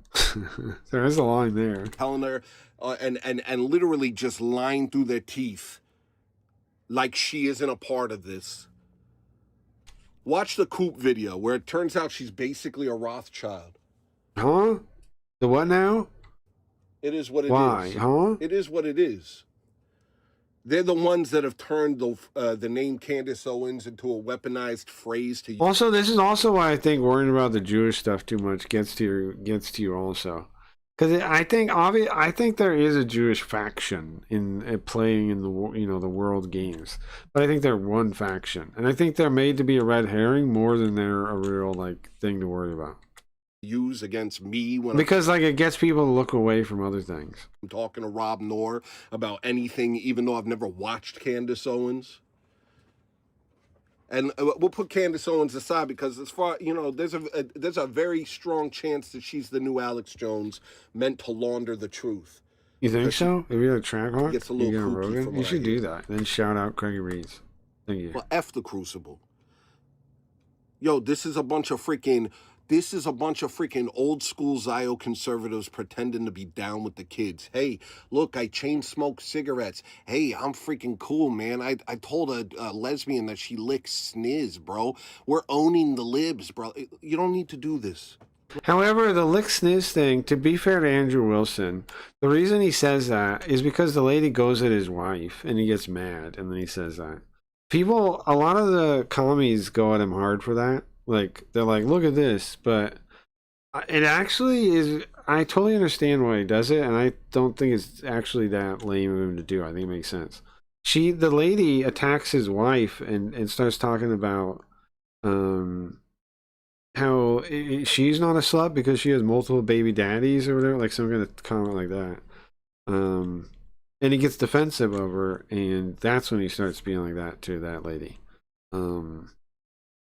Kind of totally understandable from my viewpoint. I know people don't want to see it that way, but it's totally understandable, I think. Look, you don't need to do this. You're better than this, guys. I'm glad you became Orthodox. You've made it. You've done it. You found the true faith. That's good. Now they sound so good. The cars? We're going to have to come back to that thought. They're freaking whack, bro, and they're auraless. They're whack, they're auraless, and they're snakes, bro. They're snakes. And they're willing to do anything to gain prominence. Now, I think what this is, I don't know, man. I think, I don't want to judge the guy too harshly, but I think this might have some element of, like, he mad, maybe. I don't want to judge him too harshly, but maybe mad that he's not successful and he thinks he should be because he thinks he has aura. And maybe he's even right, but the thing is, you don't take it out. I mean, if you pick a person like this, and like this isn't the way to do it. I mean, maybe you don't even do that at all. You just suck it up and swallow it, kind of. Like, you can't, even if it's true. What are you gonna do about that? Like, what's complaining about it do? It's pathetic. It's pathetic. Who's who's batting the hatches? Who's holding down the fort? Who's sitting here saying it's a war on all Juiceburgs? Who's here sitting, Rachel Wilson calling into Jay Dyer's show after the... Yeah, see, because he thinks of himself on the front lines, which he might be in a way, I guess, right? He's like doing like me, like, you know, like... And I get mad, like, you don't get recognition you want, but, you're not owed any. You don't deserve it just because you do a thing. And here's the thing too to think about: if you're doing anything good of value, most people won't be able to tell because most people can't discern value. That's why like GTA 6 is going to make so much money because people can't discern value. If people could discern value, they'd be looking for like. They'd be looking for the best games that are coming out. They wouldn't even care about GTA 6 because they would see that it's going to be crap like the rest of us can that are looking. It's clearly run by commies. The dev team has been ruined by commies. It's going to be dog shit. It's going to have high technical... like the demos have shown, it's going to be highly technically proficient because that's all they can do is build little systems because they have no creative spark to build anything bigger. Like more abstract. They can only do the literal of like, oh look, we made the reflections better. Whoa, cool. You know, you pat him on the head. Where's the story? Oh, what? We made the reflections on the beer bottles. We made it so you can see yourself in the frosted, you know, the condensation from the beer, the cold beer. Oh, was a good story. No? Okay, well, I'll just look at this beer bottle then, I guess. Didn't Tony and Andrew used to be friends? I think so. The king in the castle, king in the castle. To be fair, amongst the sea of a mediocrity of games, GTA 6 will look great compared to game. Well, I do it as a bit. That's true, Evan. Because I like I think there's like a tension there that you guys feel too, and I think like playing into it sometimes. If I don't, then like it'll. I don't just swallow it. I do play into it as a bit. Yeah, like Spooky Ghost whole Revenge of Spooky Ghost arc. that's all that. It's all based on that. Yeah. But because I think it's like a shared audience experience. I'm not the only person that feels that way. So yeah, I lean into it as a bit. Yeah. I think your bits are funny, so we double down. Well, thank you. I'll keep doing it. I'll keep doubling down then. Freaking Owen Schroeder debate to make sure. Compared against 20, yeah. Sure that you guys are still on our team, right? Freaking playing damage control after he basically just freaking laughed about bombing children in Iran. Yo, F these people, bro. How much longer we got to do this, bro? Real talk, how much longer we gotta do this? I think his frustration isn't even Andrew Wilson. I think it's just like YouTube. I think his frustration is YouTube. And that's understandable. But I don't even think it has anything to do with Andrew Wilson. Playing ball, bro. I'm not playing ball, bro. I'm not with these niggas. Yo, Andrew Wilson's a fucking snake, bro. I think we see the same shit we complain about like the market doesn't really work. So it seems like everybody at the top is artificial and pushed from the and king made and blah blah blah. I think that's what he's really upset about, but he doesn't realize like it's the market's fake, that it's all fake. It's all fake, bro. It's just all fake. It's just we're in a fake market, basically, bro. It's just how it is. Straight up, he's a snake, bro. F the Crucible. F the Crucible. F Rob Noor. And this is why they make films so shit now. Spider-Man Brand New Day made over $2 billion in the box office because people are starved for decent content. I think so too. That's why I've been working so hard on video games recently, Rabban. But what I'm gonna do is we're gonna come out of the crypto soon, and then here's how it's gonna work. If you play the games, you'll earn the crypto in the games. It'll give you for like achievements. It'll give you crypto, so you don't have to buy any. You just play the games. You get the crypto. And then the crypto lets you do stuff on the site, and so it like feeds into itself is the idea. And then people can buy in if they want, right? Like because if people think that sounds like a good thing, then they can actually buy the crypto and they can buy in a way. So I think that'll be pretty cool. I'm gonna do. For a long time I wasn't gonna do it. I wasn't gonna do a crypto, but it seems like the best way to do that, to like kind of make a way we can like. You can invest in the stream, and also your time will also count. Like not just money, but time and effort and whatever will count too. Because if you play the games, then you get the points, right? So I'm trying to make a economy built around the crypto. And then that's my plan now. And I'm gonna add a private streaming soon. So we'll be able to watch movies and stuff again. And then I'm going to make a version of the site that anybody can copy. I got to figure out exactly how I want to do it, but make a version that's like a template that people can customize a little bit. And then basically I'm thinking I have a network instead of like go the other route. We have a network and we all link to each other. Like Leafy, whoever else wants to be on it. We all link to each other, have some ways, our system, make my systems like interconnected, like you can be on the scam board on any of them. The crypto runs everything. That's my plan now, I think. Make a network. And then just like everybody has their own website, and I can build the underlying streaming tech for it. And the economy stuff. Source code? Yeah, I'm just gonna like release it. Like I'm just gonna make it so I'm gonna make it open source. The website will be open source eventually soon. And I'll also make just like a version that's like designed to be customized into another one. Like I'll make like a neutral version, and that will be open source. It'll have all the stuff, but it'll be like it'll be a little more like mine's tuned for me specifically, right? I'll make a slightly more neutral version, and I'll make that open source, and I'll make it easy to install, and that'll be it. And then you'll be part of the network if you set it up. Basically, all you have to do then is you rent a little server somewhere, and then you put it on there, right? And you set it up, and you're good. And then we're all part of the same network. We'll all have our own chats. We'll all have interconnectivity. Like I'm like the board games and stuff, because I made it here. Let me show you. I made all these like board games, right? So people can play all the board games on their streams and stuff. I think that'll be a thing eventually, maybe. I'm thinking, because like look, I'm not here. There's like a bunch of these board games, and I keep making more.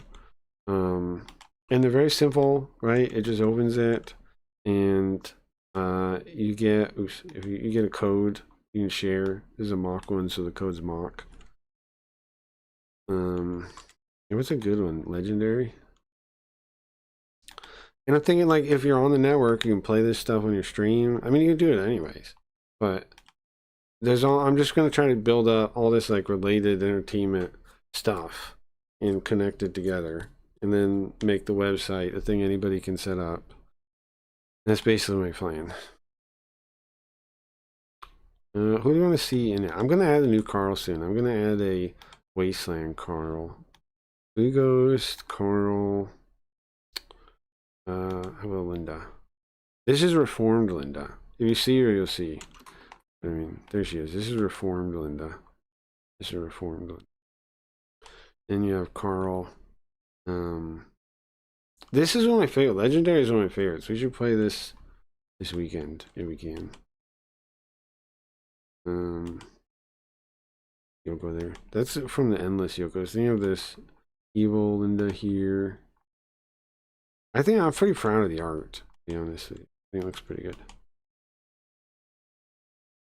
So anyways, I'm trying to build a whole ecosystem of games and stream tech, and then all people have to do is rent their own server so you can host it, and they're good. And then we'll all be plugged into each other, have the same crypto for like tipping and stuff. Scam board, they can have their own. I don't know if we should like share the scam board or everyone has their own version. Probably everyone have their own community, but we got to figure out like some way to interact with them. If we can, maybe like clan wars.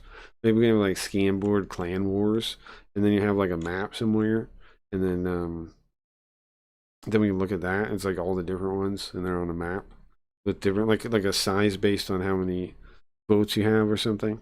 Be sick.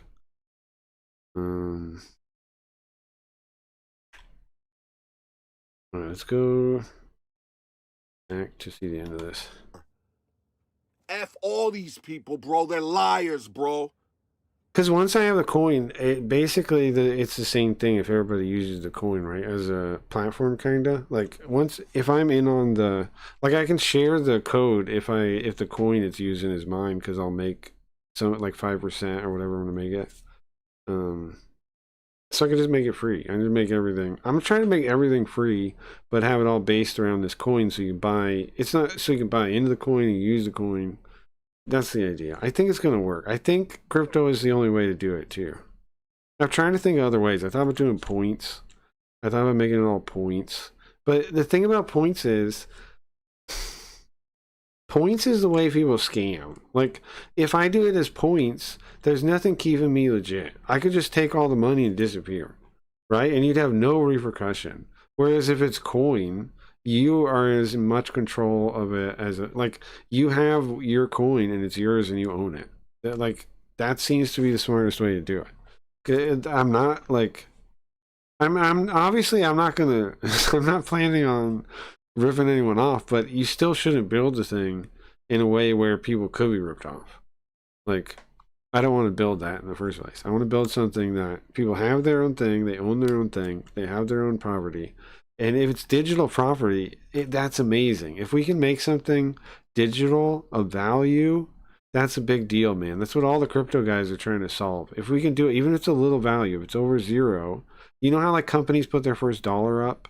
If we can make digital property worth more than zero, which I think I've already pulled off with like the NFTs and stream loots and all this stuff, then that's an achievement. Like, all you gotta do then is tune the numbers. If you can make it more than zero, it's just a matter of tuning the numbers. Y'all willing to fucking be... Plug me in. Heck yeah, guy. Digital property we can actually own. I'm in. Heck yeah. Yeah. Coin is coming soon if you really want to get into it. The coin is coming soon. I just have to kind of figure... There's a lot of math I have to figure out and be sure on. Because, like, I have to set aside X amount of the token for the games to give out, right? Now, there was a question if the token should be burnt when you guys spend it. Instead, it's going to go back into the pool. So eventually, basically, like the coin will just be like recirculating.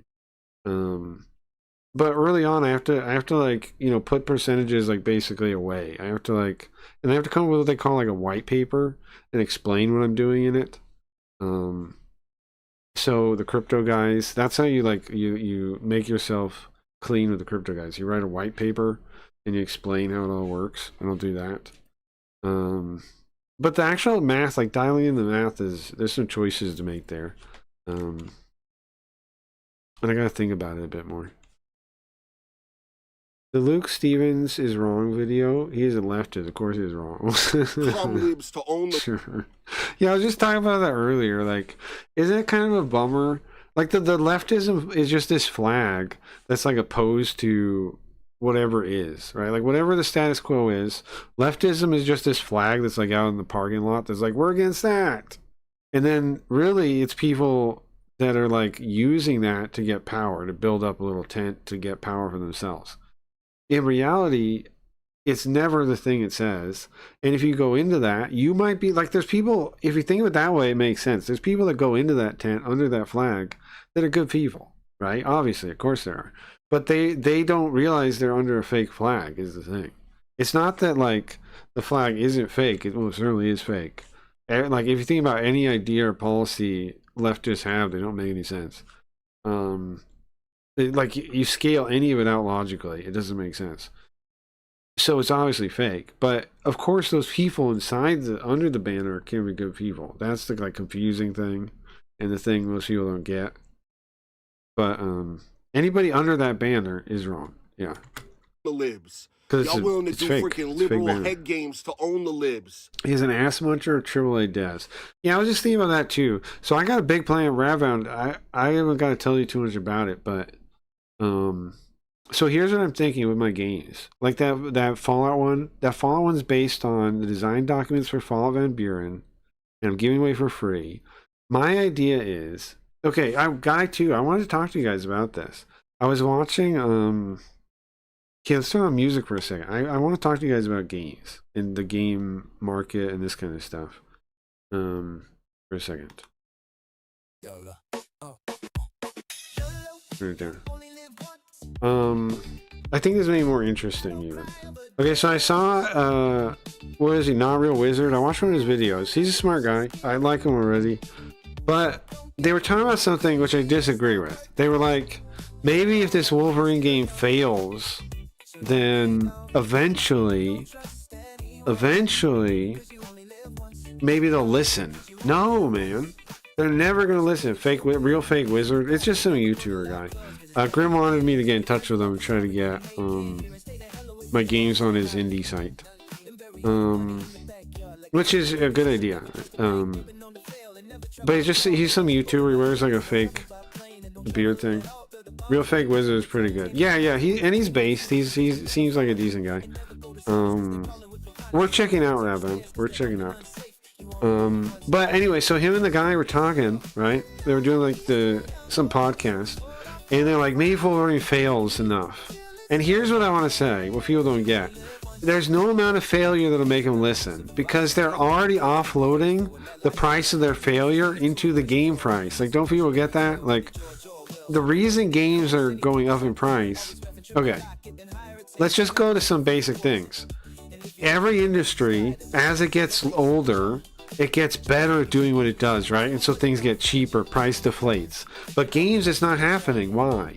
Well, the argument could be made, the technology keeps getting more expensive, the resources keep getting more. But it's not really true if you really look into it and think about it, right? There are specific bumps, like when it went to 3D versus 2D, right?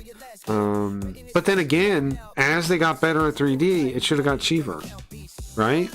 As they got better at these skill sets, like, yes, there were specific technologies that came out that probably did bloat development, but then after a while it would go down again. But it never does. It just keeps going up because they use the prices like how a government uses its budget. Like, they're like, we have this money, right? We have this price we're going to charge, and we're going to get pre-orders, we're going to get people to buy it to be sure. And then they allocate percentages of it to more nonsense, right? Like, that's how then they start hiring what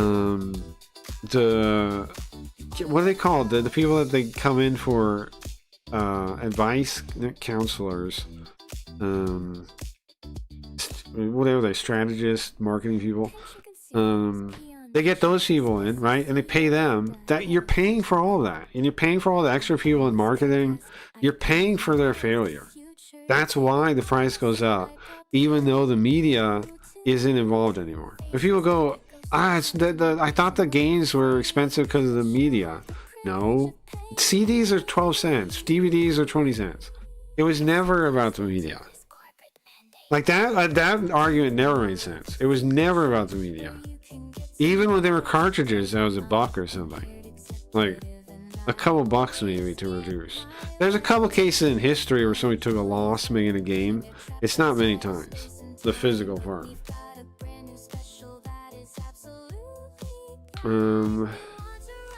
He's a big indie games guy. I have a conversation with him. He's a cool guy. He seems cool. Kuryoshi called me evil earlier. Not sure he should be offended or honored. I want to look in the Real Engine. You should, Rabbit, make your fucking games, man. Do it. Yes. When you see what I've been working on. Speaking of, guys, Van Buren is playable. Now, it's only the first version. But if you want to go to crimebreeze.com, there's no link for it yet. There'll be one tomorrow. You type / at the top, then Van Buren. I'll put the link in chat. And you can play Fallout, Van Buren, Fallout Gaiden, Van Buren, Wasteland Nocturne, my fan game, my Fallout fan game. I'll be coming out a new version every week, so if you want to hold off, that's also an option. But if you want to see it as quick as you can, because you're really curious, then it's up. I'm gonna be working on it still every week. I'm pretty proud of what it is, though. If you check it out, I took the documents for Van Buren, which was the cancel Fallout 3, and I turned it into a Devil Summoner game. And like this kind of game, a 3D dungeon game. Graham, you've gotta dig this, dude. Like, it's your style game. Yes, we need the gamer drink.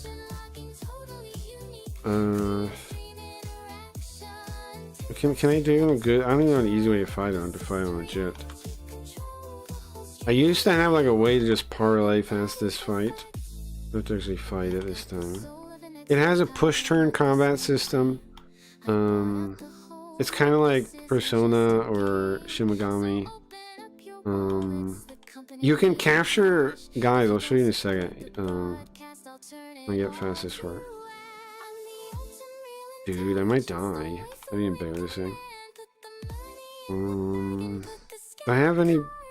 I didn't pick up stim packs. There's some on the way. I didn't get any though. I just walked straight to this thing. Okay, nice. Okay. Computers look like this. And then people and things of interest look like this. It's actually a computer, but that's kind of a mistake, kind of not. Then you get this guide bot here.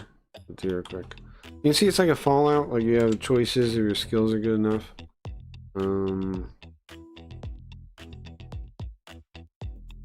There he is. Okay, and you can do fusion like Shimigami games. So if you have two, you can fuse them together and make different ones. That part's pretty sick.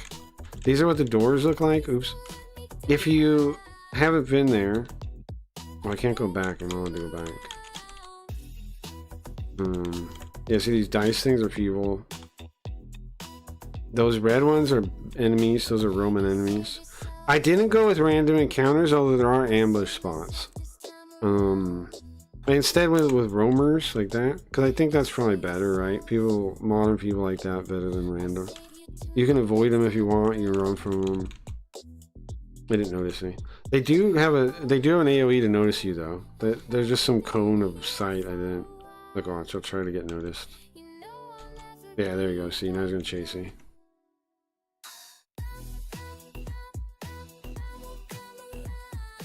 This is what they look like if they don't know where they go. If you do, it shows a picture. Oh, I'm not trying to show you that. What? Where did I even end up? Am I in the? Yeah, I'm in the same place. Oh, I guess neither of these have battle pictures. I got to fix that. Anyways, this is the game. It has almost everything that Van Buren had. You got companions. You got oh, hell, let me get past this turn, and I'll show you some other stuff real quick. You have, see, full tracking your companions. There's like 6 of them, 8 of them, something like this. Bounties you can do. These are kind of a bonus thing. Don't worry about that. You can do what you want, but I added that. I wasn't in the base. Reputation, all the factions can be in. I'll show you on a different one. I can't load. I have to restart to load. Get that. Oh, I'm on the other version. Okay, hold on. I'm not on my local one. I was on the website one. I didn't have my save games. Okay, look. Here we go. You can see it has all of these different things. And I fixed that actually working right before I uploaded it too. Some of the quests didn't really give any of these things. It's kind of like New Vegas. This game is kind of New Vegas before New Vegas. A lot of the ideas that are New Vegas are in this first, and they reused them. Like you can see, we have Joshua Graham here. So you have Joshua Graham here. I added more story to him. You can save him or you can damn him. Send to camp. There's a lot to this game, so feel free to test it out. Let me know if you run into bugs or anything. I'm gonna try to get an update out every week. It's already the full game, but there's lots of stuff because it's like unfinished. There's lots of stuff I can finish. And there's some half-finished systems like hardcore mode. Don't use that yet. It works, but it'll like kill you. I'll show you why. Don't use it. Okay, so now we have food, whatever. But then let's say I quick travel once, and then watch.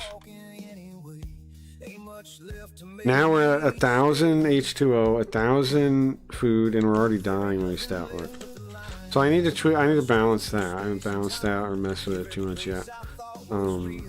Survival mode will be a thing though. It's already a thing. I just haven't balanced it yet. Anyways, any ideas or anything? Let me know. Just let me know if you got any ideas or anything like that I can add to it. The idea is resurrect, summon the dead game that was Van Buren so I can play it, kinda. That's the idea, and then let everyone else play it too. So it's almost like a museum exhibit or something. I don't know. I just hope I can run Van Buren. You should be able to. Unreal Engine is wasteful and full of grass just because in fact crashes in my computer. Yeah, I don't know what engine you want to use. This I'm actually using like a JavaScript engine for this, believe it or not. That's kind of cool. Do you know a better alternative than Geo?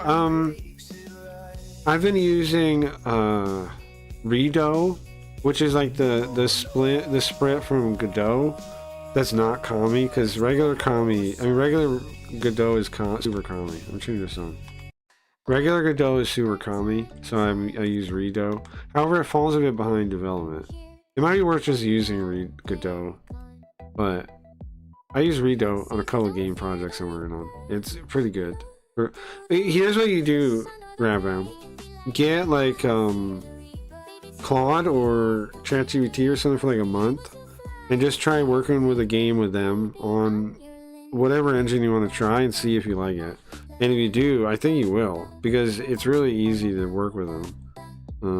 The differences are Claude's probably a little better at coding, and ChatGPT has images, an image gen that's pretty good. So it's like, if you want the images to be part of the thing, then ChatGPT maybe. Maybe not though. It depends on you. That's the difference. That's the pros and cons.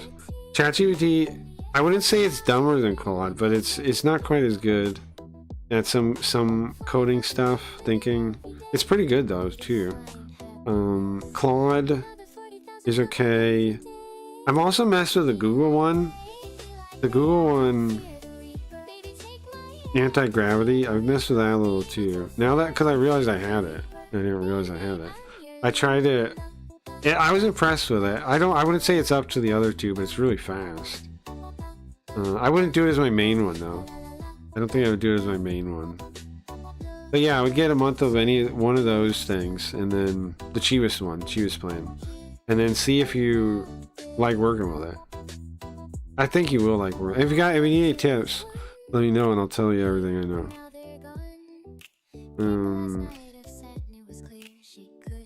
I can run shiny games as long as they aren't real. There's something in it. Oh, that's true. Only alternative appeals that I want. I got a couple for you. There's some engine I forget the name of that looks pretty good. There's like this blog. Let me see if I can find it real quick. like a game dev blog that I follow that posts stuff like engines. Maybe it was like an engine blog. It was like an engine site. But I've seen some cool engines. If I knew you're looking for one, when I see something, I don't think I'll find a date. When I see something, I'll DM you, Raven. Because there was a couple cool engines I saw that were like cool through like top of the line type engines you're looking for. I assume ones that appeal because you're saying CryEngine. I've seen some cool ones. There was one that had like a like jet for the picture. And I looked at it. It looked pretty cool. I can't remember its name though. But I'll DM you when I see it again. Maybe it was Photon? No, can't be Photon. No, that's probably a garbage one. It was something. It was something. I'll find it later.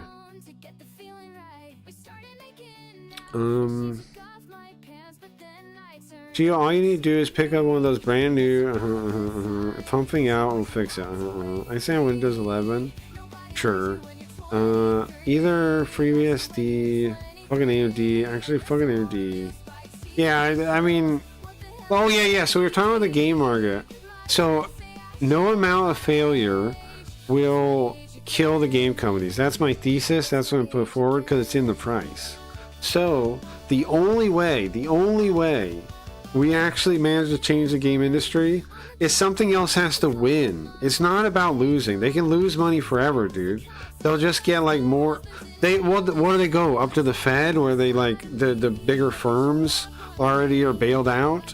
They will go on failure forever. That's not the plan. What you have to do is show them a pot of gold. Somebody else has to win, right? Somebody that's not selling the message and not Chinese and not like a giant industry behind it in China or whatever other country. Some smaller studio has to perform really well and knock the socks off everyone in America. That's what has to happen. And then multiple people have to keep doing it, just like in the original game dev, like how the original games were developed, right? You had little companies that were working for nothing. They were working for pizza, right? They made no money. They were working for fucking pizza after work to make Fallout. And then you have these games that come out and bam, they're successes. And then the company props up. Then it gets so big eventually it gets bought out by a bigger company, and then we're where we are. But with AI, we can repeat the first stage. We can do the first stage again. We have the means now. Robots are the means. We can compete with the. Obviously, like if you look at my game, it's gonna take more to really like be like AAA visually. But if you had a team, I could do. If I had a team, I could do it. I could compete with a AAA game if I had a team. Sure. And it will give it 5 years. Give the guys working with AI making games 5 years. Give them 10 years, and they'll be back just like the real industry, but quicker. I mean, just like it'll be a repeat of a war, in my opinion. So the System Shock remake was done on Unreal 4, just slightly older. How do you feel about Unreal 4? It breaks too. I was able to enable in my BIOS. And then I enable secure boot. Yeah, I had to do stuff like that at some point too. It's fairly old, but it's not like games are so much better looking than a decade ago. Well, it's true. I love dungeon crawler type games. This looks right over that alley. You definitely, I think, will like it. Because not only is it dungeon crawler, it's Fallout Van Buren, right? So it's like a cool, like, post-apocalyptic sci-fi. And I got everything, the design documents into the game. I'm at the point where it's now like, it's like building it all, like building more stuff to kind of like make it more of a cohesive game. I got everything in pretty much. I still got some NPCs and quests to add, but look, I have all the locations. We maybe need some more little ones to do, like some of those quests that just go to a little place. There might be a couple of those left still. But you can, dude, this is like New Vegas, but dungeon crawler almost. There's no Vegas though. That's the only bummer. There's no Vegas in it. And my game use something like OpenGL, works just fine. So BlackRock has enough money to keep them afloat. Exactly. Make a GT? You should, Rabban. I have you seen Stealing Cars? That's a great question. I'm working on a Okay, I got one of my plans is, so I want to help. I want to deflate the market, the game market. Stealing Cars is my GTA game, and you're open to work on it with me, Rabban. But it's a 2D GTA. I'm cloning the original ones. Hold on, I have a picture of what it's supposed to look like. In here somewhere. The prototype isn't quite there yet, but I have what I have in mind in here somewhere. Let me find it. That's your own chat too. Yeah, making a GTA like the comfy early GTA. The idea is, well, one, it's named Stealing Cars. I want to come out before GTA or around it, and then be like $10 is the idea. And then it takes place in China, because I was thinking, okay, America. Okay, so I was going to the basics. What is GTA? GTA is the British version of like America over sensationalized, like the stereotype of America. So what can I have? What can I think of similar to base the game on? And I'm like, wait a second. What about our view of China? And so it takes place in China. It's very much about like systems. Like you have an everything app on your phone named Gone, and it's crime is included. You sideload apps, and the idea is like. The idea is you have like a social credit score and all this kind of stuff, right? And nothing's really illegal. It just hurts your score. Unless like stealing cars isn't actually the same crime it is. It's like it's a dispute of ownership. It's a dispute of ownership. It's paperwork almost. And it tracks with how China really is, but like tuned up to a billion. Yeah, I don't know where this is. I swear I had a picture in it somewhere. Maybe it's not in this folder. But the idea is it's like cyberpunk looking, but 2D. And like neon China. It's a fake town, the city. The city's called what's it called? It's Chinese sounding.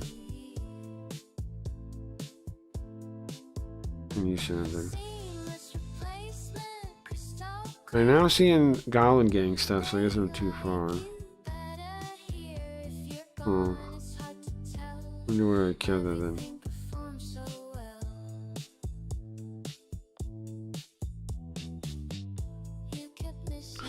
So anyway, something needs to win, right, in the game market. And I think AI will let us do it. I like the idea, yeah? You should add fake stuff they do in online. If like painting grass green, that'd be good, yeah. First couple of GTA games were absolute fire. I agree 100%. What's that, Billy? Got this AI off-brand British remix is brutal. Do you like it or no? What do you mean brutal? Do you like it? Does that mean like it? Nice to see you, Billy. Been a while.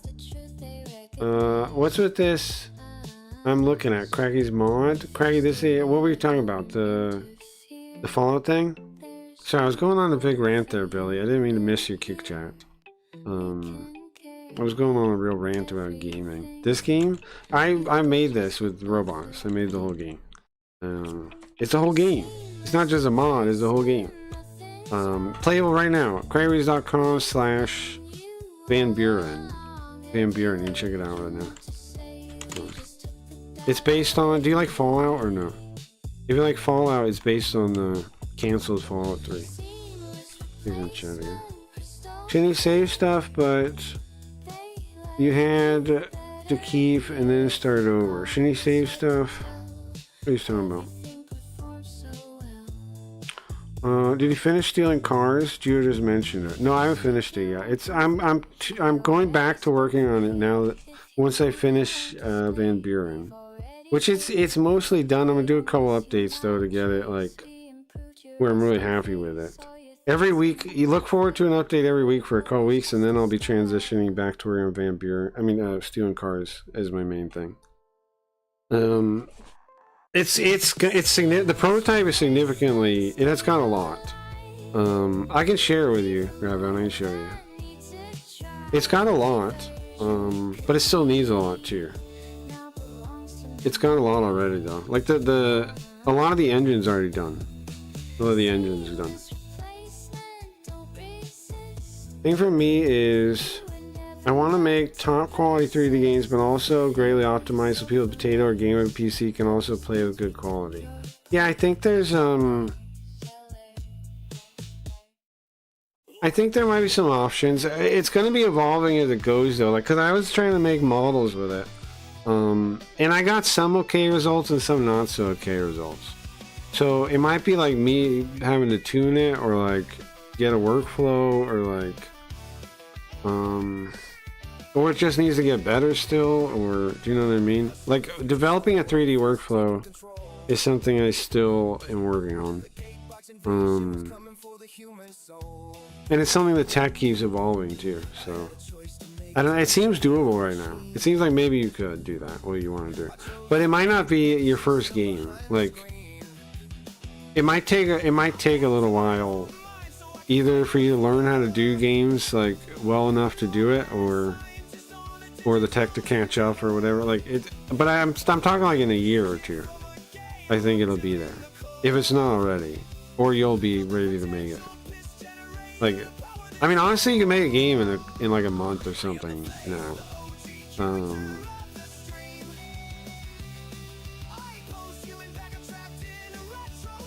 Does Steam even work on BSD? Is a great question.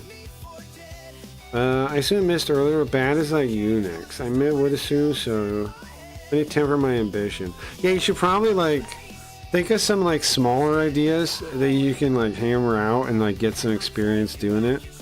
And then like here, what you do is, I don't know if you have one, either digitally or physically have a notebook, and whenever you got ideas for it, write them down. You know, like, and then eventually here's the hard part about making games to me seems like with robots is the more you can like actually visualize and flesh out the details, the easier it is, because that's what you're really doing when you're working with robots.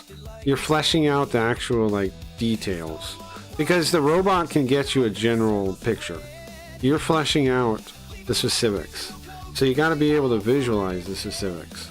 So now I'm not saying you can't do it. You can. I know you can. But the more you think of the idea, the more you work on it, the more you add to it, the easier it'll be to do that. Like, you know what I'm saying? The more you can build the thing, the pieces of it in your brain when you want to think about it, eventually, if you get something well built enough in your mind, you'll just be able to put it together. That was a great suggestion. Well, no problem. I'm looking forward to seeing what you do too, because let me play whatever you make. It's hard to find people that want to play AI games, because they think they're like crap because of the coding and stuff, right? They think like it's gonna suck. But I know that's not true. It's not true at all. It's not even remotely true. Berkeley Software Distribution. What is that? Oh, what's BSD means? Yeah, I didn't even know what that meant either. Is there anything else we got to do today? Or watch the rest of that video, maybe? Anybody got a suggested video they want to watch? Because I got like another video in me for the stream or something. Like react to one more video-ish. Is what I got left. I don't hear nothing. Do you guys hear it? Well, it says it's playing. That must be me somehow. Oh, okay. I muted it because of the game. Okay. I muted it from the game. These niggas are whack, bro. Did you watch our video? No, is it really worth watching? Straight up. We can watch that, I guess. I was also thinking that when your website with the games is up to the level you want it on, maybe we could talk to Retard Craig and get you on an episode of Side Scrolls. Push it, really? You'd help me do that? He has small VTubers on all the time, and you'll be a guest with a cool frog to show off. I would love to do that. Thank you. Thank you, Grim. I would love to do that. Yes, we should do that. Yes. It's coming along, man. I can aim for I mean, you know, when I have goals to what I'm going to do, I can aim for it. So, that's really yes. So let's definitely do that.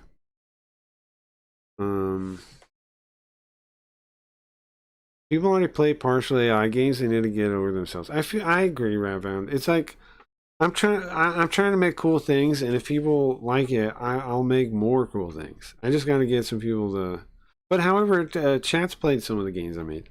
And I try to play them and test them, and I don't know, man. I'm only making stuff that I would play, so I'm not making stuff like people might get the wrong impression and think I'm like trying to cash grab. In fact, a PR person I emailed told me that, but I don't work on a project unless I have passion for it. Because I don't even know how I would visualize it if I didn't. Just like this is like translating, but like I get to pick the thing. Like if I could do that with translating all the time, that would be nice. Like kind of the same idea. I get to pick the thing, so I'm picking things I'm passionate about. Whack. I think so. I couldn't even do it without it. These niggas. I'm ashamed of Andrew Wilson. Forgot about that. Stop acting like this nigga got aura. I understand we got a famous Orthodox Christian out there. We got an Orthodox Christian on Joe Rogan. Bro, is he in like a? Worth it, bro. Is that an RV? What is that? It's not worth it. Ceiling is RV. Who cares about Joe Rogan, bro? We had Jay Dyer and Tucker Carlson, man. Focus on that. Abandon these snakes who will do anything for a freaking dime. This is why I want to move to games, because graphic design bores me. I want you to move to games too. So I hope you definitely should. You definitely should. And from you have a good eye, and that's what you need, man. It's about like the people that have taste, and people are so scared of the AI stuff, but the people that have taste, with robots, that's the future, man. You guys everyone that has like a bit of taste, a bit of creativity and taste. You've got such an edge. You don't even realize it. You've got such an edge. Like most people can't even tell the difference, but they will. It'll boil down, right? Like there'll be a lot of slop for a while. There'll be a lot of random stuff, but eventually, what's good is going to win out. That's what I believe. Playing keep out for Israel. It's just a new coat of paint on the same old shit. Yeah, I don't know. I get his. I think he's mostly actually mad at YouTube though, and I think Andrew Wilson is like represents YouTube for him. Is what I think is going on there. I'm still a fan of Tony, but I think he is mad at YouTube, and I think he's I think that's it. I think that explains it for me. Mitchell's fake laugh, but like Tucker's fake laugh. Tucker Carlson is a fraud. Fuck Fox News. Yeah, true. Well, the part when he mentions that was the Jay Dyer one, right? Because he likes Jay Dyer. But yeah, I mean, true, not wrong. Fallout was always woke, you cowards, and here's what makes it great. Oh, this sounds fun. You guys want to watch this? Fallout was always woke, you cowards, and here's why that makes it great. Dude, I swear we might have watched this one already, no? That's crazy. That's a crazy thing to say. Let me start this over here. Now, this has only come a couple of times, but Fallout is actually one of my favorite RPGs of all time. Why? Well, we actually have talked about it a fair amount recently. But it's one of my favorite RPGs of all time. Why? Because when I was a kid and I played it, it was the first game where like I was just curious about exploring and playing, and I like there's so many games I remember as a kid where I played it and I was like, I wish it could do this. I wish I could do that. Wouldn't it be cool if I could do this? You know what I'm saying? I'm sure some of you guys felt that way when you first played games. It was like, oh man, it sucks it's this limited in this way, and I can't do this, and I can't do that, and I can't do... Fallout was the first game where it just like, I didn't even think about that because I was so into like trying different things, seeing what would happen if I did this. What happens in the ending if I save this town, or I do this quest, or I do whatever, you know what I mean? Like I knew, when after I played the first one, I knew how the ending was. And so the second one, I played with that in mind, right? I knew like my choices are going to affect the cards at the end. So I wonder what they're going to be like. And then, you know, like that kind of thing. Speaking of, Van Buren already has epilogue cards. It does not have images for them yet, though. So I have to beat the game before I can add those. I don't know the ending yet. Isn't that crazy? I built a game I don't know the ending to. Is that not insane? I put together a game I don't know the ending to. I haven't seen the ending yet. I haven't seen the ending to Van Buren yet. I haven't seen lots of stuff in Van Buren yet. I plan to stream it again probably in a couple weeks when it's like, when I'm like, okay, I'm done working on this thing. That's when I'm gonna stream it again, and then we'll try to beat it, I think. And then, well, then I gotta work on it again because then I'll beat it. Uh-oh. Anyway, I haven't even beat the game. I don't even know what's in the ending. I'm really excited to find out. I've never been more excited to see the ending of a game I you know, cobbled together. I haven't been this excited to see the ending of a game in a long time. Van Buren, I'm excited. Can't wait to see it. Can't wait to find out what happens when I really play it. I know a lot of the world now from putting it together, right? Like I know NPCs, I know kind of their deal, but I still get to choose the choices in the game, and we'll see what happens.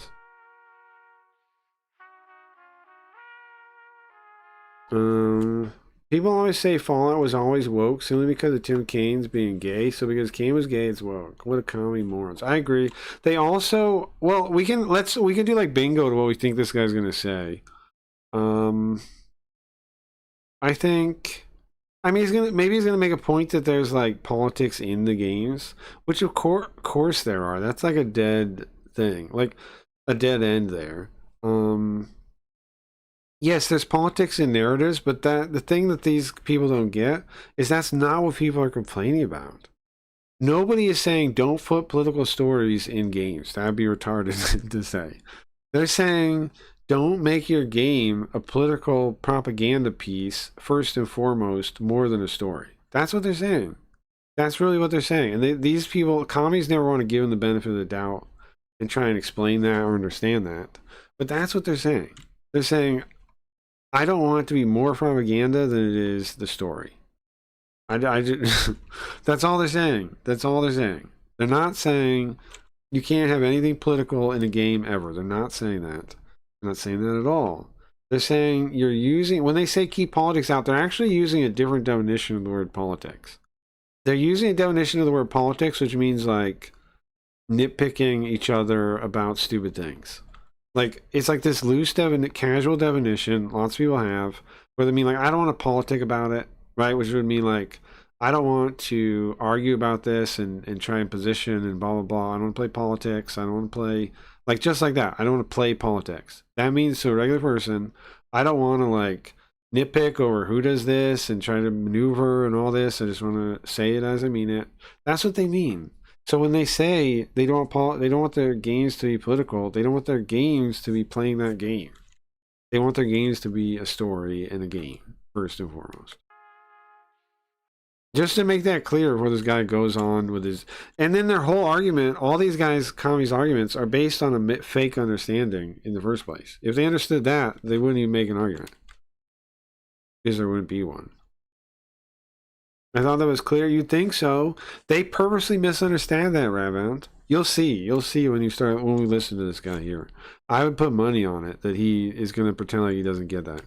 In 1998, a treatment was being written for a screenplay for a film based on Interplay and Black Isle Studios' seminal title, Fallout, a post-nuclear role-playing game. The treatment outlines a film that would follow a main character whose identity is never really specified. There was a movie. There was like 2 movies in the works or something that never came out.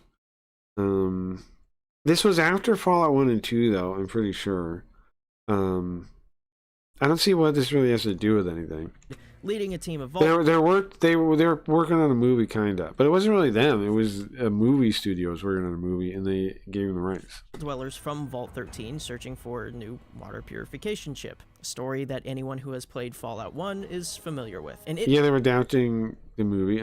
So this whole thing's gonna be about the movie adaptation. Being a group of Vault Dwellers is kind of an interesting adaptation. The thing that never happened. Translation of the way that Fallout 1. You know, it never came out, right? You know, the movie doesn't exist. Allows the player to choose from a few different pre-made characters for their journey. So instead of just picking one of them, why not just throw them all together? Hambly? Yeah, Hambly, you know, it can make for an interesting inroad for some character dynamics that didn't quite exist creativity in the game, and taste. and that would be interesting for. Taste is the biggest thing. An eye for what's good. Right now, that's like when working with AI. That's one of the biggest things, I think. For a movie, think something like The Goonies, but because if you don't have an eye for taste, then you'll talk to an AI and you'll just take whatever it gives you. You won't like, oh wait, no, not that. Give me that. More violence and weird, zany, morbid shit. You know, like Fallout. And instead of a pirate's treasure, it's a little chip. How do you describe Fallout? Hold on. Think something like The Goonies, but with more violence and weird, zany, morbid shit. You know, like Fallout. And Fallout is like The Goonies with morbid, zany shit. Fallout 1 and 2. There is some zaniness, I guess, here and there, but The Goonies? Oh, that's kind of a stretch. Instead of a pirate's treasure, 1 and it's 2? a little chip. And instead of being reunited with their families and learning a valuable lesson about... There's not even kids in Fallout that you're playing. You're playing an adult. There's kids, and you can kill them and get a bad perk. But there's not. What I mean is, it's not like a JRPG where you're a bunch of kids. Friendship and the indomitable human spirit. Our main characters are changed forever and exiled from their comfortable home because they've been corrupted by the ugliness of the outside world. But there were also... Well, that's not really true, though. That's what the overseer thinks it happened to you. So, some more interesting changes. The vaults are kind of a weird take. Yeah, Goonies described as being more straightforward. Also, was this released in December? What's up with the Christmas tree? Oh, it was. Okay. Forward bomb shelters. And also, anybody that can say this woke equals good is brain retarded. I don't know. Like, they don't even know what you mean when you say woke, right? We're saying communism. We mean communism. That are all identical and are all basically just underground, scaled-down versions of major cities, with Vault 13 being Los Angeles. Ghouls don't seem to exist, neither does the Boneyard. The Hub kind of exists, but only in name. We also get a definitive answer to who started the Great War, or as the treatment calls it... We don't get a definitive answer. See, here's the thing. The movie is in no way... the same as the story. It's an adaptation, which means by its very nature it's not the same. If it was the same, they wouldn't need to adapt it. So that means it's not the same story, and so you don't really know who dropped the bombs because it's a different world. In this world, you know who dropped the bombs. World War III, the movie wanted to definitively establish that it was Vault Tech. Again, definitively, back up a second. No. The movie can't definitively do anything. That's not how anything works. People don't watch Ninja Turtles 2 and go, oh, so they were definitively created by Ooze. Do you understand? That's not how anything works. Nobody goes to the movie like, this is the new official thing. No, people understand there's separate things. There's games, there's books, there's comic books, there's movies, there's cartoons, and they're all separate things. Sometimes there's intermedia ones, but even from the way he's saying it, he says there's no ghouls. They live under these cities. It's a totally different world he's describing. So why would he then say, it definitively says, Vault Tech draw the bombs? It can't do that. It's not the definitive edition of the world. as the head of Vault-Tec was the one who launched the first bomb. The forced evolutionary virus is not like this remnant of unchecked capitalism and progress corrupting the sciences like it is in the games. So it's fundamentally a different world and not something you should say definitive of then, correct? It's somehow an invention of the super mutant master. It's just nonsense. It's just a nonsense movie, like always. It's just a movie. It's just an adaptation. Who apparently is also not the flesh computer homunculus thing, as he's somehow present for the final battle at the end at Vault 13. A final battle where it's revealed that Vault 13 had plenty of backup water chips. The Overseer just kind of wanted to root out some dissidents in the vault. I hate it, man. I hate the way they say late stage capitalism, unchecked capitalism. It doesn't mean anything. I agree with you. Like, okay, from anybody, and also I've had arguments with commies about this tons of times about how they mean something different when they say capitalism. They mean the demiurge, like the Gnostic demiurge. What is the demiurge? The demiurge is like the god that's your jailer. It creates everything for you to suffer. That's basically what they think of as capitalism, right? It's this god that floats up there in the sky somewhere. Like, they're more religious than religious people. They believe in this floating god called capitalism that keeps them down, that explains every bad thing in their life. But then when they actually have debates with capitalists are like, hey, we want a free market. We want a free market. We want prices. We want you to not control the prices and influence the market. That's what we want. And they're like, you want to control us, you fascists. You want to control us, and you want to make our lives hell, like the demiurge, like the capitalism demiurge. And they're like, no, we want a free market. We don't even know what you're talking about. We don't even know what you're talking about. We want a free market. We don't know what you're talking about with the late stage capitalism. We don't know what you're talking about. We don't know what you're talking about. This is a conspiracy theory you're giving us about capitalism running the world. Okay, that's nonsense. You think capitalism runs the world? And where can you point to capitalism, please? Can you point to this capitalism that runs the world, please? Where is it? What are you talking about? Capitalism runs the world. Late stage capitalism. What? Where is it? What are you talking about? Oh, you're talking about states. Oh, you're talking about state control and totalitarianism. But you merge those with capitalism, so you can talk bad about it? Okay. Okay. Well, that's nonsense, and I don't know how we're supposed to talk to you, because you're just saying gibberish. From the Overseer recognizing him that... They truly are more zealous. It's true. The Master... Well, because like they're not, they don't even like believe, they don't even believe they're religious. They just believe they're right. That's why it's like they're more zealous, because they don't think they're religious. They think they're right, and they just think it's like so obvious they're right. Like, he started the Great War. He's the one. He's the big bad. And the whole thing is, like, he started. You're recognizing him that the Master is Vault-Tec. Like, he started the Great War, he's the one. See, don't you see how this is nonsensical? And this guy's making a case this is good, and he's saying the story, and it's nonsensical. He doesn't even get it. He's the big bad, and the whole thing ends with Vault 13. Like, look at him. He's, like, rolling his eyes. He's like, I don't even understand this story. Kind of just being wrecked in the battle, and the Vault Dwellers take the rest of the survivors and go to establish the village of Arroyo. He doesn't even seem to like the thing. He's saying good. Same basic ending as Fallout 1. But just kind of less interesting. Now, the question is, would this Fallout movie have been a good movie? A good adaptation? Well, considering that it was... That's the question? The title thesis is, Fallout was always woke, you cowards, and here's what makes it great. And you're talking about some fucking movie that was canceled. You clickbaited me, jerk. And now you're saying the real question is, was the movie good? Where is that in your title? Anything about the stupid fucking movie? What do you mean that's the question? The question is Fallout woke? Am I a coward? And why does it make it great? Huh? You're on a different topic somehow. Being written by the man who brought us such amazing moments as this. Mother. You're alive. Too bad you will die. I don't think so. And you know, That's there are pretty a lot good.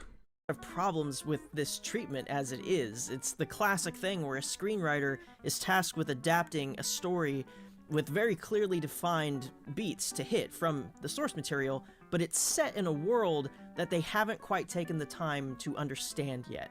Just like the show.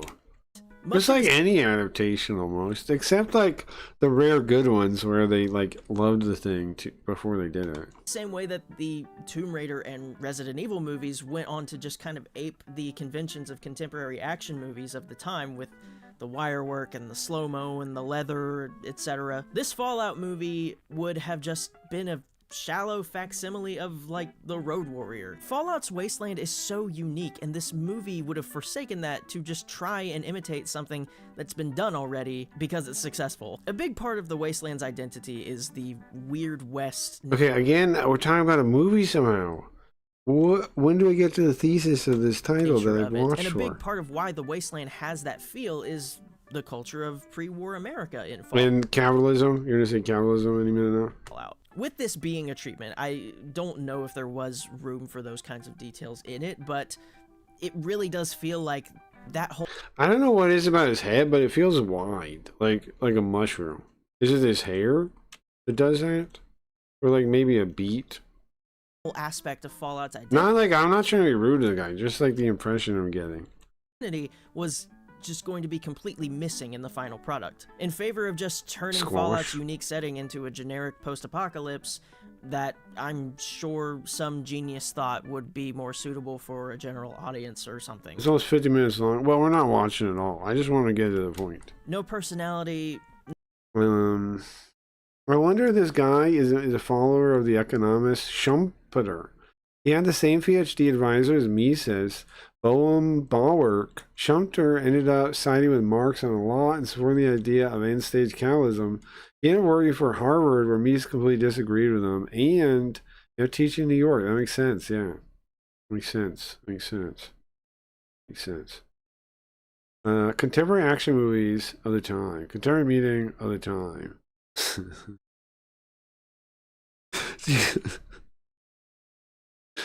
Damn, Gian. No substance, no politics, which is a Roast shame him, because Mr. Fallout's politics Lumphead are here. such an integral part of the brand. His hair accentuates his mushroom shape. That's what it feels like to me, here. These really poignant cultural critiques, and without a Here's the thing, too. If you're young and you just shave, you'll get facial hair someday, bro. Just shave for now. Just shave for now. Just shave for now. Just for now. I know you want facial hair. You'll get it. Don't worry. Time comes with age, but just shave for now. Just shave, dude. Just shave that. It'll happen. Come back in a year or something, but for now, just shave. Creative team that can capture that. Was it It just porn? becomes this bland Why Timothy Chalamet? product of whatever time it was produced in. But hey, let's forget about all that for now and bring things up to present and think back to when you first heard that Amazon was producing a Fallout TV show. Now, I'm trying. Oh no, guys! I didn't care when it happened, so I don't remember that. Do you guys remember? speaking for myself, when I first heard that Fallout was being turned into a television series, it would be safe to say that I was a little trepidatious. Trepidatious. I did not care. No. There's Fallout 3. There's Fallout 4 already, right? So I did not care with that. My thought was, with something like The Last of Us, it is a much Oh, you enjoyed that? You watched The Last of Us? easier TV endeavor show? to shape that world, that narrative, and those characters to fit a TV show. While it is true that you do get And you had no issue with the TV show? You had no issue with The Last of Us TV show? that subtle psychology of the intermingling of gameplay and the story that helps the player just... The Last of Us was garbage. That is... Yeah, I didn't watch it that much myself, but I've definitely seen enough from it. Like, I've seen parts of it. Like, I've seen, like, I've come in the room, people watching it, and watched it a bit.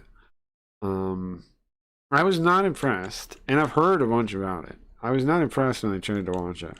kind of get more I was kind of like, invested in what's going on. and then I The remember seeing players- specific parts that were pretty comedy, and I was like, I'm not putting up with this just to watch, you know.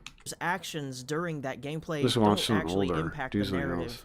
in any meaningful way. To Let me discuss something for 20 minutes, then discard it entirely. Sounds like a Sony put it another pony. way, you could take the game verbatim and Yeah, turn it all those into a shows, show. all those what was the other one? They had a Star Wars one too, right? Where they ruined Star Wars. They were like all lesbians. It was like a circle of witch lesbians. Star Wars. What was that?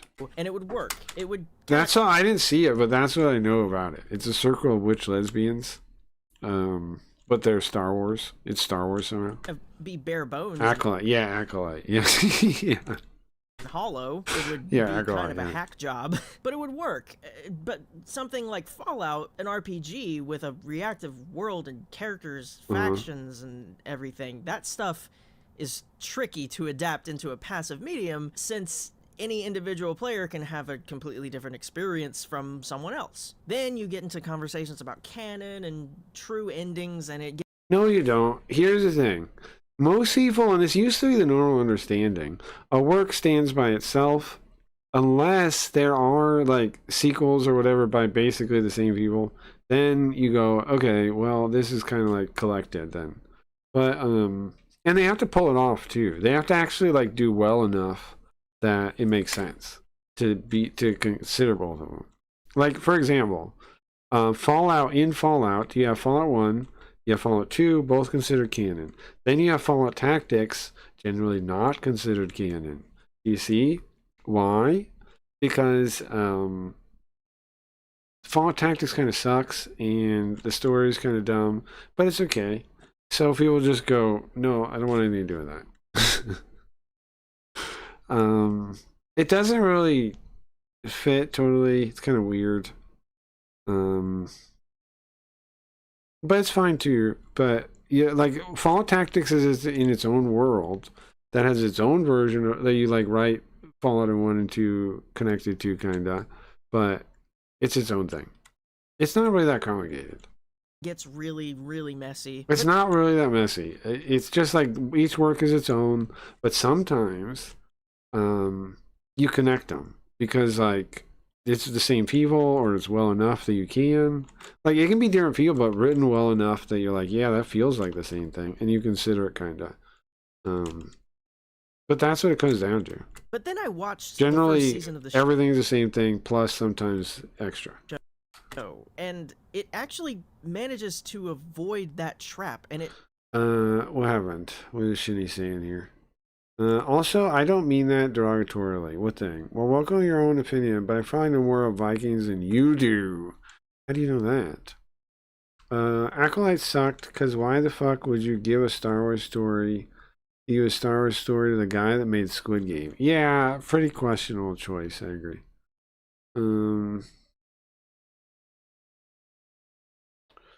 I hate to say it, but House of the Dragon Season 2 and 3 are also pretty bad. Why do you hate to say it? There's nothing wrong with saying that. Sadly bad, but then Game of Thrones Season 6 to 8 were bad, so why should I have expected anything else? Yeah, agree. Do you hate life enough to have sea lanterns? No. Did you know, Rabbi, did you know, I don't know if I ever mentioned it, but I know I mentioned the Spider-Man thing. I know I mention all the time how I read all of Spider-Man, but I this one I actually rarely mention. I also read all of Green Lantern. Up until, I went back and read them, obviously. Rebirth. I read Rebirth and then the Light Chronicle thing. Whatever it was, the Light Wars. But no, I did not watch that. No. God, no, I didn't watch that. by doing what any of the games would do, and I have that's to on my mouse for each episode. I'm not watching that. No. its own thing. Live action things suck. I agree with you, Parn. I think they can't ever pull it off. Almost. I think comic books are. I mean, I think AI can do it though, but that's a whole different topic. I think. I think it's hard to do because one of the advantages of comic books is they can just like make whatever scene they want and just imagine it. Like that's the strength of a comic book. So well, you can't just transmit that into a show. Part of the allure of the comic book or games or whatever is imagination. And people don't get that though, I think. Like it's so much cheaper to draw a cool illustration and imagine than it is to actually try to make that with CGI and whatever else. It's just like how it is. You can't really fix that. You can try to spend a fortune and maybe kind of pull it off, which there are. I mean, there are sci-fi things worth doing, obviously, but it's probably better if it's written with the constraints in mind. Like Battlestar Galactica, I liked until the end season. What other Sliders I liked until whatever issues with money and actors and things. There's all kinds of sci-fi I like. Star Trek I like. Next Generation, up to Next Generation. A little bit of Deep Space Nine, I guess. I didn't really like Voyager. But I also didn't give it a chance, so I could be prejudging it. Battlestar, no, not Battlestar, Babylon 5. But I think those things are better because like they're considering their limitations when they design the idea, which is something I've thought about, like making these AI games. They're making the idea with the limitations of what they can do in mind, so they're gonna make the story in a way that they can tell it well with practical effects and CGI and whatever else.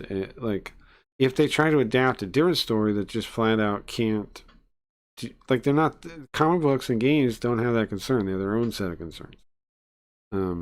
That's why they don't translate. That's why they don't adapt. I think AI changes everything though. Like obviously you could make comic books work and cheap with AI as a movie or a cartoon, obviously. Nobody is doing it yet, but like these kind of things are a thing of the past. Like this Fallout TV show are a thing of the past, I think. Eventually there'll be no reason for them. Because you could just be like, you just talk to your robot like when you get home, like, hey, I want to watch The Matrix, but can we make it in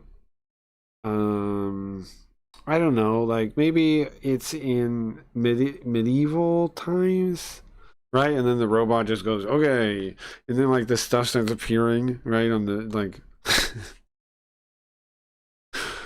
maybe can I play a game about Wreck-It Ralph, where I'm Ralph and I'm racing Shrek, and like, do you know what I mean? Like it's not gonna, the whole market where they milk people for adaptations is gonna disappear eventually. I think in a couple decades it will. Doesn't try to adapt. Matrix with black people. I thought of that as the joke, but I didn't say it because I was like, why would I ask for that? I like the Apple TV show, and I also read the book Dark Matter is going to season 2 this Friday. That sounds cool. I might check it out still. My problems are, though, one of the universes in the show is a woke utopia, and one of the side characters is gay. I'm so sick of gay characters. No, I feel you. I understand. Right, one of my favorite comic books is The Authority, which actually has like the first gay kiss in comics between Apollo and Midnighter, right? But I like the comic a lot, even considering that. But that was before it was like that was before it was just propaganda to do that kind of thing.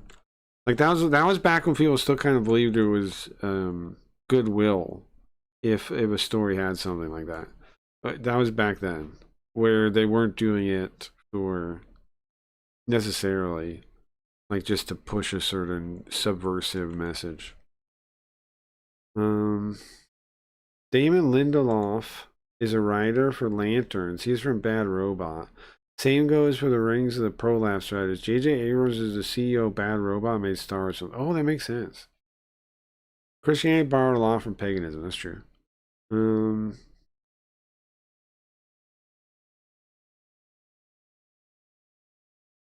Norse paganism is quite widespread. It's not solely a Scandinavian thing. Weirdest thing, is a former bat. Yeah, I mean, I guess they're all connected in some way for a lot of things. Because, I mean, it's all like people, it's the same as like streaming and anything else. The people that talk, you have to know someone to get in. Right? And You it know creates someone just to a get a narrative job. from any given piece of source material. It just tells its own story with its own ideas and its own identity and characters in the canon of Fallout. It doesn't. We're talking about the TV show now all of a sudden? Hold on, what happened? How did we get to the TV show? Then you get into conversations about canon and Yeah, hold on, let's true see. endings, and it gets really, really messy. True endings? Nobody really cares about that. Nerds, people do debate that stuff online, like true endings, quote unquote. But what they just mean is like, what did the developer have in mind? If they didn't really have one in mind, then there really isn't one. But a lot of times they do, is the thing. That's why like people wonder about a true ending, because a lot of times there is one implied. Sometimes there isn't though. Sometimes there isn't. See, but then I watched the first season of the show, and it actually manages to avoid that trap. And My question is, did you play the game? Because you haven't mentioned that. Did you play Fallout 1 and 2? I haven't heard you say that in this whole video. Isn't that the weirdest thing? That these people never mention if they played the games or not? They never just go like, I played Fallout 1 and 2. Just say that. Hello? Instead of putting pictures of it on the screen, just tell me if you played it or not. Because I don't know if I should believe you. Why aren't you just saying it? There's pictures of Fallout, because right? they've been greatly. But at no point did he say, that it was Vault Tech. I played, or anything that even implies treatment that. outlines Listen, of Studios' seminal title. he's talking about a movie Fallout, at the start. post-nuclear role-playing game. The treatment outlines a Listen, let's listen very carefully. Is there any sign that he's played the game? film that would follow a main character whose identity is never really specified, leading a team of Vault dwellers from Vault 13 searching for a new water purification chip. Like you saw in Fallout that you played, say that. Story that anyone who has played Fallout 1 Right, anyone who's played Fallout 1, is that you? is familiar with. And But are you familiar with it? being a group of Vault dwellers is kind of an interesting Bro, how does he not say? Listen, this is suspicious, right? in Am I translation wrong? of the way that Fallout 1 allows the player to choose from a few different pre-made characters for their As you know, if like me, you played Fallout 1, as I did. journey. So instead of just picking one of them, why not just throw them all together? You know, He you doesn't make say, for listen, and nowhere in treasure, this. It's about eggs. Does he say he Also played just it? Statistical definitive moves like games, so not the final flip in How can he not that say if he played it or not? Why wouldn't you say it if you played it? Why would you say you played it? It's driving me crazy. Let's just go back to where we were. Game, like everything, that stuff is tricky to adapt into Okay, hold on. some bones and hollow them in Did I skip something? meaningful way to that subtle narrative. Okay. With something like The Last of Us, it is Okay, we were here. We got past this. Where's the Fallout? Okay. It's about canon and Okay, here we it are, I actually guess. manages to avoid that trap. I wish and you it told me does we it played by the game. doing what any of the games would do. The and Comic that's- Women of Tomorrow, which is the feminist. Oh, which is Tom King, and used to make the awful Supergirl feminist movie. Tom King, didn't he write Batman for a while or something? I never read those though. I still think the Orange Canon is a PSYOP to make nerds spurg out online to put eyes on the IP.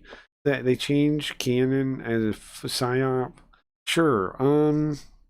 They definitely do that, Parn. Like, what you mean, like when they like made Superman gay or whatever, but it's really his son, and like they're like Superman's gay now. Yeah, they definitely do that. They definitely do that. Yeah, they definitely do that. Just to get people's eyes on the thing again. Definitely, they definitely do that. Yeah. its own thing. It doesn't try to Its own adapt thing. any Here's the pre-existing- thing. Here's the thing. Should it be its own thing?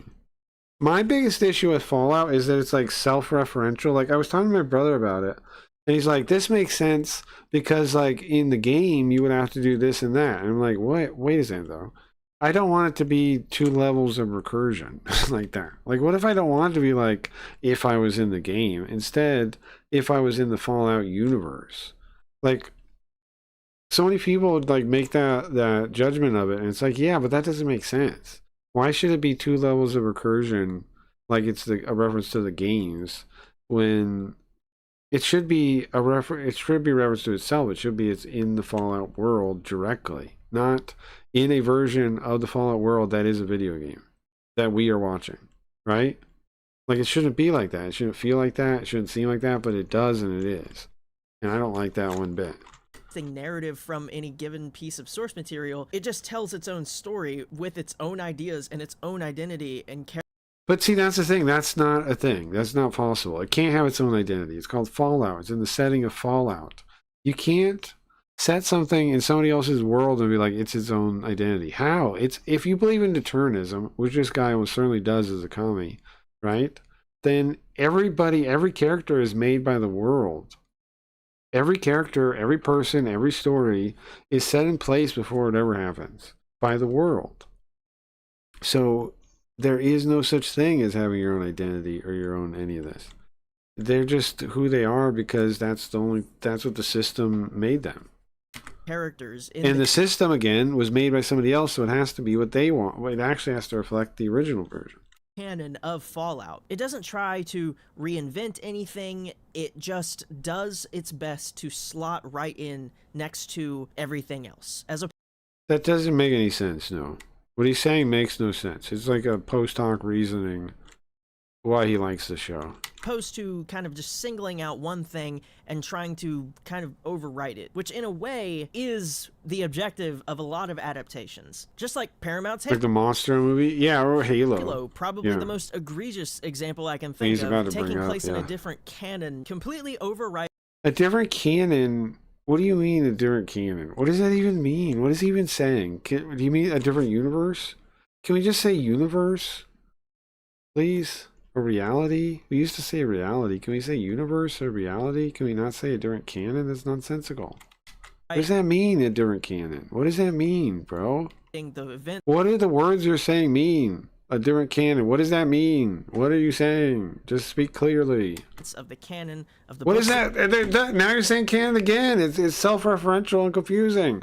Okay, hold on. It's in a different canon, and then taking what? Place in a different canon. Different canon. Completely overriding the events of the canon. That makes no sense. What you're saying makes no sense. Books and games trying to fit the square peg of the pre-existing lore and characters and events into the round hole that is the lowest common denominator Game of Thrones wannabe fantasy series. What you're saying makes no sense. The canon, it's a different canon, but it overwrote the canon? How can that happen? It's different canon, as you said. Fallout instead creates its own place in the canon, which is the original. Yeah, canon is just the original work, period. Right? And then people get all weird about it because here's the reason why people get all weird about it. Because people take over these things. And then they say, my version is the real one, even though it's later, because they only care about, because they're fucking communists trying to destroy everything. Let's stop the charade, okay? That's what's happening in every case. Almost every case. They want to destroy it, and so they want to say, actually, my version is as real as your version. Actually, mine, where Peter Parker is gay, is the real one. My world, where Peter Parker is a gay woman, is the real world. And your world is Chud World, idiot. You're outdated. The new world is gay, butch, lesbian, Spider-Man. So get with it. That is canon now, right? This is how it's used. Big jigsaw puzzle that is the This is how the Fallout idea is franchise, used. or whatever metaphor strikes your fancy. In order to do this, in order to tell You think? Fallout story and to do its own It's like he's saying there are different canons of Rick and Morty. Sure. Yeah, right? It's weird what he's saying. Weird what he's saying. thing, it must have an Thank you, Rabbi. understanding Thank you very much. of Fallout's identity. Something that the 1990s Yeah, see, that's a question too. Fallout's identity. See, that, what he's making that a thing so you can say they do match that. Because if you say, does it actually line up? Is it believably part of the world? You go, no. Okay, well, it matches its identity. Oh, what's identity? It's this vague concept I can define as I see fit, so I can say it does. Oh, okay. 98 treatment severely lacked. The people You see, like, you can just say things. Like, say, identity allows him to put whatever he wants into it and say, look, it is false identity. Yeah, what about the story? What about making sense? What about any of that? But it has the identity, though. behind that treatment thought that adapting the basic skeleton of the plot of the first game was enough for it to call itself Fallout. When in reality, the movie doesn't exist, bro. You're critiquing a movie that was never made. Just like any other franchise. How can we say anything about the movie? It doesn't exist.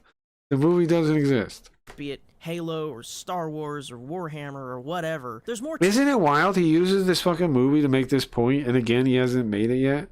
Fallout was always woke, you cowards, and here will make it great. How many hours of this do I gotta watch before you say the thesis? Do it than just showing the audience a Spartan and calling it Halo, or shoving a Space Marine in our face and saying it's Warhammer. Think about the ideas that you associate. Well, the second, that is kind of Warhammer. That's all you need is a Space Marine, really. With these brands, these intellectual properties. Think about how the best Halo stories are always Intellectual properties. This is something that bugs me too. People think this way too. Like, intellectual properties are this thing that's so important and needs to exist, and it's more and more I just don't believe in it. I don't believe in intellectual property more and more. And the fact that these people are always the people like so harping on about it and thinking about it reminds me that even like it confounds it. It's like, bro, it's nonsense. IP is not important. Obviously, if you tell a story and you have your heroes and yada yada, but like protecting them in the court of law, no, that's not important. is about marrying the epicness of a space opera with these ancient alien motifs to tell very human stories about perseverance. Or that's what Halo is? I played Halo. I don't remember that. What part of Halo was that? Perseverance? What part of Halo is about human perseverance? Some of the best Warhammer stories where the grim darkness of the far future, where there is only war, Halo is used as a backdrop. That's the story of Halo? I mean, in the way that you could say any story where you survive to the end of the game is that. To tell these stories of people who are just trying to carve out a life and an existence for themselves. No, that's not what Warhammer is about. And their kin in this almost comically oppressive environment. That's most certainly not what Warhammer is about. So then, think about... Are you kidding me? That's your take of Warhammer? They're just humans trying to get by in an oppressive environment. That's your take of Warhammer? 40K? They're not even human, bro. Most of the characters aren't even human. They're aliens. Okay, calm down. Calm down. They're fucking orcs. Okay, calm down. Orcs are as popular as any race in Warhammer. And you're telling me that's the Wa is somehow a human, a tale of people just trying to get by an oppressive system going to Wa? Okay, relax. Space Marines sell more. Yeah, okay.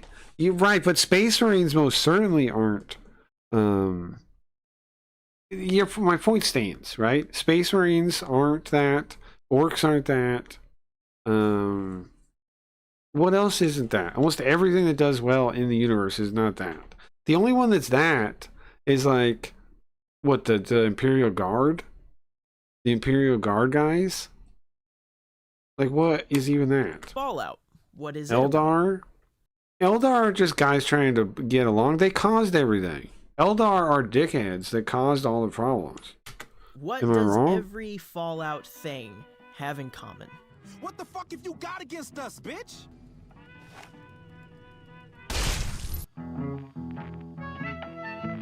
You should do movie reviews like this on YouTube videos. You think?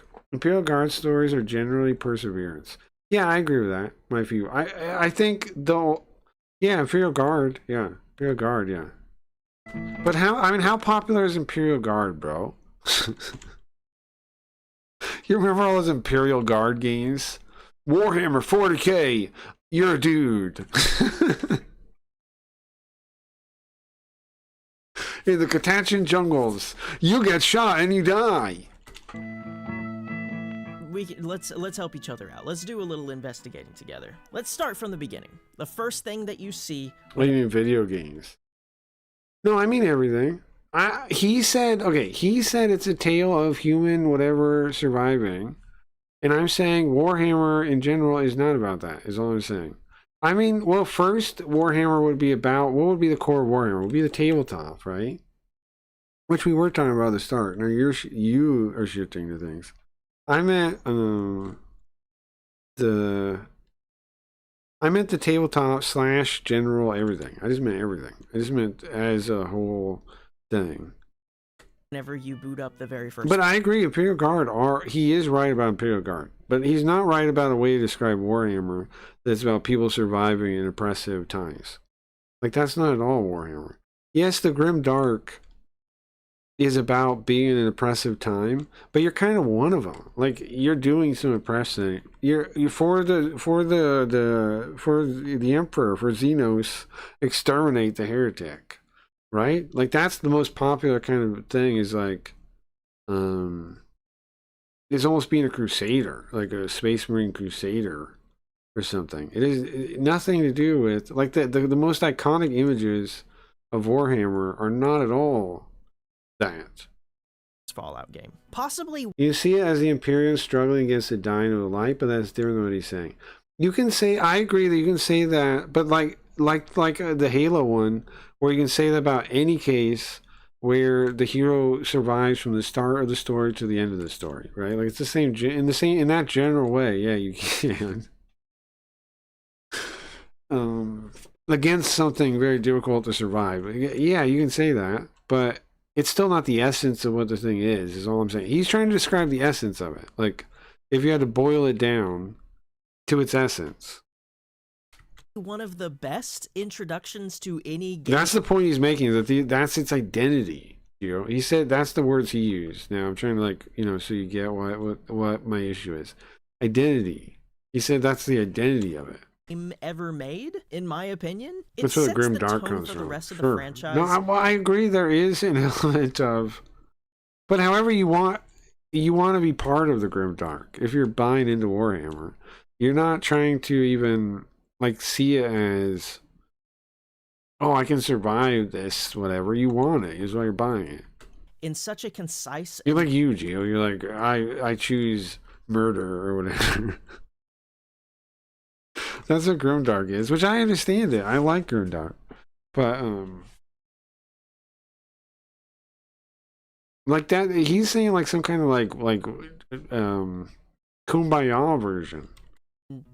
He's not even saying like the darkness of the human soul. Which is also reflected in Warhammer and part of its identity, no? The darkness of the human soul. It's on the cover. Visually and stylistically interesting. It's the duality of man, the darkness plus the good together. By the duality of man is what Warhammer is about, I'd say. The first thing we see is an old television playing some kind of advertisement for... It's supposed to be a shred of hope that string you along, but ultimately you have to call on artillery fire in your own position. Yeah. The Underground Vault program. I'm lost. Which game? He's talking about He was talking about Warhammer 40K. He's talking. Welcome, porn. He was talking about Warhammer 40K. Very old school Americana 1950s. Old school Americana. That's how he's describing this. These 1940s American 1940s, stylings. This cartoon. Why you say cartoon? Advertisement is then interrupted by a news broadcast about the ongoing annexation of Canada by the U.S. Two American soldiers stand tall in suits. Well, because what is the main message of Fallout? Okay, we're finally getting to the thesis. Here we go. Now, here's the thing about Fallout. Fallout is a deep game with deep themes, but what the themes are is expressed very poignantly in the intro. War. War never changes. What does that mean? It means mankind is always going to be making mistakes no matter how much technology we have, no matter how much shit we do. We're going to be fighting over bullshit, over resources, over baloney. We're going to be stupid. We're going to be fucking it up. Humans are not perfect. We're going to kill each other, even with atomic power, even with super armor that makes us feel invincible. We're still going to kill each other. We're still going to have problems. We're still going to fight. That's Fallout. That is the message. If you want to turn that into communism somehow, you're just being dishonest, kind of. And I understand Tim Kaine talks now, and he's kind of talks kind of commie a little bit. But even he didn't. I wish he'd be more honest about it, because I like Tim Kaine. Honest about it. I don't think he's lying, but he doesn't realize what's going on. He doesn't realize communism is infected and taking everything over. Somehow. He's like so disconnected from reality or something. I don't know. Somehow he doesn't know. But, like, I've watched some of his videos and stuff. Somehow he doesn't know. I still like the guy, and I still respect his work. But he does talk kind of commie. And I get that these commies would get from him that maybe his message is commie because he talks kind of commie now. But he was understanding something deeper when they were doing Fallout. And it's in the title, man. It's in the fucking title. War never changes. It's in there. It's said right there. Of power armor and execute an unarmed man who is presumably a POW or maybe even just a Canadian citizen. Right. And they share a laugh about it. Yes, because of the dark gallows of war. The dark gallows, the dark humor that happens in those situations. It's a reference to that. That's what that scene is. The camera keeps craning out to reveal the dilapidated home in which this TV sits. Yes, because even though they had that, it led to ruin in the end, right? Because again, war never changes. And a desolate, bombed-out cityscape. There's no diegetic sound whatsoever. It's all set to the ink spots, maybe. And you know, on its own, that song is just a charming little How is there no diegetic sound, though? Is that not coming from the TV? ballad about... Huh? Are you using that word correctly? Well, from what I understand, diegetic, that is diegetic sound. It's coming from the TV, no? Wondering if... Or like a fake radio in the world? I guess maybe it's not the TV. I guess it's like a fake implied radio. Thought about right? whenever you're not around. I don't know. But paired with the bleak... But when it shuts off is when the sound stops. Visual, and it starts the utter skipping. absurdity of what's It starts saying maybe over and the and over. aforementioned lack of any real soundscape apart from the song itself, it creates this eerie sort of voyeuristic sense that we're getting a glimpse of a world that was already broken. It's like a radio in the room is kind of implied, right? Like The old TV, the 1950s cartoon aesthetic of the Vault Tech ad, And then the Vault Boy mascot, the presentation of the news broadcast on the TV. Specifically under elitism, like if you never shot a Muslim in the face, you can't talk.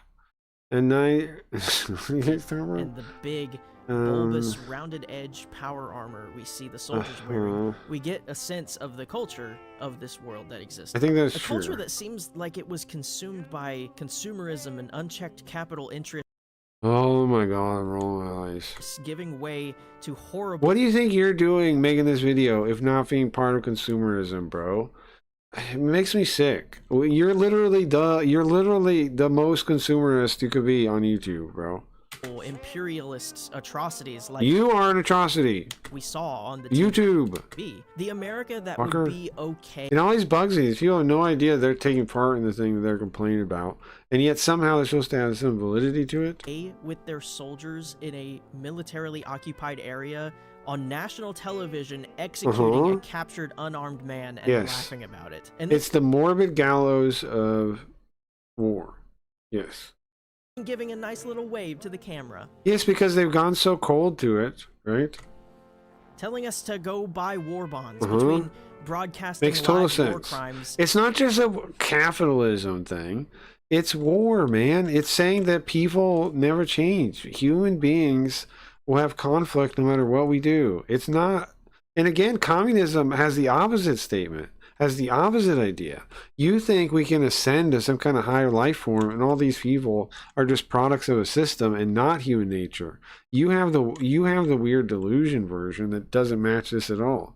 You can't even see a war never changes because can't you just ascend to no state government or something? Like, isn't it better to you guys that there's no society? To the people that understand war never changes, it's like a tragedy. It's a tragedy. It's the human tragedy. And a commercial for a new There's car no that beating it though. There's no like, we can make humans better. No, that doesn't happen. That never happens. That's the point. costs $200,000. That's the whole fucking point of the thing, is that will never happen. Yeah, that would be communism is that expensive. Inflation is that bad. That means they weren't hyper-capitalists, by the way. Just for your information. Hyper-capitalism, laissez-faire capitalism would not lead to inflation like that. You know what would? I can give you some hints.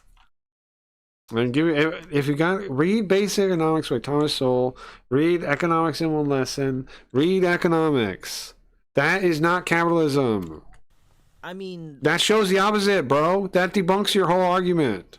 You made a case that it was all capital, and then you show the inflation of $199,000 for a car.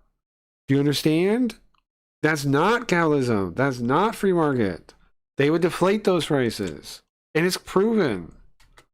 What else is there to say? That's communism. They had extreme socialist programs in order to reach that level of inflation. That's what I'll tell you right now, Mr. You Should Shave. Mr. First Mustache Ever. Listen, you're a baby. You just grow your first facial hair, and you're talking about communism. This is retarded. Read a book. Grow up. I mean, what? Read a book. Read economics. Get an education that's a real one, not your fake one from your fake school. Get a real one. Start reading. You're a dumb baby. You're a dumb baby. We're looking at... Your head is the shape of a baby. Your facial hair looks like a baby. You are talking like a baby.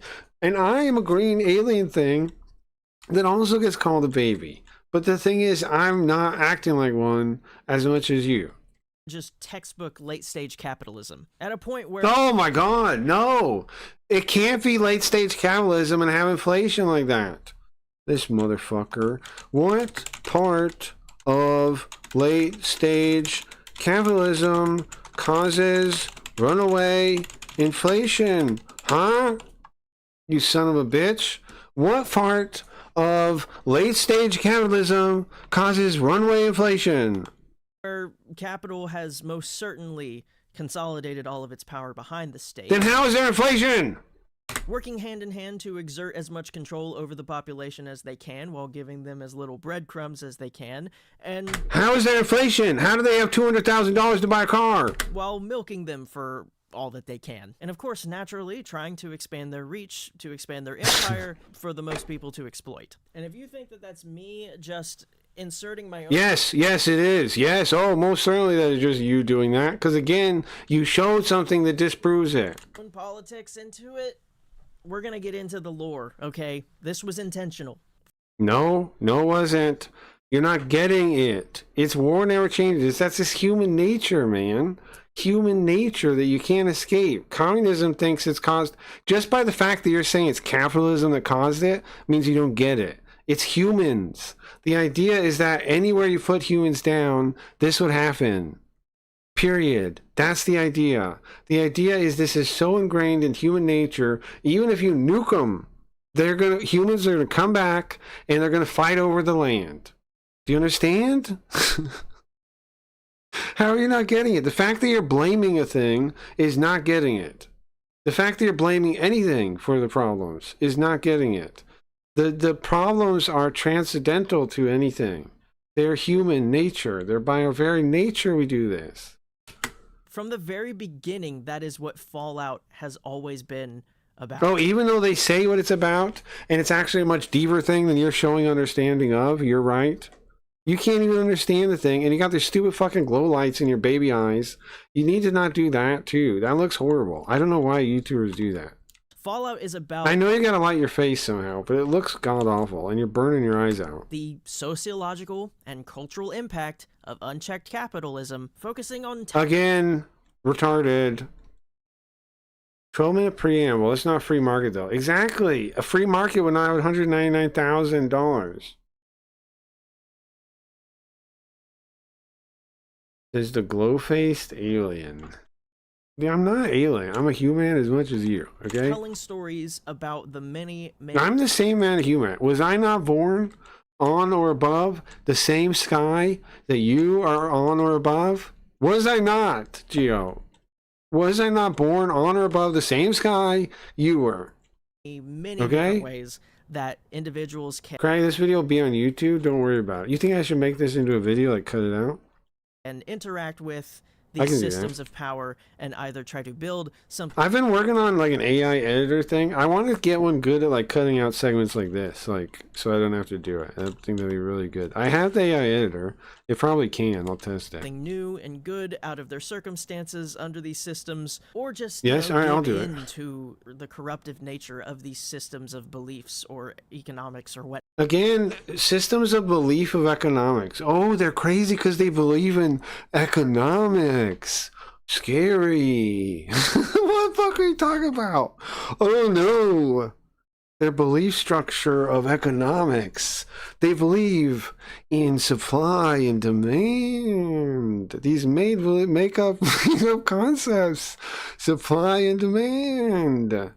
Wow, how silly those people are. The made-up concepts of supply and demand. If only those were real. What have you. Or, you know, you could just be a twisted... Oh, okay. So people disagree with you or what now? Let's hear this guy. Some individuals can interact about the many, many, many different ways that individuals can interact with these systems of power and either try to build something new and good out of their circumstances. No, you can't do that. According to your belief structure, you can't do that, Kami. You cannot build something good because everything it keeps up the systems as they be and you prop them up by building it. Do you not know your own theory? Under these systems. You can't do anything good under the systems. There's no whatever under capitalism. You can't do it. It doesn't. There's no being good in capitalism, bro. Everybody knows that. You have to overthrow the government or there's nothing. There's nothing. There's nothing. There's no other option.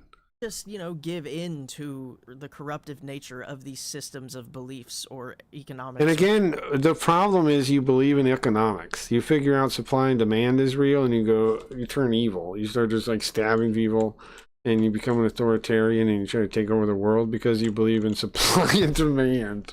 Do you know what economics are? Please read a book. Read basic economics, please. Please. Read basic economics. And you may be saying, how do you know this guy doesn't have an understanding of economics? Well, he's communist. Or what have you. Or, you know... What else do you need? Twisted... Have you heard what he said? He showed $199,000 and said, look, capitalism. Oh, really? Cycle path and just kill everyone. The setting of Fallout's Wasteland is just the perfect playground to explore these ideas of anti-capitalism and... Again, it's human nature. You commies, what pisses me off about commies is they live in such a box, like such a limited box. Everything has to be capitalism or anti-capitalism. They can't understand human nature and think that it supersedes any of these systems. Human nature is deeper than any of this. And that's why it's a deeper story, and Fallout has a deeper meaning, which is in the title. It's wild you don't get it. War. War never changes. Why do they say that? Do you think it's just cool sounding? No, it's to tell you what the message is. It's the thesis. It's the thesis for the game.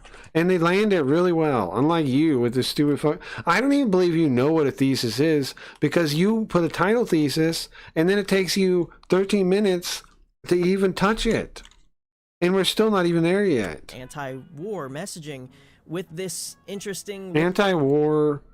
Of course you can make a case it's anti-war, but that doesn't have anything to do with anything. Communists don't get to claim anti-war. Fuck off with that. You guys are the most pro-war. You want a revolution. That's literally war. You're literally, by being anti-capitalist, you're literally promoting war. You're literally asking for war. You're asking for a revolution. How are you anti-war? You're not. It's fake. Comedic twist. You're anti-war that you don't want to get you power, like a revolution. A little bit of spice. That's why. But if the war was for you, you would want it. You would like it. If it was for the good of what you believe in, you'd love it. So that's, again, proof of the actual thesis of Fallout being true.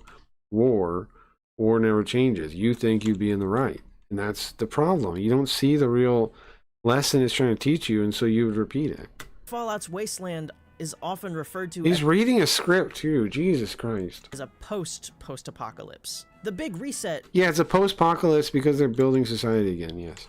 Already happened. And a new frontier and socio-political landscape has... Socio-political landscape. Can't you just be normal, dude? Can't you just understand things like a normal person? Just understand, just read and think and try to understand and empathize and put yourself in their shoes. Stop imposing your stupid worldview of socioeconomic bullshit on everything you see. It's so limiting to your thought. You're making yourself stupider, and you're making everyone stupider that watches this stupid video. You're making us all dumb. Has taken shape from the remnants of this insane world that came. And again, he thinks this is so well written that he should read it out loud. Before it, you might not have He noticed think he wrote this so well that it's worth reading. I'm sorry, but no, you shouldn't have bothered. Throw it out. it, but your brain did. And then I swear as we'll go out rich and hate capitalism because we can all buy coffee and it can run out, and then being rich is meaningless. Yeah, you're correct, Farm. A lot of them do. A lot of the commies are higher class. That's the most ironic thing, and they wish they were lower class. Actual lower class people don't really care about, like, they don't want to be lower class, right? Like, it's just their circumstance. But commies wish they were lower class. They pretend they're lower class. They envy the lower class. They dream of it. They dream of being oppressed like that. That's why they make up whatever problem to make themselves oppressed. They're like, I have PTSD. Man, I have anxiety. Anxiety's bad, sure, but, you know, so what? there are the smallest inklings of that in the treatment of the unmade Fallout movie, but like... Oh, how are we talking about the Fallout movie? Talk about Fallout, jerk. Where's You tricked me to click this thing. Talk about Fallout, which you supposedly know about, which you supposedly played, sir. Hey, let's talk about Junktown. You want to talk about Junktown? I see him on the screen. You want to talk about Junktown? Gizmo and the hub and that dark mirror of... Why'd you say the hub? Like, where's Gizmo and... Gizmo, yes, that's that guy, yes. The hub and that... And then the hub, You say Gizmo, but you don't say Killwater. You don't mention our boy Killwater. Interesting. You don't mention Junktown itself. Interesting. You go for the hub next. Interesting. Interesting. And did you get this from Wikipedia? That dark mirror of real-world class exploitation. Where is the Americana and the Western motifs? Where are all of these things that make it such... Do you really want me to believe you played Fallout 1 and 2? You're going to have to prove it. A rich setting with more to say than just... This sure is a lot like Mad Max, huh? And moving on to Fallout 2, which leans even more into that... No, don't move on to Fallout 2. We barely talked about Fallout 1. We didn't even talk about Fallout 1 yet. Where are you going to Fallout 2? Come back. Talk about Fallout 1, Killian Darkwater, and Junktown. How come we're not talking about that? We're just talking about Gizmo. That idea of this new frontier. And then we talk about the hub? Dealing more with things like in-group and out-group dynamics and tribalism. Fallout 2... You literally say tribalism because of Fallout 2? In-group, out-group dynamics and tribalism because of Fallout 2 because they're a tribal? These are the most flat-thinking people. Yes, you're a tribal, so you can say the word tribalism. How is Fallout 1 not tribalist? You have the Brotherhood of Steel. What? You have the Brotherhood of Steel that literally like locks themselves off, right? And they don't want to fuck with anybody that's been mutated, anybody that doesn't understand technology. They don't want to fuck with you. If you're some kind of dumb wastelander, the Brotherhood of Steel will not fuck with you in Fallout 1. They will not fuck with you. They'll have nothing to do with you. And it's not the only place either. It's in, how is it only in Fallout? How is it Fallout 2 that starts talking about tribalism and in-group, out-group? Did you really play Fallout 1? I need proof. You need to prove it. Because you're just talking about stuff that's in the intro and in the first like 10 minutes of the game. And it's driving me crazy. You can get to the hub immediately. You can go to Junktown and the hub 20 minutes into the game. I need to see something that proves you played the game. And you have shown the master, but everybody knows the end of the game too. You can see a video of it online right now. So show me something in the middle, something that, you know, isn't obvious. He's the player as the Chosen One, descendant of the Vault Dweller from the first game, embarking on a journey across the burgeoning New California to find a Garden of Eden creation kit. Now see, this is actually just a rhyme from the first game. And it's something I thought about a lot when I was thinking about my games, was how it starts versus the later ones. In both 1 and 2, you have a tribe. And see, again, I don't understand why he doesn't mention 1. You have a tribe that you're trying to save. In the first one, it's your vault you come from. In the second one, it's literally a tribe that is the descendant of the vault dweller, right? The settlement that the vault dweller sets up. In both of them, your mission is to save your tribe, though. In both of them, both 1 and 2, they dropped that in 3, and it's definitely something you notice. Same with 4. In 4, you can build that town, and that counts a little bit. But there was a reason they did that same rhyme again there on purpose. Now in Van Buren, I'm not finding you're a prisoner, so it's not really the same. But I think they had plans about you building out Fort Abandon in the documents that it mentions. They had plans of you like building that place out. So maybe that was kind of meant to be the place. Kind of hard to tell. Vault-Tec made, but nonetheless, it's the same in both games. I don't know why you're bringing this up like it's not true with the first one. Piece of pre-war technology, which is basically you have to get a wall. It's literally the same thing. It's a different MacGuffin. In the first one, you have to get a water chip. Everybody dies from no water. In the second one, you have to get the Gek, or everybody dies from bad water. It's the same from bad plants and bad water and not enough water. It's the same thing. It's just a different MacGuffin. Basically a starter kit for resettling the land after it's like some kind of weird transmutation, not transmutation, like what are those things called? We're talking about doing it to like Mars. It's some kind of thing that can do that a little bit, and then it can also do like these prefab buildings. You see in Vault City they use theirs, so you can see what it looks like. Vault City is what it looks like. It's like it makes these adobo houses, and it can like make like a river or something. Like you can produce terraforming. You can do some like terraforming. I don't know exactly how the tech is supposed to work, but that's what it does. Some kind of cataclysmic event. Their village of Arroyo is dying. Terraforming, yeah. Of famine and disease, yeah, and their only real hope is to find one of these kits. Along the way, the player will become embroiled in the ongoing political strife in the region. But again, see, here's what I don't get is how he's saying this as if it's new to Fallout 2, and that's exactly what happened in Fallout 1, but it's the water chip.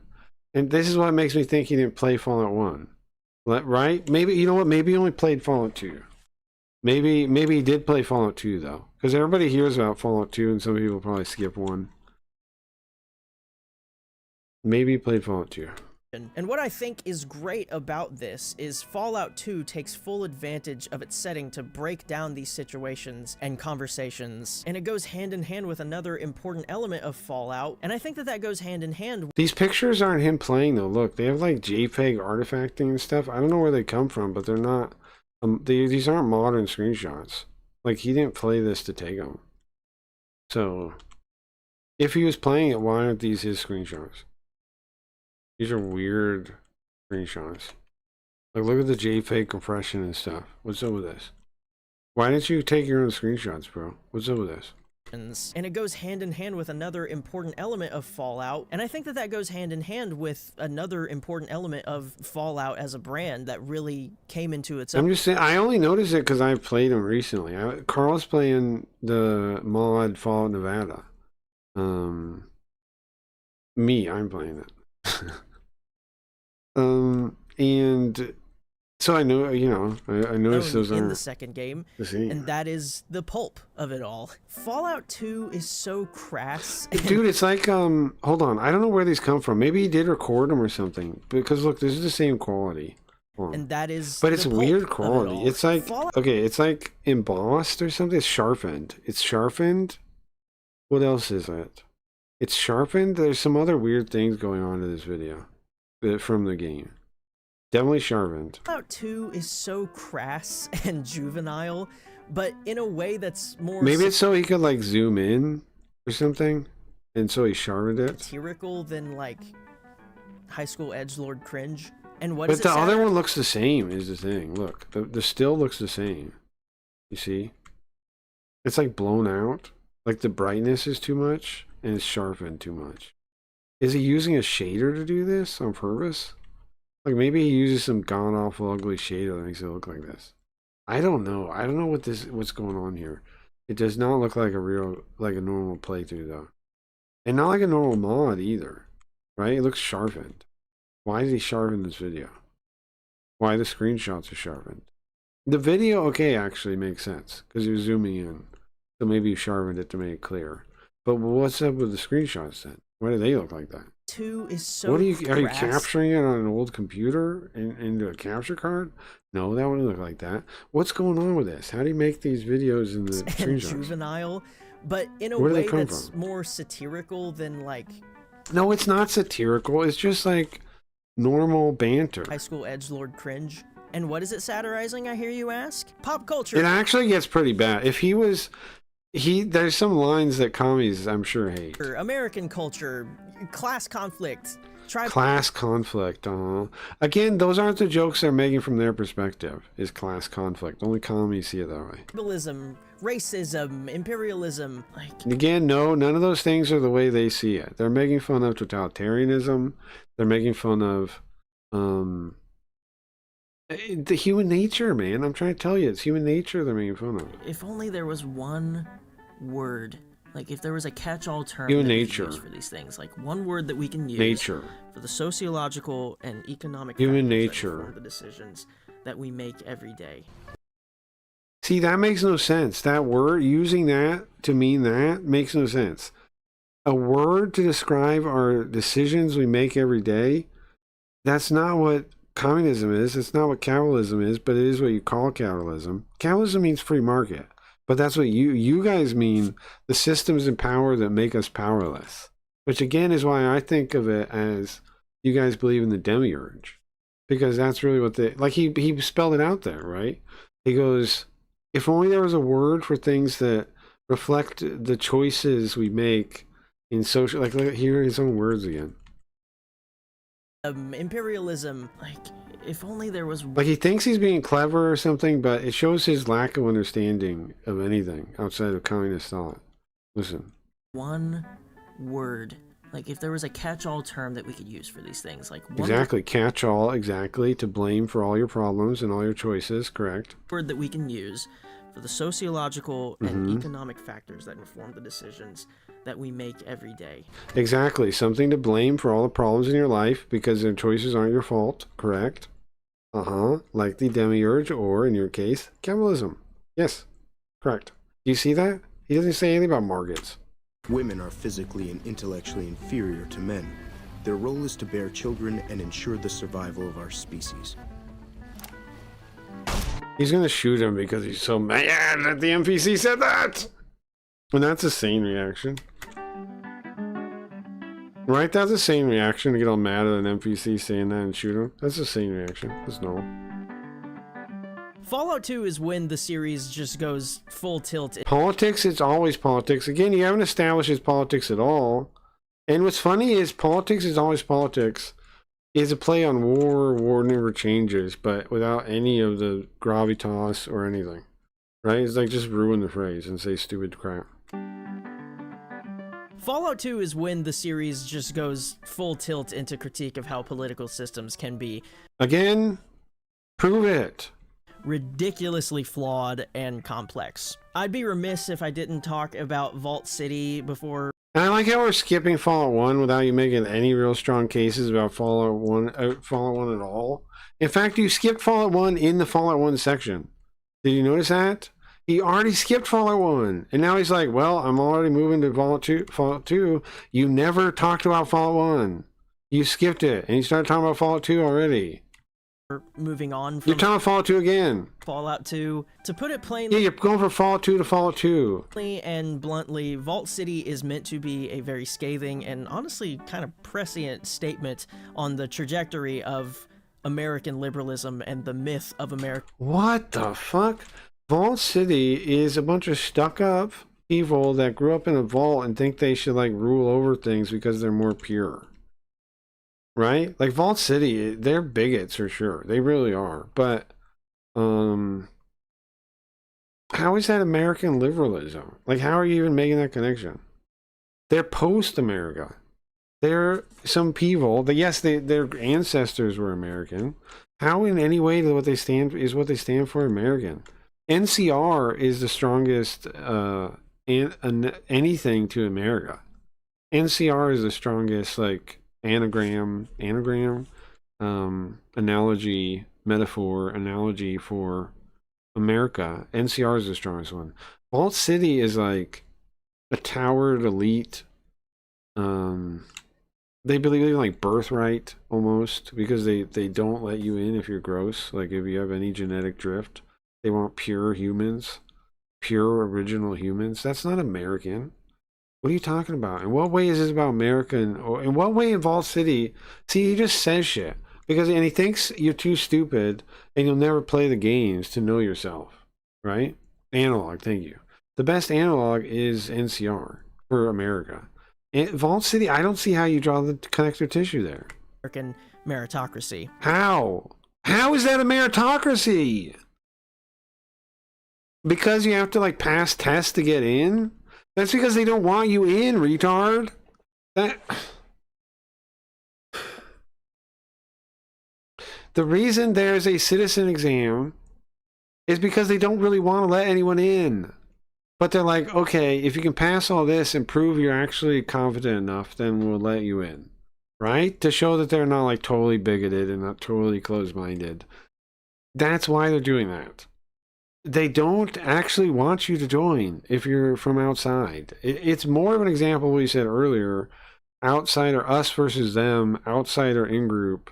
They hate the out-group. Well, hate. Vault City looks down on the out-group. They think they're like subhuman. It's a good example of that. In fact, you should have brought that up in that part, not this part.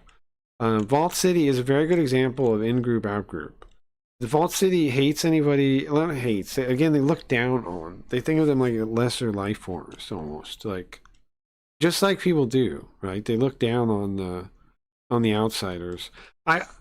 There's so many good things that like a comic could compare Vault City to and make an argument against that would still kind of be pro-communist. Like, you could make an argument against the Nazis, Germany. You can make an argument against Germany here, right? Not America. Prussia, Germany, you can make an argument. But I don't see where I don't see how this connects to America at all. I'm just not getting it. I'm trying to understand. But Vault City is, again, they're elitists with down to eugenics. Right? They believe in they believe in eugenics. How is that America? How is that American principles? How is that liberalism? They don't believe. How is that liberalism at all? They don't believe you should do whatever you want. For some reason, the commies think liberalism means meritocracy. They don't believe you should do whatever you want. You can own whatever you want, whatever you earn. They don't believe in that in Vault City. I'm trying to see in what way. The only way it's a meritocracy is because as the player, and this is a very biased, like insanely biased way to view the story, but as the player, you have to pass a test to join, and it's a difficult test, and you have to like drug to be able to pass it. It requires ridiculously high stats to pass the test. I think that's what he's talking about. But you can buy a counterfeit thing, and it's actually better. The counterfeit one's actually better, because they don't like double check it, and they give you a hard time if you're an actual citizen more than if you have the fake pass, if I remember right. But that's the only place I can see getting that from, is because they have an exam to enter, that they're a meritocracy. But that's not how they like run their society. It's not a meritocracy. It's based on the original like families in the vault, pretty much. Like, it's like basically like it's almost like aristocracy. Margaret Sanger, that's America. This pisses me off so much, man, because it's like, I don't think this guy played the game. I think he's reading Wikipedia or something. I would need proof that this guy played the game to get that understanding of Vault City. When we play Nevada, we're in Vault City. Remember, we made the one town work under them as work release, like indentured servants. That's not America. America doesn't have indentured servants. Which we'll come back to. Yes, I know according to commies we do, but in reality we don't. Of course, you know, and the only reason we do is because of state-backed loans. Relax. franchise has a history of dealing with The only reason we have an indentured class in America is because of state-backed loans. the idea of slavery, as it is a pretty ubiquitous concept in post-apocalyptic or post-post-apocalyptic fiction, since, you know, it's a really... Yes, there's slavery in Fallout. Van Buren, there's slavery too. There's just the reservations are there's two groups. There's multiple groups of slave traders and sellers and yada yada. But commies get all weird around it because they're like, but in America we only talk about black people being slaves.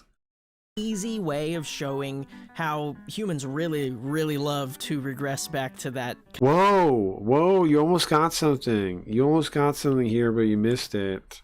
Regress back to it. No, that's nature. That's human nature. You're describing human nature again. Humans love to what? Human nature. You're describing human nature and you don't realize it. You say regress because you think it's like communism is this advanced form that is beyond human nature, but you're wrong. You just don't understand it. Kind of selfish might makes right mentality whenever there's any sort of social selfish. I don't know why you're prescribing selfish to it. Might makes right. I can see saying it's wrong easily. You can make an argument it's wrong, but selfish? No, I don't think it lines up with selfish. I don't think you got a case there. Collapse. There's plenty that the franchise has to say about the institution of slavery. But Vault City is supposed to be what a perfect civil society is. No, it's not. Huh? No. What? No. It's clearly an like not evil, but like it's clearly like the contradictions in what they're doing is obvious to the player, right? No, you don't think it's huh? No. It's incorrect. I had the same as a child. I played this game as a teenage child. I played this game, and I knew what it was up with Vault City as a child. That it was this bigoted place that where they have elitism and they're like looking down on people that they think are less than them, and they're not letting them in. How did I get that understanding of it if it wasn't conveyed that way? Easy enough for a child to understand it. It's the new Eden. Vault 8 was supposed to. At least husbands who have good wives. To be full of indentured servants are called husbands. Leaders who, when they emerged, Zoop revealed his calming nature. Yeah, that's too bad. Really did bum me out. But if he doesn't apologize, I don't know what, you know. It's too bad. It's too bad. We would use the Gek to create a new cradle of society. Good old-fashioned American values. But almost 2 centuries later... That's not American values. Having indentured servants is not American values, you nut job. They've become this walled-off insular community. Nope, they started the second they came out of the vault, they were like that. What do you mean started an insular community? They're from a vault. What the fuck are you... This guy makes me so upset. Does your brain work? Okay, started an insular community, come out of a vault. What is a vault? What is living in a vault? Huh? Is that an insular community? Would you describe that as an insular community? So no, they didn't start one. They were in one when they came out of the vault because they were in a vault. They were living in a cave. They were an insular community in a cave. Of course they were. They were in a cave. With this facade of a well-meaning, functional democracy. Yes, because they want to build up and to like, of course they will put on the facade. And it's not totally wrong. Democracy, they don't really. Yes, but the irony is visible in the game. Do you know what I'm saying? Like he's acting like it's presented like it's a great place. No, it's not. It's presented with the irony of, and they wouldn't even be there without the Gek, right? That's a very big ironic point that you realize as a player. They would not exist there without the Gek. None of those people made it work. The Gek made it work. Through technology, they were able to build a place. Where everyone can have their needs met and flourish and have a say in how things are run. But no, nobody cares about a say in how things are run. That's common gobbledygook.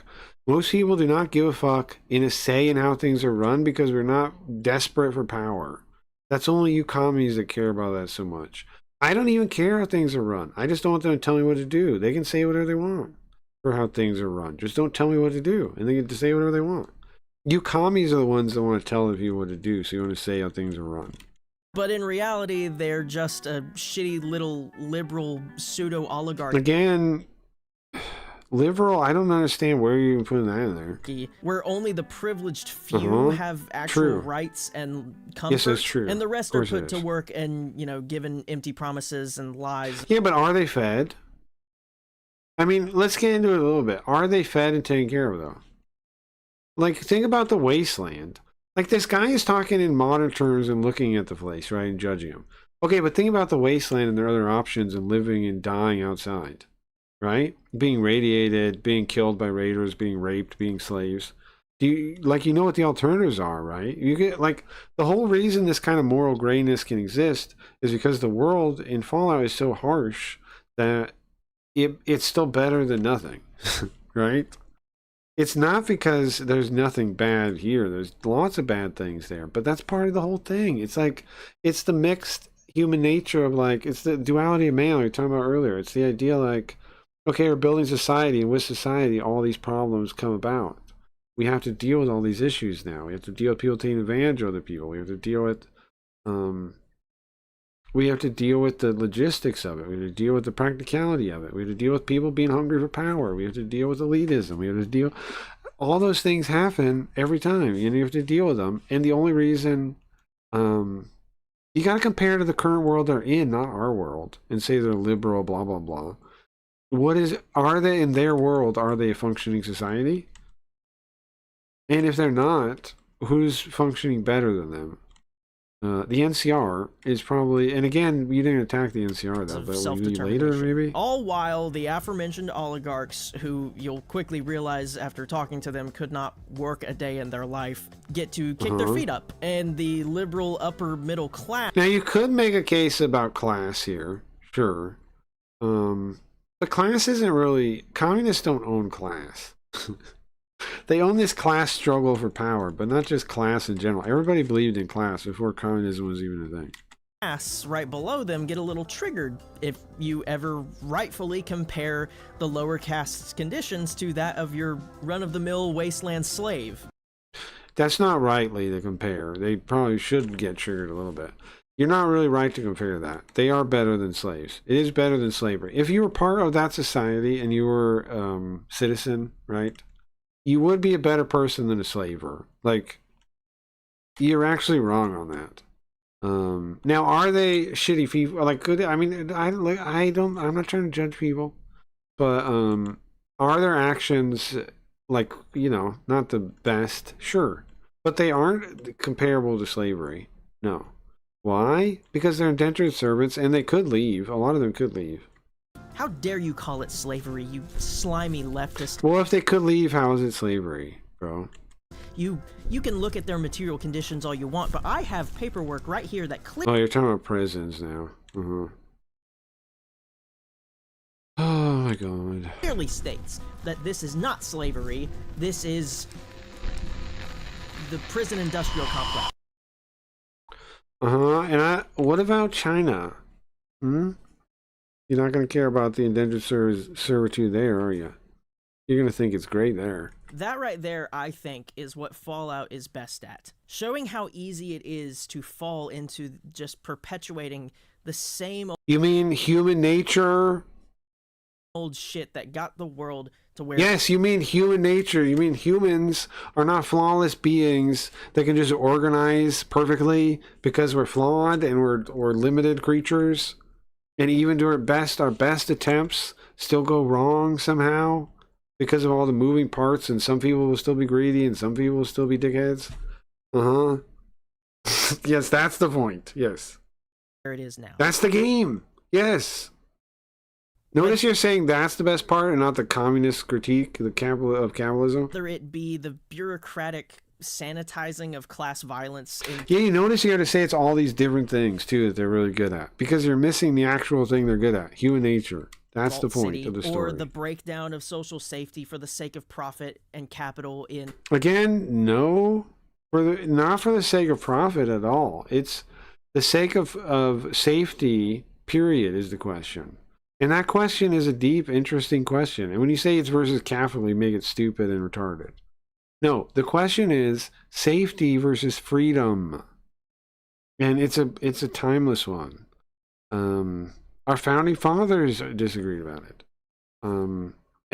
Tons of people have disagreed about it. We could disagree about it today. That's a timeless topic. Safety versus freedom. Independence versus safety. It's not safety versus having money. That's retarded. You come the fuck on. This is why communist critique is so stupid.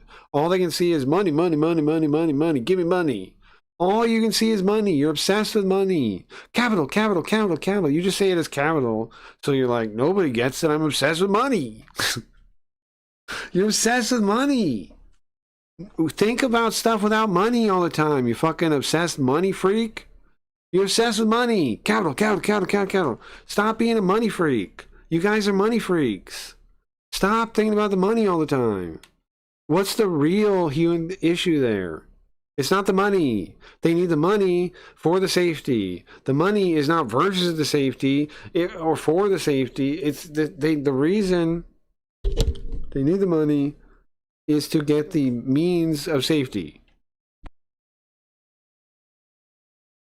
So the question is,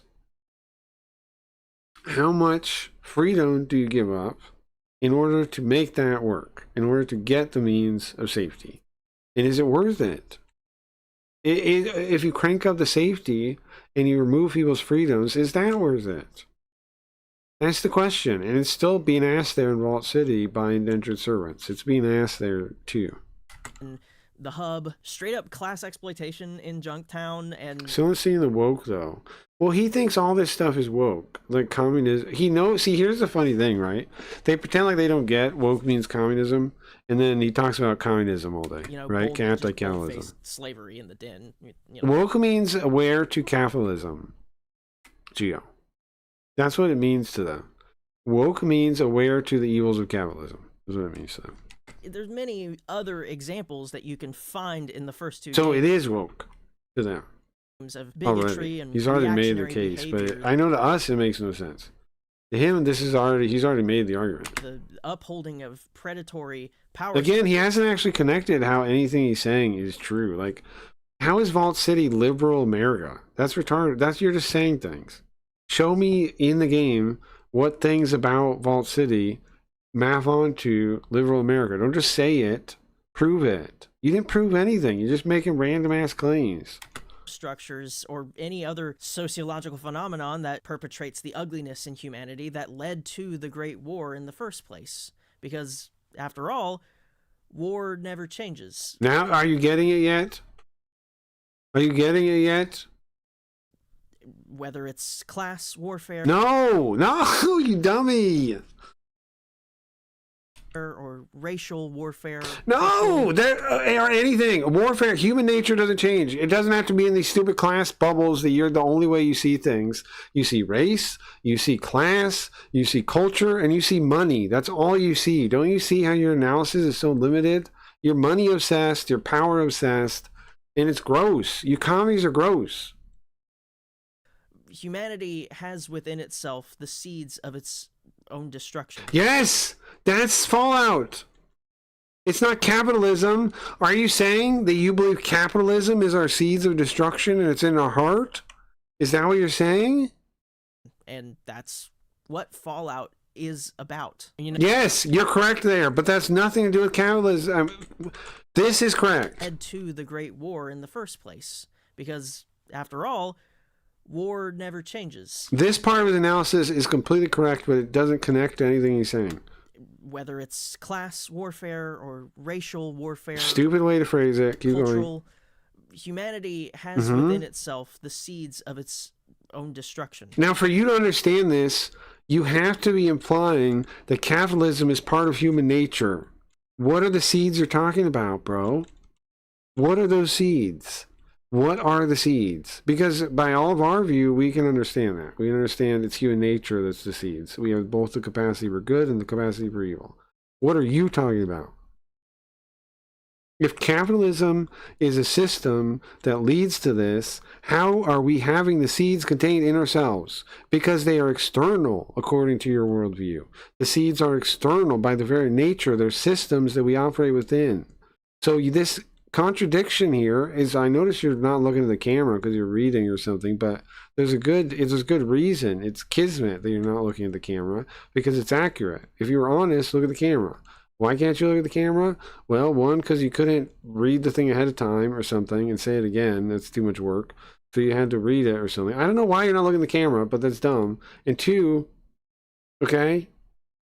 Two, I don't know why you're looking away from the camera when I'm trying to make a point here. And two, it's ridiculous. It's untrustworthy. You're beady-eyed.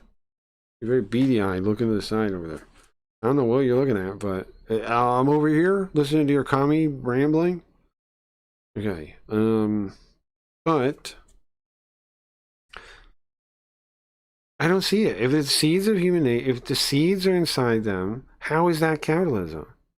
If your point is that there's capitalism, how are the seeds inside of people capitalism? It's external by its very nature. The systems are external. They're not part of our nature, which is why we can even reach the communist utopia. What do you believe in, bro? What do you believe in? If you're accepting this message of, did you read it somewhere? You don't understand it, you're just reading it? Hold on. Humanity has within itself the seeds of its own destruction. You don't understand it, you're just reading it. If you understood this, you could just say it. And that's... Well, okay, read the next line. What Fallout is about. You know? Mm-hmm. If it's so about it, why'd you have to read that? Huh? No, that's not even getting into anything related to the Enclave, the jingoistic conservative Oh, jingoistic conservative. Okay, you got it. Government that sits on its ivory tower making empty promises of returning to the good old days. Empty promises, that's what they want to do. In fact, they try to do it. Empty promises. Why do you have to, you have to talk about everyone like the same modern way? If they're conservative, so everything they say is empty promises. No, they are trying to do that. That is their goal. They are trying to take over America and make it like it was. They are trying to do that. They are trying to do that. I don't know how it's an empty promise, because they haven't done it yet. What are you talking about? How's it an empty promise? You just say really words? Never existed in the first place. Okay, that's why it's an empty promise, because the American dream was never real? Okay, that's retarded. Fallout is just so deeply political. And Fallout... You haven't made that case, and I've watched 19 minutes, and you never made that case. In fact, you did summarize what Fallout was, and it's inherently anti-political, and you said so yourself. You said it's that human beings have the seeds of their own destruction inside of them. How is that political? Fallout 2 helped cement that. Again, you made the argument. It's not a political one. Is what I'm getting at. And it brought with it something that has kind of just carried forward into the modern game. I think it means the sands of communism are inside us. Damn woke is the way communism should have gone if they had a good leader. Well, true, yeah.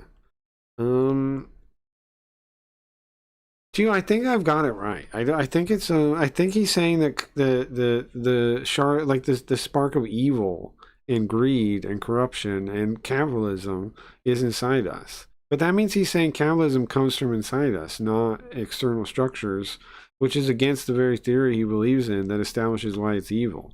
If capitalism was just a choice, then it'd be a totally different thing. Right? Like if capitalism was some kind of choice, then he wouldn't be able to say that that indentured servitude is comparable to slavery. He wouldn't be able to say that. Like by his own logic, it doesn't track. I don't think he I think he's really repeating somebody else's words about Fallout there. I don't think he understands the sentence. Because it doesn't track with his greater logic expressed in other parts of the video. It doesn't track.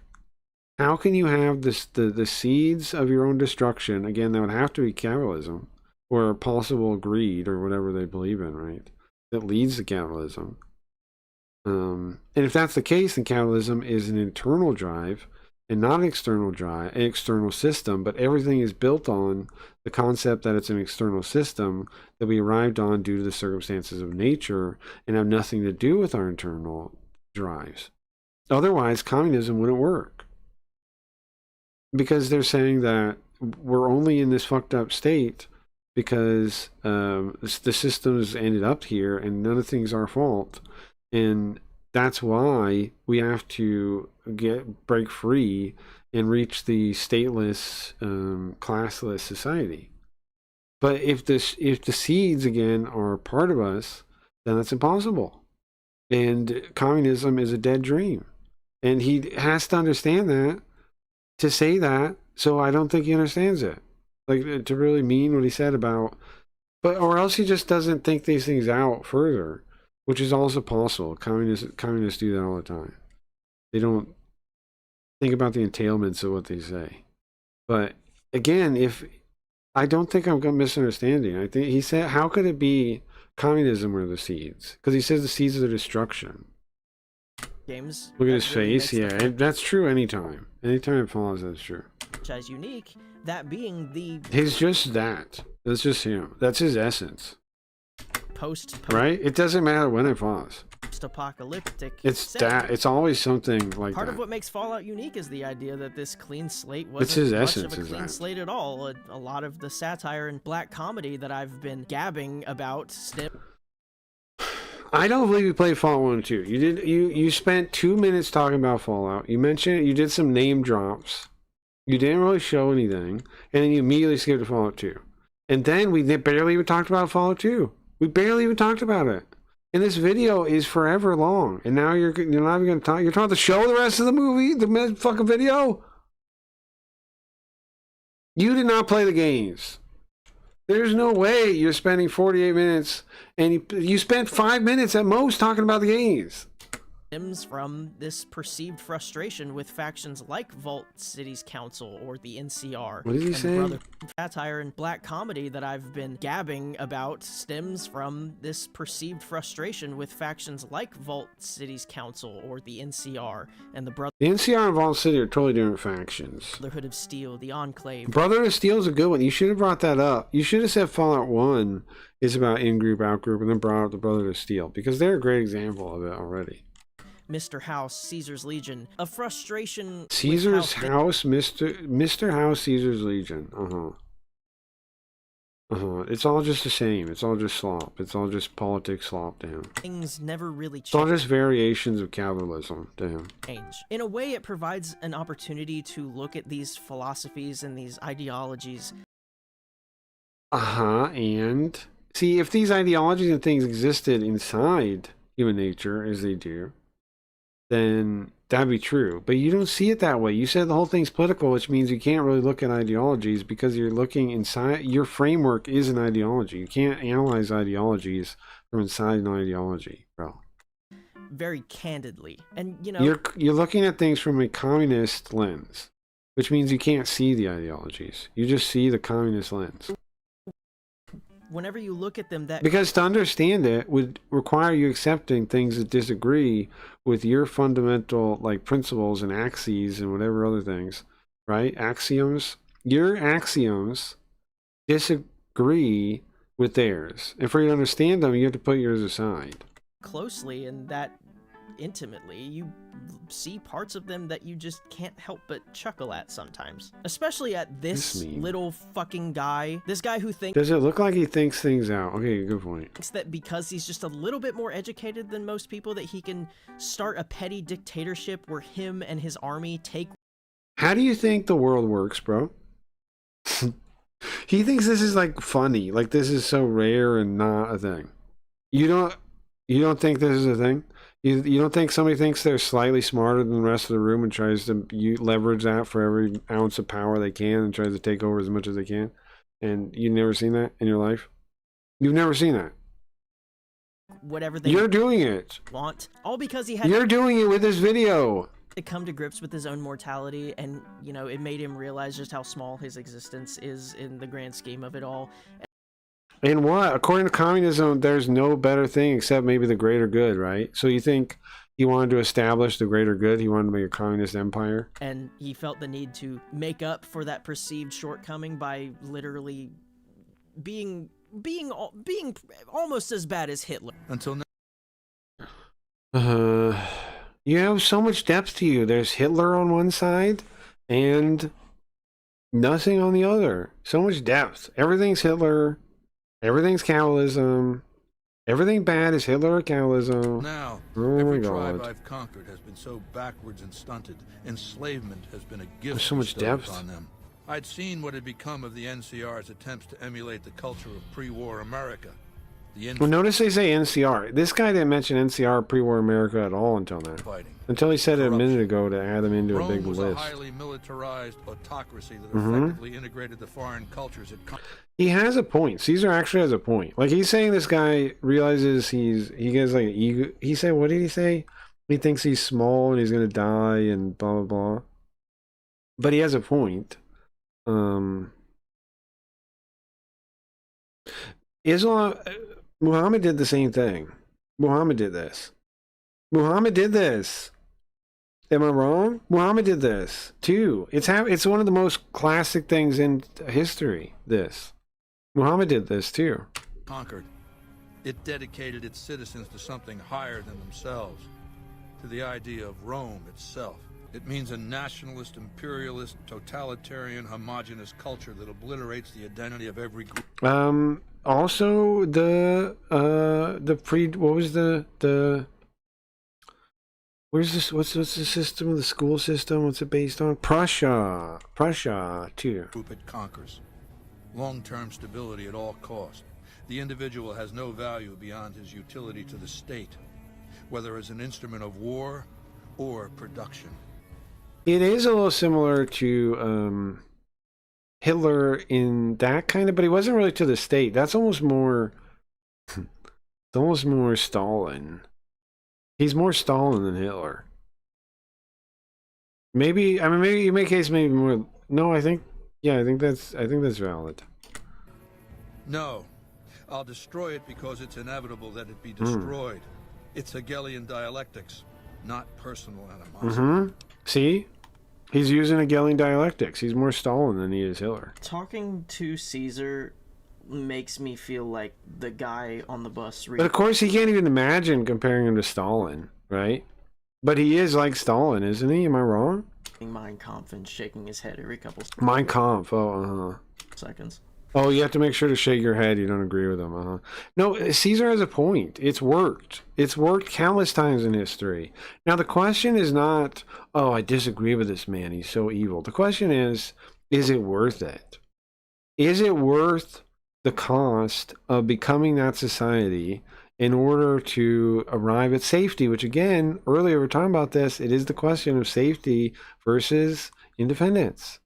It's the same question. It's just at a different angle. And if you understood the question in the first place, you would get that.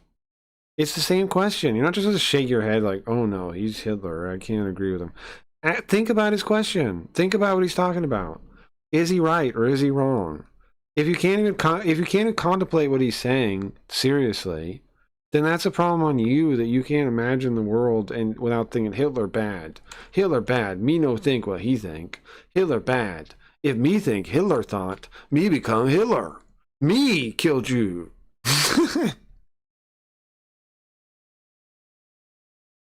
Me, if me read Hitler think, me become like Hitler.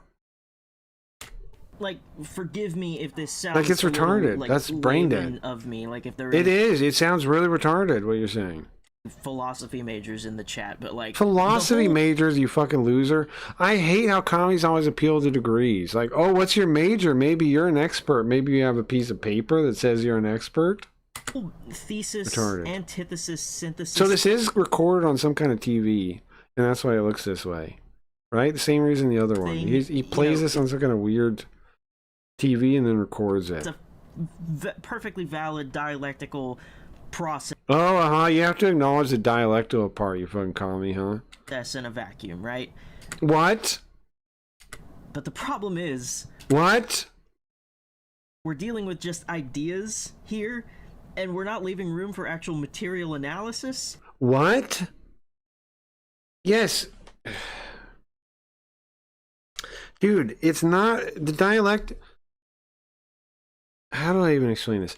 The dialectic is that. That's what the dialectic is. It is never, the dialectic never exists in reality. It's always in idealism. That was the trick Marx did, was convince people that the dialectic reflects reality instead of being a mental trick. It's a mental trick. The dialectic's a mental trick. It's to get power. It's a mental trick. Which gives room for people like Caesar to say... That's the point of the dialectic. That's my point. That's most people's point that understand the dialectic. It's a tool to seize power. That's why it exists. That's why it's always existed. Hey, democracy isn't as efficient as it could be in this instance. In fact, the writers understand this way better than you do, which is why Caesar is so compelling. And has room for improvement. And then jump to... Room for improvement. They always speak this way too, right? Room for improvement. In this instance, and has room for improvement. And then weird way to talk. Jump to, according to my calculations, we need to build the Fourth Reich right now. Like, I think we're missing a couple of steps here. If you want to get elected... It's totally baloney, bro. Everything about the dialectic is baloney. You have to respect their traditions and... It's just a tool for power. Just like Caesar used it, just like Stalin used it, just like Mao used it, just like Marx used it. Everybody that used the dialectic used it to seize power. And then people tell me, oh, it's an accident. That's not real communism. You don't understand the tools you're using if you think that's not real communism. You are buying the lie that's like, oh, everybody will live happy and you'll get Pegasus. You'll get a unicorn. You'll get a ride a unicorn. And everything will be free. All your stuff will be free. Your education will be free. You'll all be so smart. Aren't you smart? You'll be so smart. I know you're smart and you didn't get the education you think you deserve, but don't worry. In the communist utopia, you will be the real smart man you really are. And you just didn't get the education, Scarecrow. You will get it in communism. Yay! We're going to communism, guys. You will get the and you, Tin Man, you will get the heart, your courage that you never had. Don't worry. The dialectic will see to you getting your heart too. Okay? Don't worry about that. Don't worry about that. Don't worry about that. Don't worry about that. You will get your heart, Tin Man.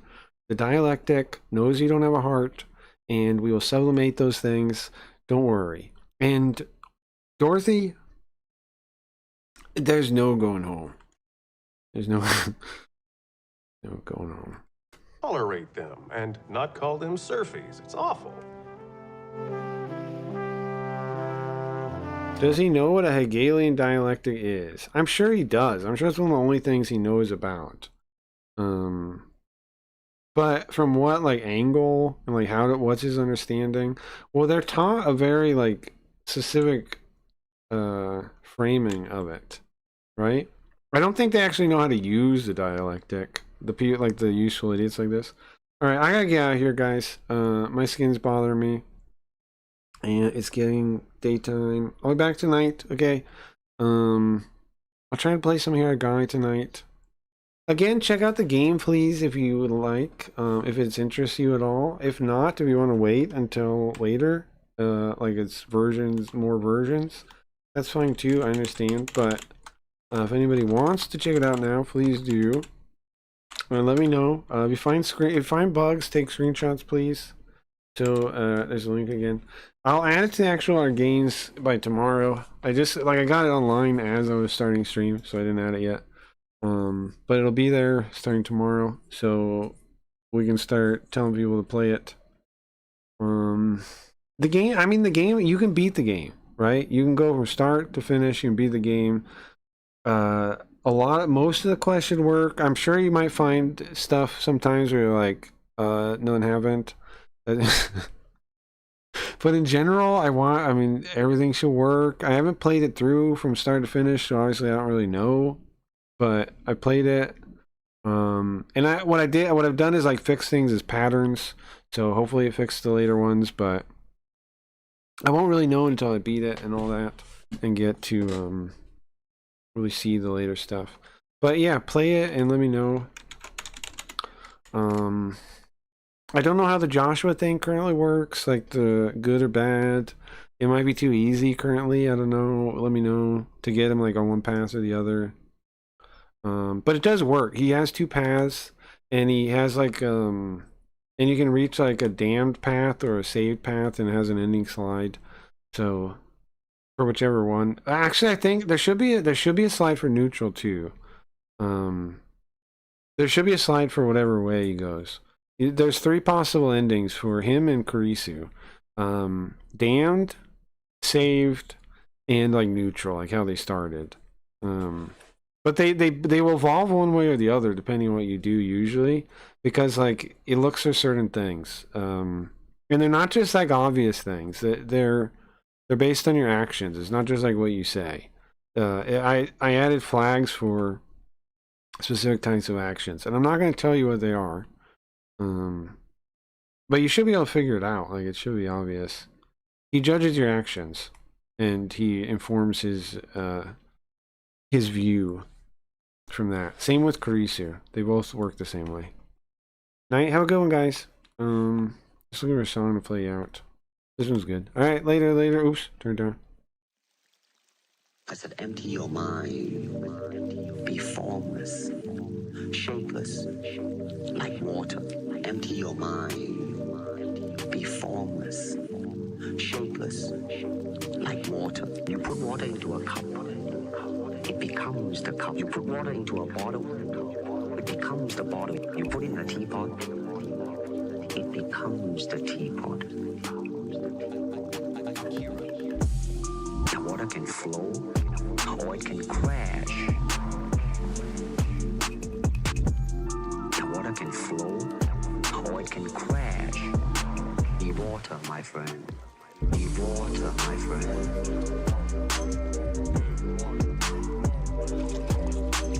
Be water, my friend.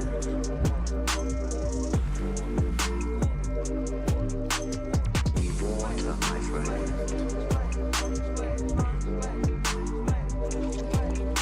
Be water, my friend. This is what it is, okay? I said empty your mind. Be formless, shapeless, like water. Empty your mind. Be formless, shapeless, like water.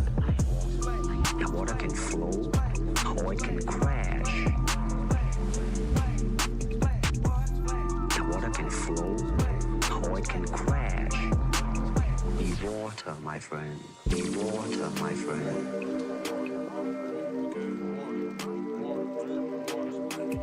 Be water, my friend.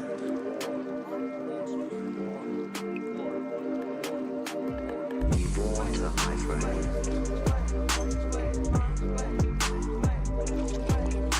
Be water, my friend.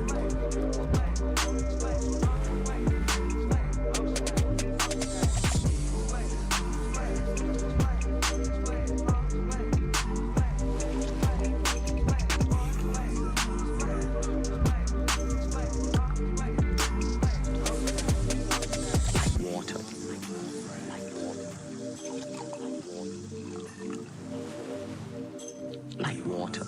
Like water. Like water. Like water. Like water.